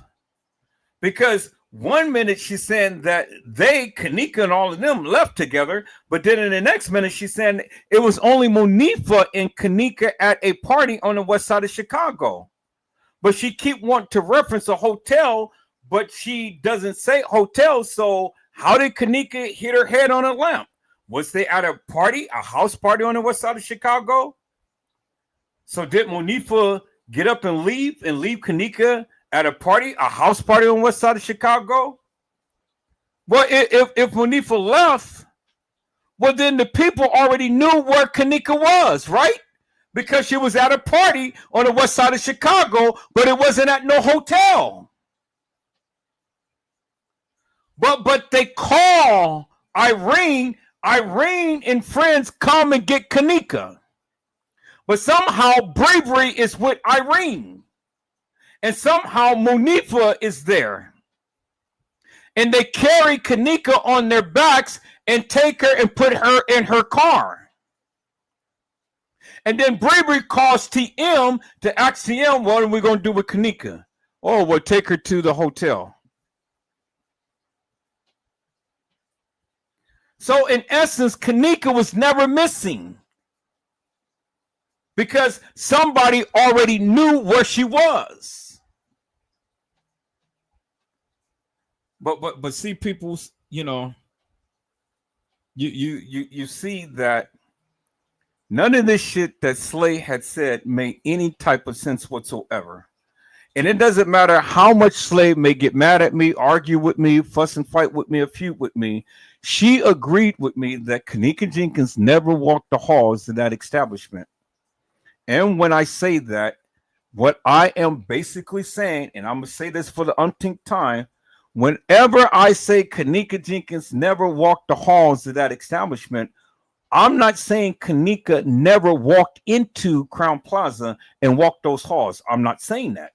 What I am saying is that Kenneka Jenkins never was there on the night walking the halls as they tried to portray in this fictitious, hilarious, and various video footage. That's what I'm saying, and that's what I've been saying for 7+ years. Because it wasn't Kenneka that walked into that establishment. It wasn't Kenneka that was walking the halls. It wasn't Kenneka that was walking into a kitchen. It wasn't Kenneka that walked herself in a so-called freezer. It wasn't Kenneka. All we seen was clips. Clips. 4 to 5 clips, and that's it. And Ms. Dorham had said, where is the footage from the Ring doorbells, etc.? Where's the footage?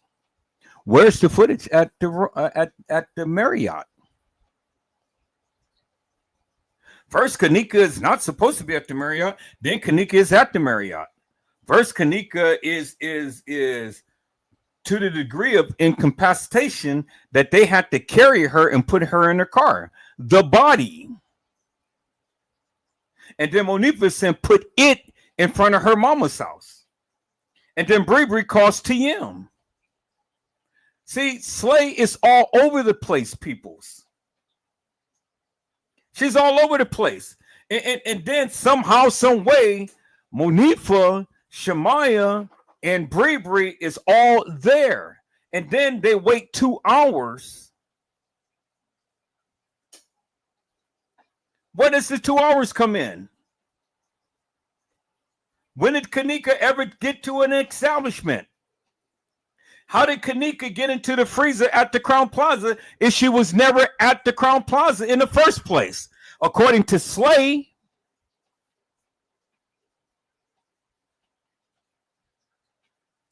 people, I cannot make this up. I cannot make this up. I'm going to do a part 2 to this. It's already 11 o'clock, and I'm not going to be here all night laboring with this. You heard unequivocally and undeniably for yourself what she said. And I've always told you I was going to hold these YouTubers account for what they said. And I meant that. And according to Slay, doesn't matter how you slice it or dice it, she's implicating the kids, the establishment, and TM as a setup for Kenneka. So basically what she's saying is that Kenneka was sold for her organs. Because that's where they do it at. That's where they take the organs at, is from the hotel. So if Kenneka was on the west side of Chicago at a party, she just told you herself that the kids had brought her not to home, but to the establishment. Now, whether it be the Crown Plaza or the Marriott, it really doesn't matter. The kids had brought Kenneka to the establishment, according to Slay. And so if that be the case, peoples, well, then the thing is that the kids were nefarious and hilarious. And the kids knew the play. Point blank and simple. So what was Slay getting upset with me about? Because she basically was saying the same thing I was saying. Not in the same sense, because I never said that Kenneka wasn't at the Crown Plaza. I said Kenneka was never at the Marriott. And I said Kenneka never walked the halls of that establishment on the night, the day that they said that she was supposed to have walked into the establishment. That's bullshit and nonsense.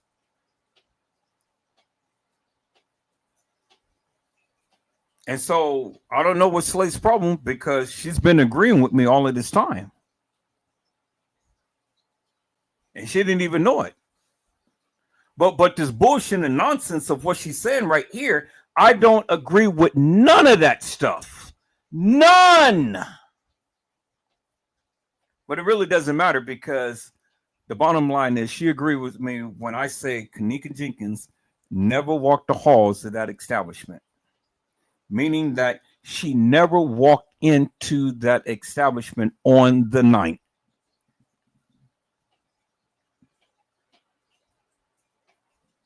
And then two, I believe all of them were playing the part to unalive all of these girls, not just Kenneka. And Slay had proved that. She proved that. Whether you like it or not, she proved my stance, because the kids had to know. The kids was a part of the setup, as well as the establishment, as well as the mother. And she's saying it in so many words. You heard what she said. Play back the live tonight. See if you can get a greater understanding as to what she's saying. But this shit that she's saying doesn't make no sense, because she's gone way over in left field and back again.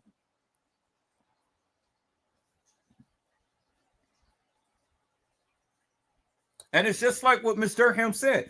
Kenneka was in 12 places at one time. 12 places. All of these places that Slay put Kenneka in.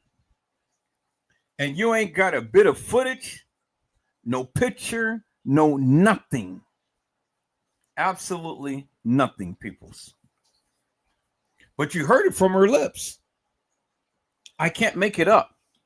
So now you stupid people that sits up here and listen to this bullshit narrative that she was saying and things, you're lollipops. And it ain't no need for you to even come to my channel to even bark or feud about anything when it comes down to Slay. Because I've already deemed her narrative hilarious and nefarious. Now, I like Slay, and I can politic with Slay, and we ain't got to politic about the Kenneka Jenkins case. We can politic about other cases, but I have to call her to the carpet when it comes down to the Kenneka Jenkins case because she talked so much shit in the beginning of this live, but then I had to be the one to put my foot up her anal hole and to shut her up once and for all. Because the shit that she was saying is ridiculous. Absolutely ridiculous. And you wait until I'll put this short together. Because I have to embarrass all of you stupid jackasses that ever sat up here, came to my live to talk about me, but sat your ass over there and listened to all of this bullshit and nonsense that she was saying about this case and making mockery of this case. That's what pisses me off, peoples. That's what pisses me off. You don't know jack shit about this case, and you're going to make mockery of this girl in a manner to what you're doing. And then this man is sitting up here like, agreeing with every goddamn thing she's saying. And notice, he didn't even try to correct her, knowing that this was bullshit and nonsense. And look at his expression. He's just sitting up there like, Well, peoples, you can be the man and woman as much as you want, but stay the fuck off my channel. Without that, I don't need lollipops over here doxing my channel with all of this bullshit and nonsense and listening to a lollipop girl singing along, singing my song side by side. So, peoples, I hope I had said something to encourage your hearts upon today.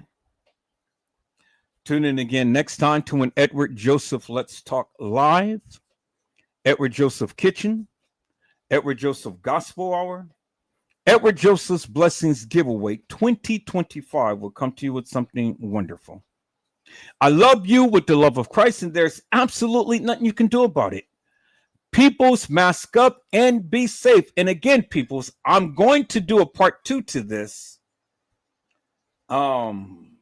Maybe not tomorrow because I'll be picking up my son, and so I'll be getting in late. But I'll probably go ahead and do it Friday. Yeah, more than likely Friday. I'll go ahead and do a part 2 to this, but I'll be doing a part 2 to this, and then I got some other stuff that I got in the works that I'm going to be talking about, and it's going to be about human trafficking and organ harvesting, because I have to get it into your minds, peoples, that the shit is real, and that Crown Plaza is a human trafficking and organ harvesting hub. And this is why Kenneka and all of these other girls lives were taken. That's why their lives was taken, peoples, unequivocally and undeniably. And you don't have to believe me, but after I get through, well, then it ain't gonna be nothing else to be said, because it is what it is. Is that all right, peoples? I greatly appreciate all of the likes. I greatly appreciate all of the love and all of the support that you guys have shown to my channel. People, let me share my screen real quick, because you guys have did outstanding. Let me share my channel real quick. And I'm gonna share my screen. Share this. You guys that did outstanding. I greatly appreciate you. Let me go to my channel. Let me keep this up. Let me go to my channel. And then right here, peoples, right here. Look at this. This is incredible. Okay, look at that. 293 views on the live that I had did the other day. Kenneka Jenkins, the man who was in your phone, 293 views, and it's going up even more so. I haven't seen numbers like this in a long time. Ever since, we had the little whatevers and stuff on my channel. But now we're coming back. And it's just like Terrell had said. He said that he haven't seen the Kenneka Jenkins case in about 5 years. But then all of a sudden, he saw my channel because he saw this come up on his screen. And so now, peoples, I'm in the algorithm. And people now, new people, because he ain't never seen me before in all of these years. And now YouTube has put me in the algorithm.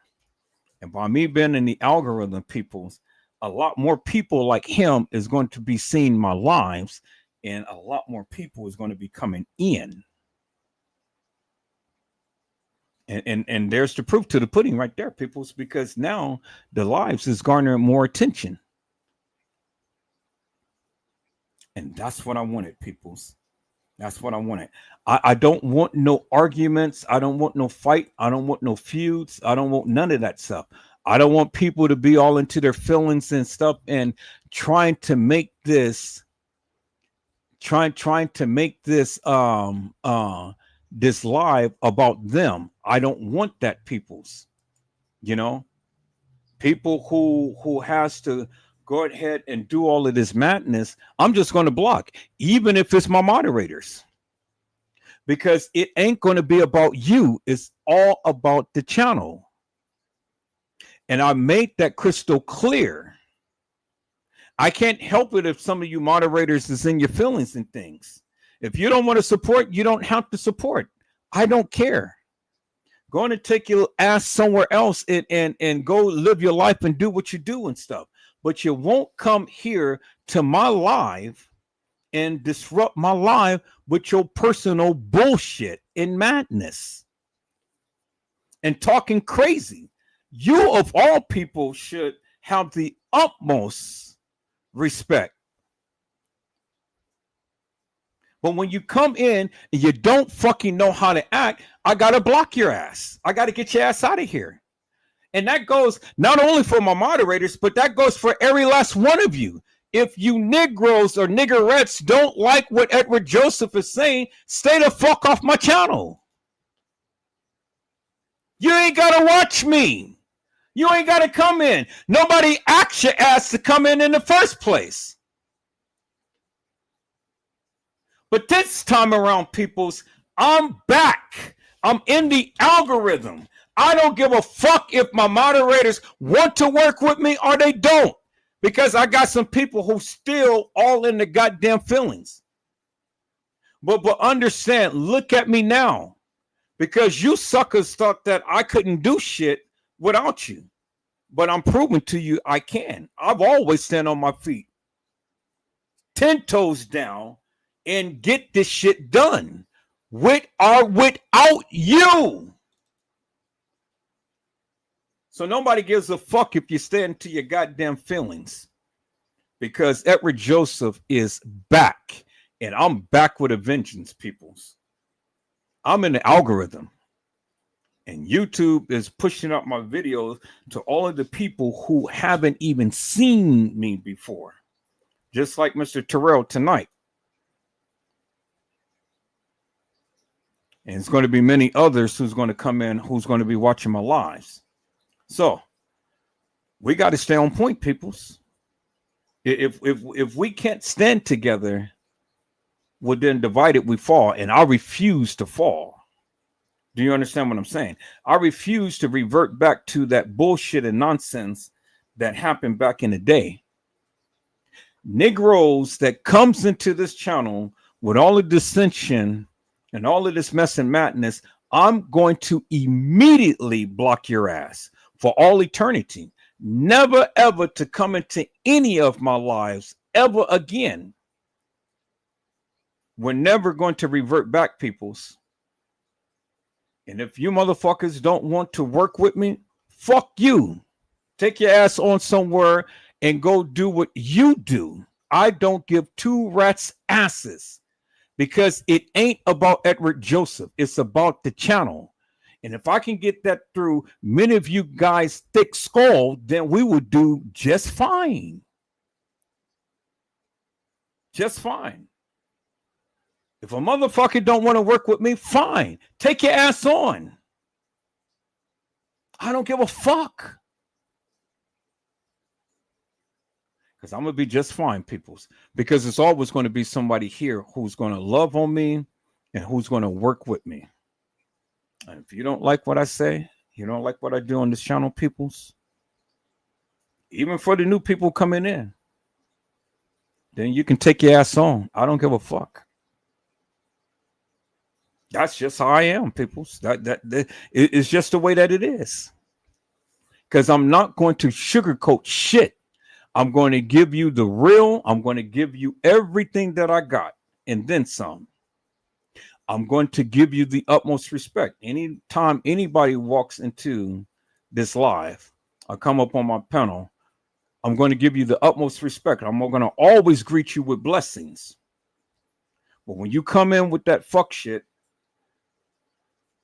I'm going to eject your ass for all eternity. Never, ever to come into my life again.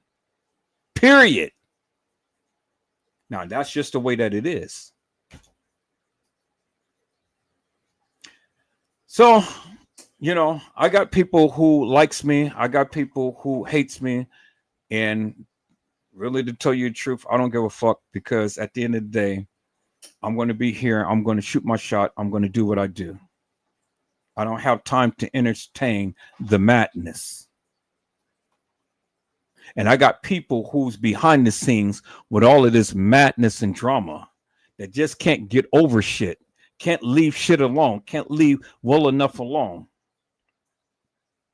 And this is exactly why they're not in my life right now. Because I told them, bring that shit to my live and then watch what happens.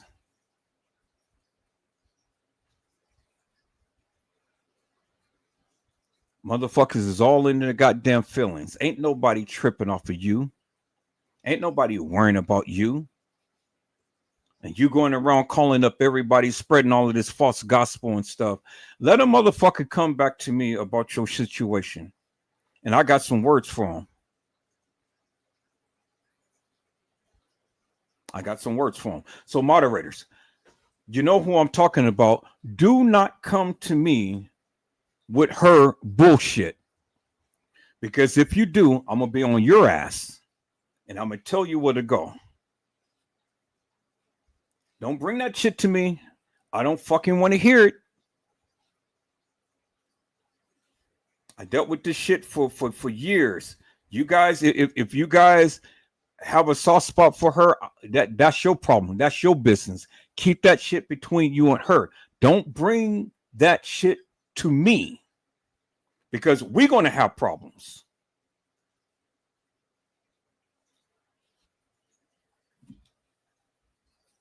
I'm telling you now. Don't mention none of that shit to me. We're going to have problems if you do.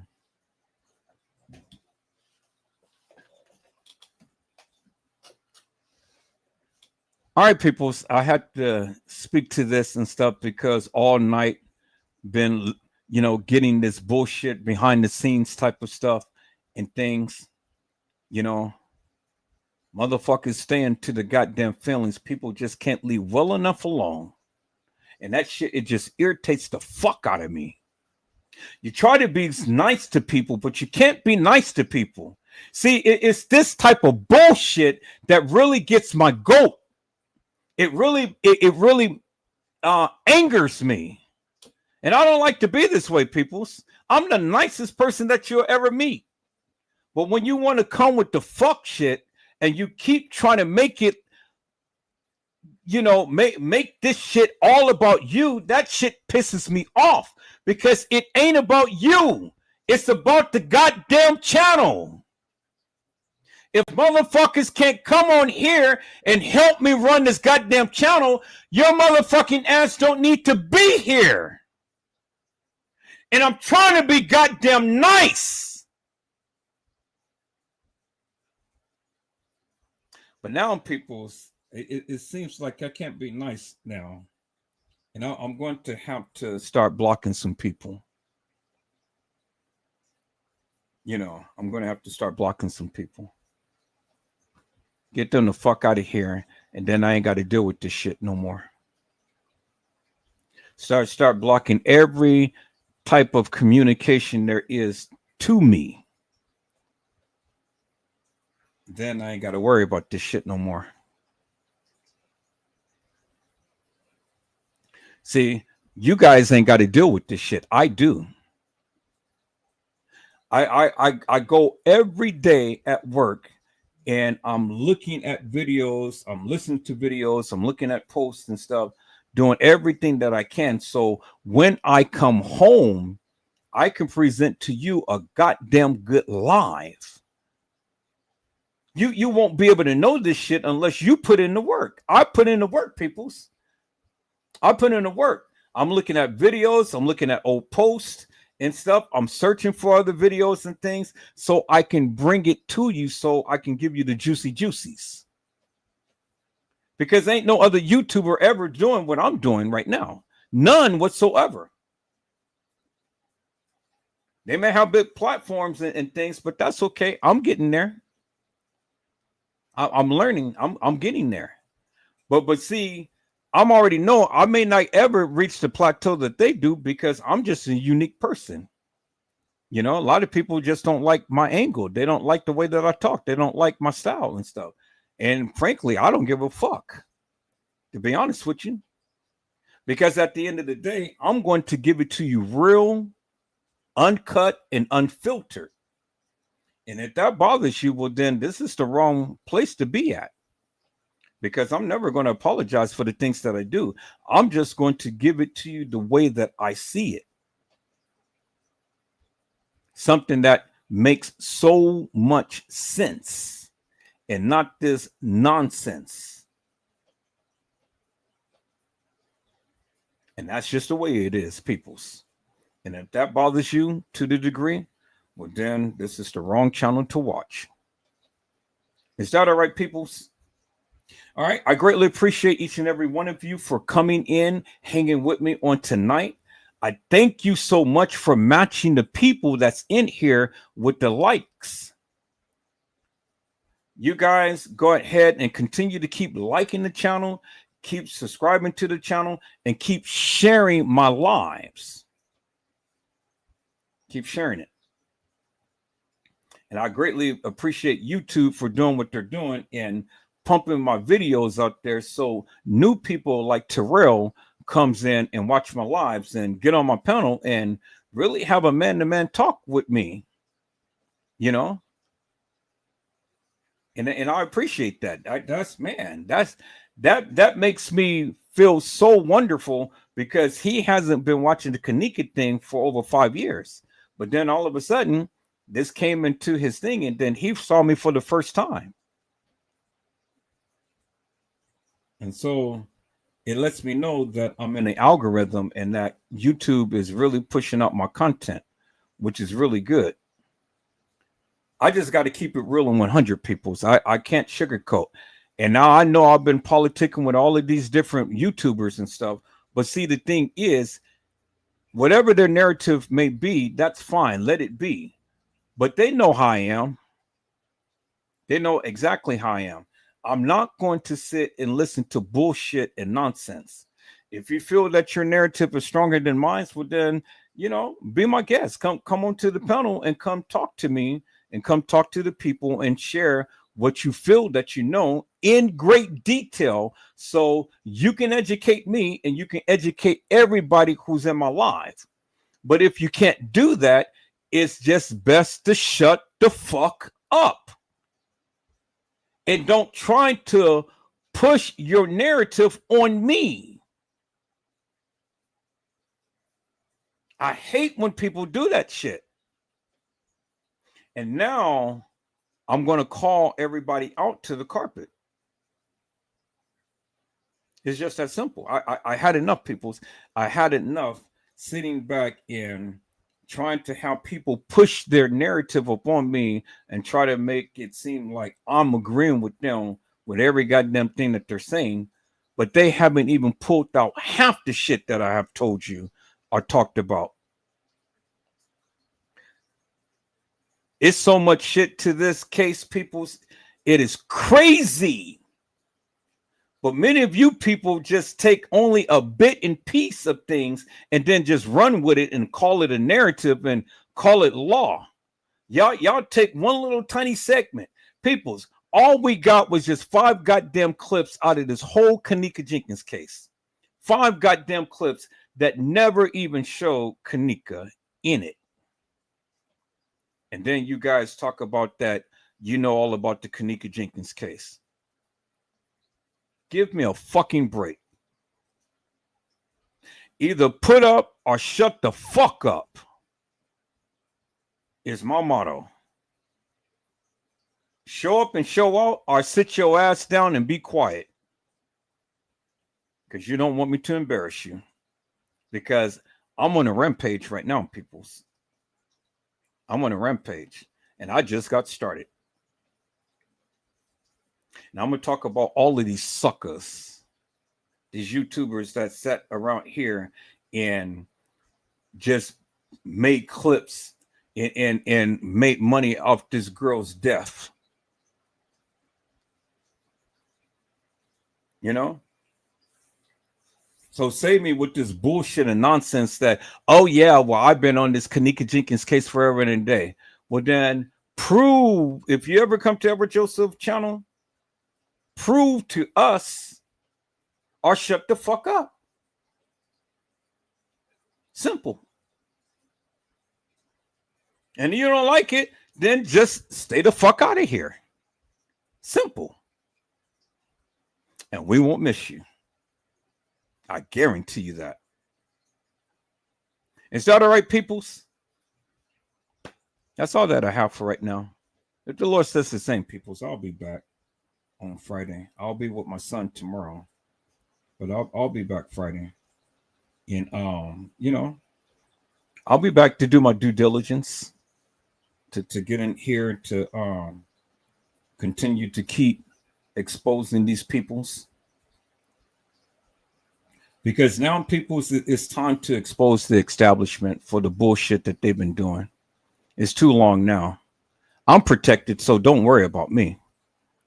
It's time to expose Joel Comm, Bill Murray, and all of the other elites. It's time to expose the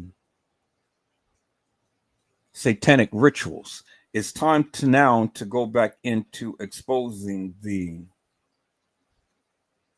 signs and symbols. It's time to expose it now, peoples. I'm just going to take my time, and if you ain't got the patience, well, then just stay the fuck out of here, because I will not be rushed. Yeah, it's time for me to go ahead and they're doing that shit with the Jeffrey Epstein case. And President T is just going crazy because his name is all written all in that shit. Because if you wasn't guilty, then you wouldn't be doing the things that you're doing. But he's only in office for a short amount of time, peoples, and that's it. But trust you me, he has hell to pay, because the Lord sees all, knows all, and will do all. Weeping may endure for a night, but joy comes in the morning. Joy comes in the morning. All right, peoples. That's it. It's just like Cat Williams said. All will be exposed, and it is. And it's just like what Ms. Durham said, God is exposing all. So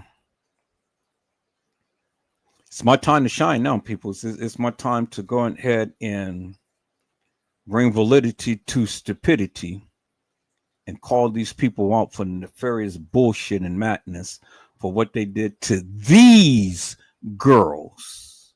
It wasn't just only Kenneka. Now y'all can believe that one girl syndrome if you want to, but you stupid. Continue to keep listening to these hilarious and nefarious people that just only think that Kenneka walked herself into a freezer and laid down and died. People, don't make mockery of this girl's death. If you believe that stupid shit, stay the fuck off my life, because we way surpassed that shit.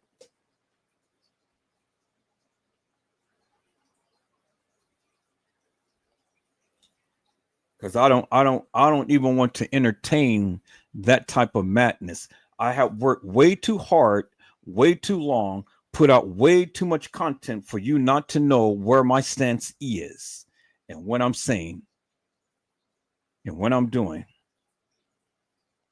So if you don't know, you need to watch the lives so you can stay abreast as to where I am going. Because I'm not backtracking. I'm not moving back. You need to stay up with the lives. I don't care how long it is. Take it in sections.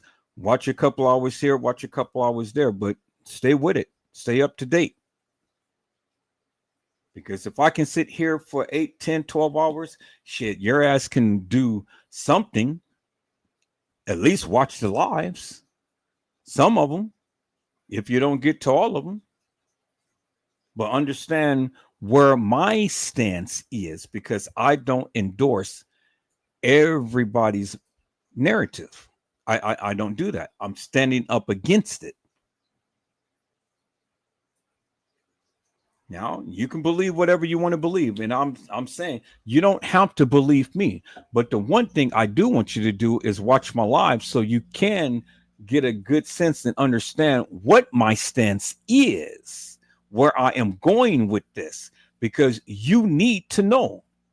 And it's about time now that these YouTubers start to unify and come together and call this establishment out for the nefarious bullshit that they're saying, and get off this notion that Kenneka walked herself into a goddamn freezer and laid her ass down and died.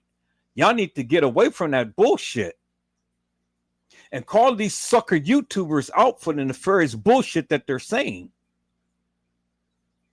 And call this thing for what it is: human trafficking and organ harvesting. That's what it's all about. That's what this whole case is all about.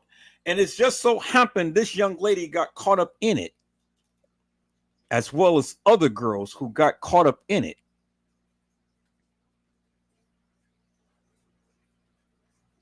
The days of this one girl walking the halls of that establishment and she's supposed to be trampled all goddamn everywhere, and every goddamn person or everything that you see and all of this hilarious video footage is Kenneka. You guys are stupid. Save me with that bullshit and madness. Take that shit onto somebody else's channel.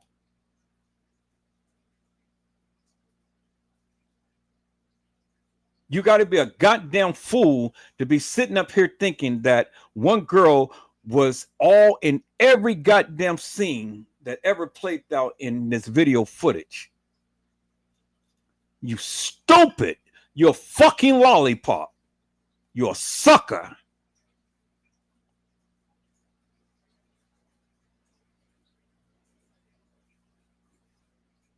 All right, peoples. That's it. That's all that I have. I'm gone right now. So you guys be blessed. Get your rest. And if the Lord says the same, I will see you soon, people. I will see you on Friday. But until then, God bless you all. Thank you for watching.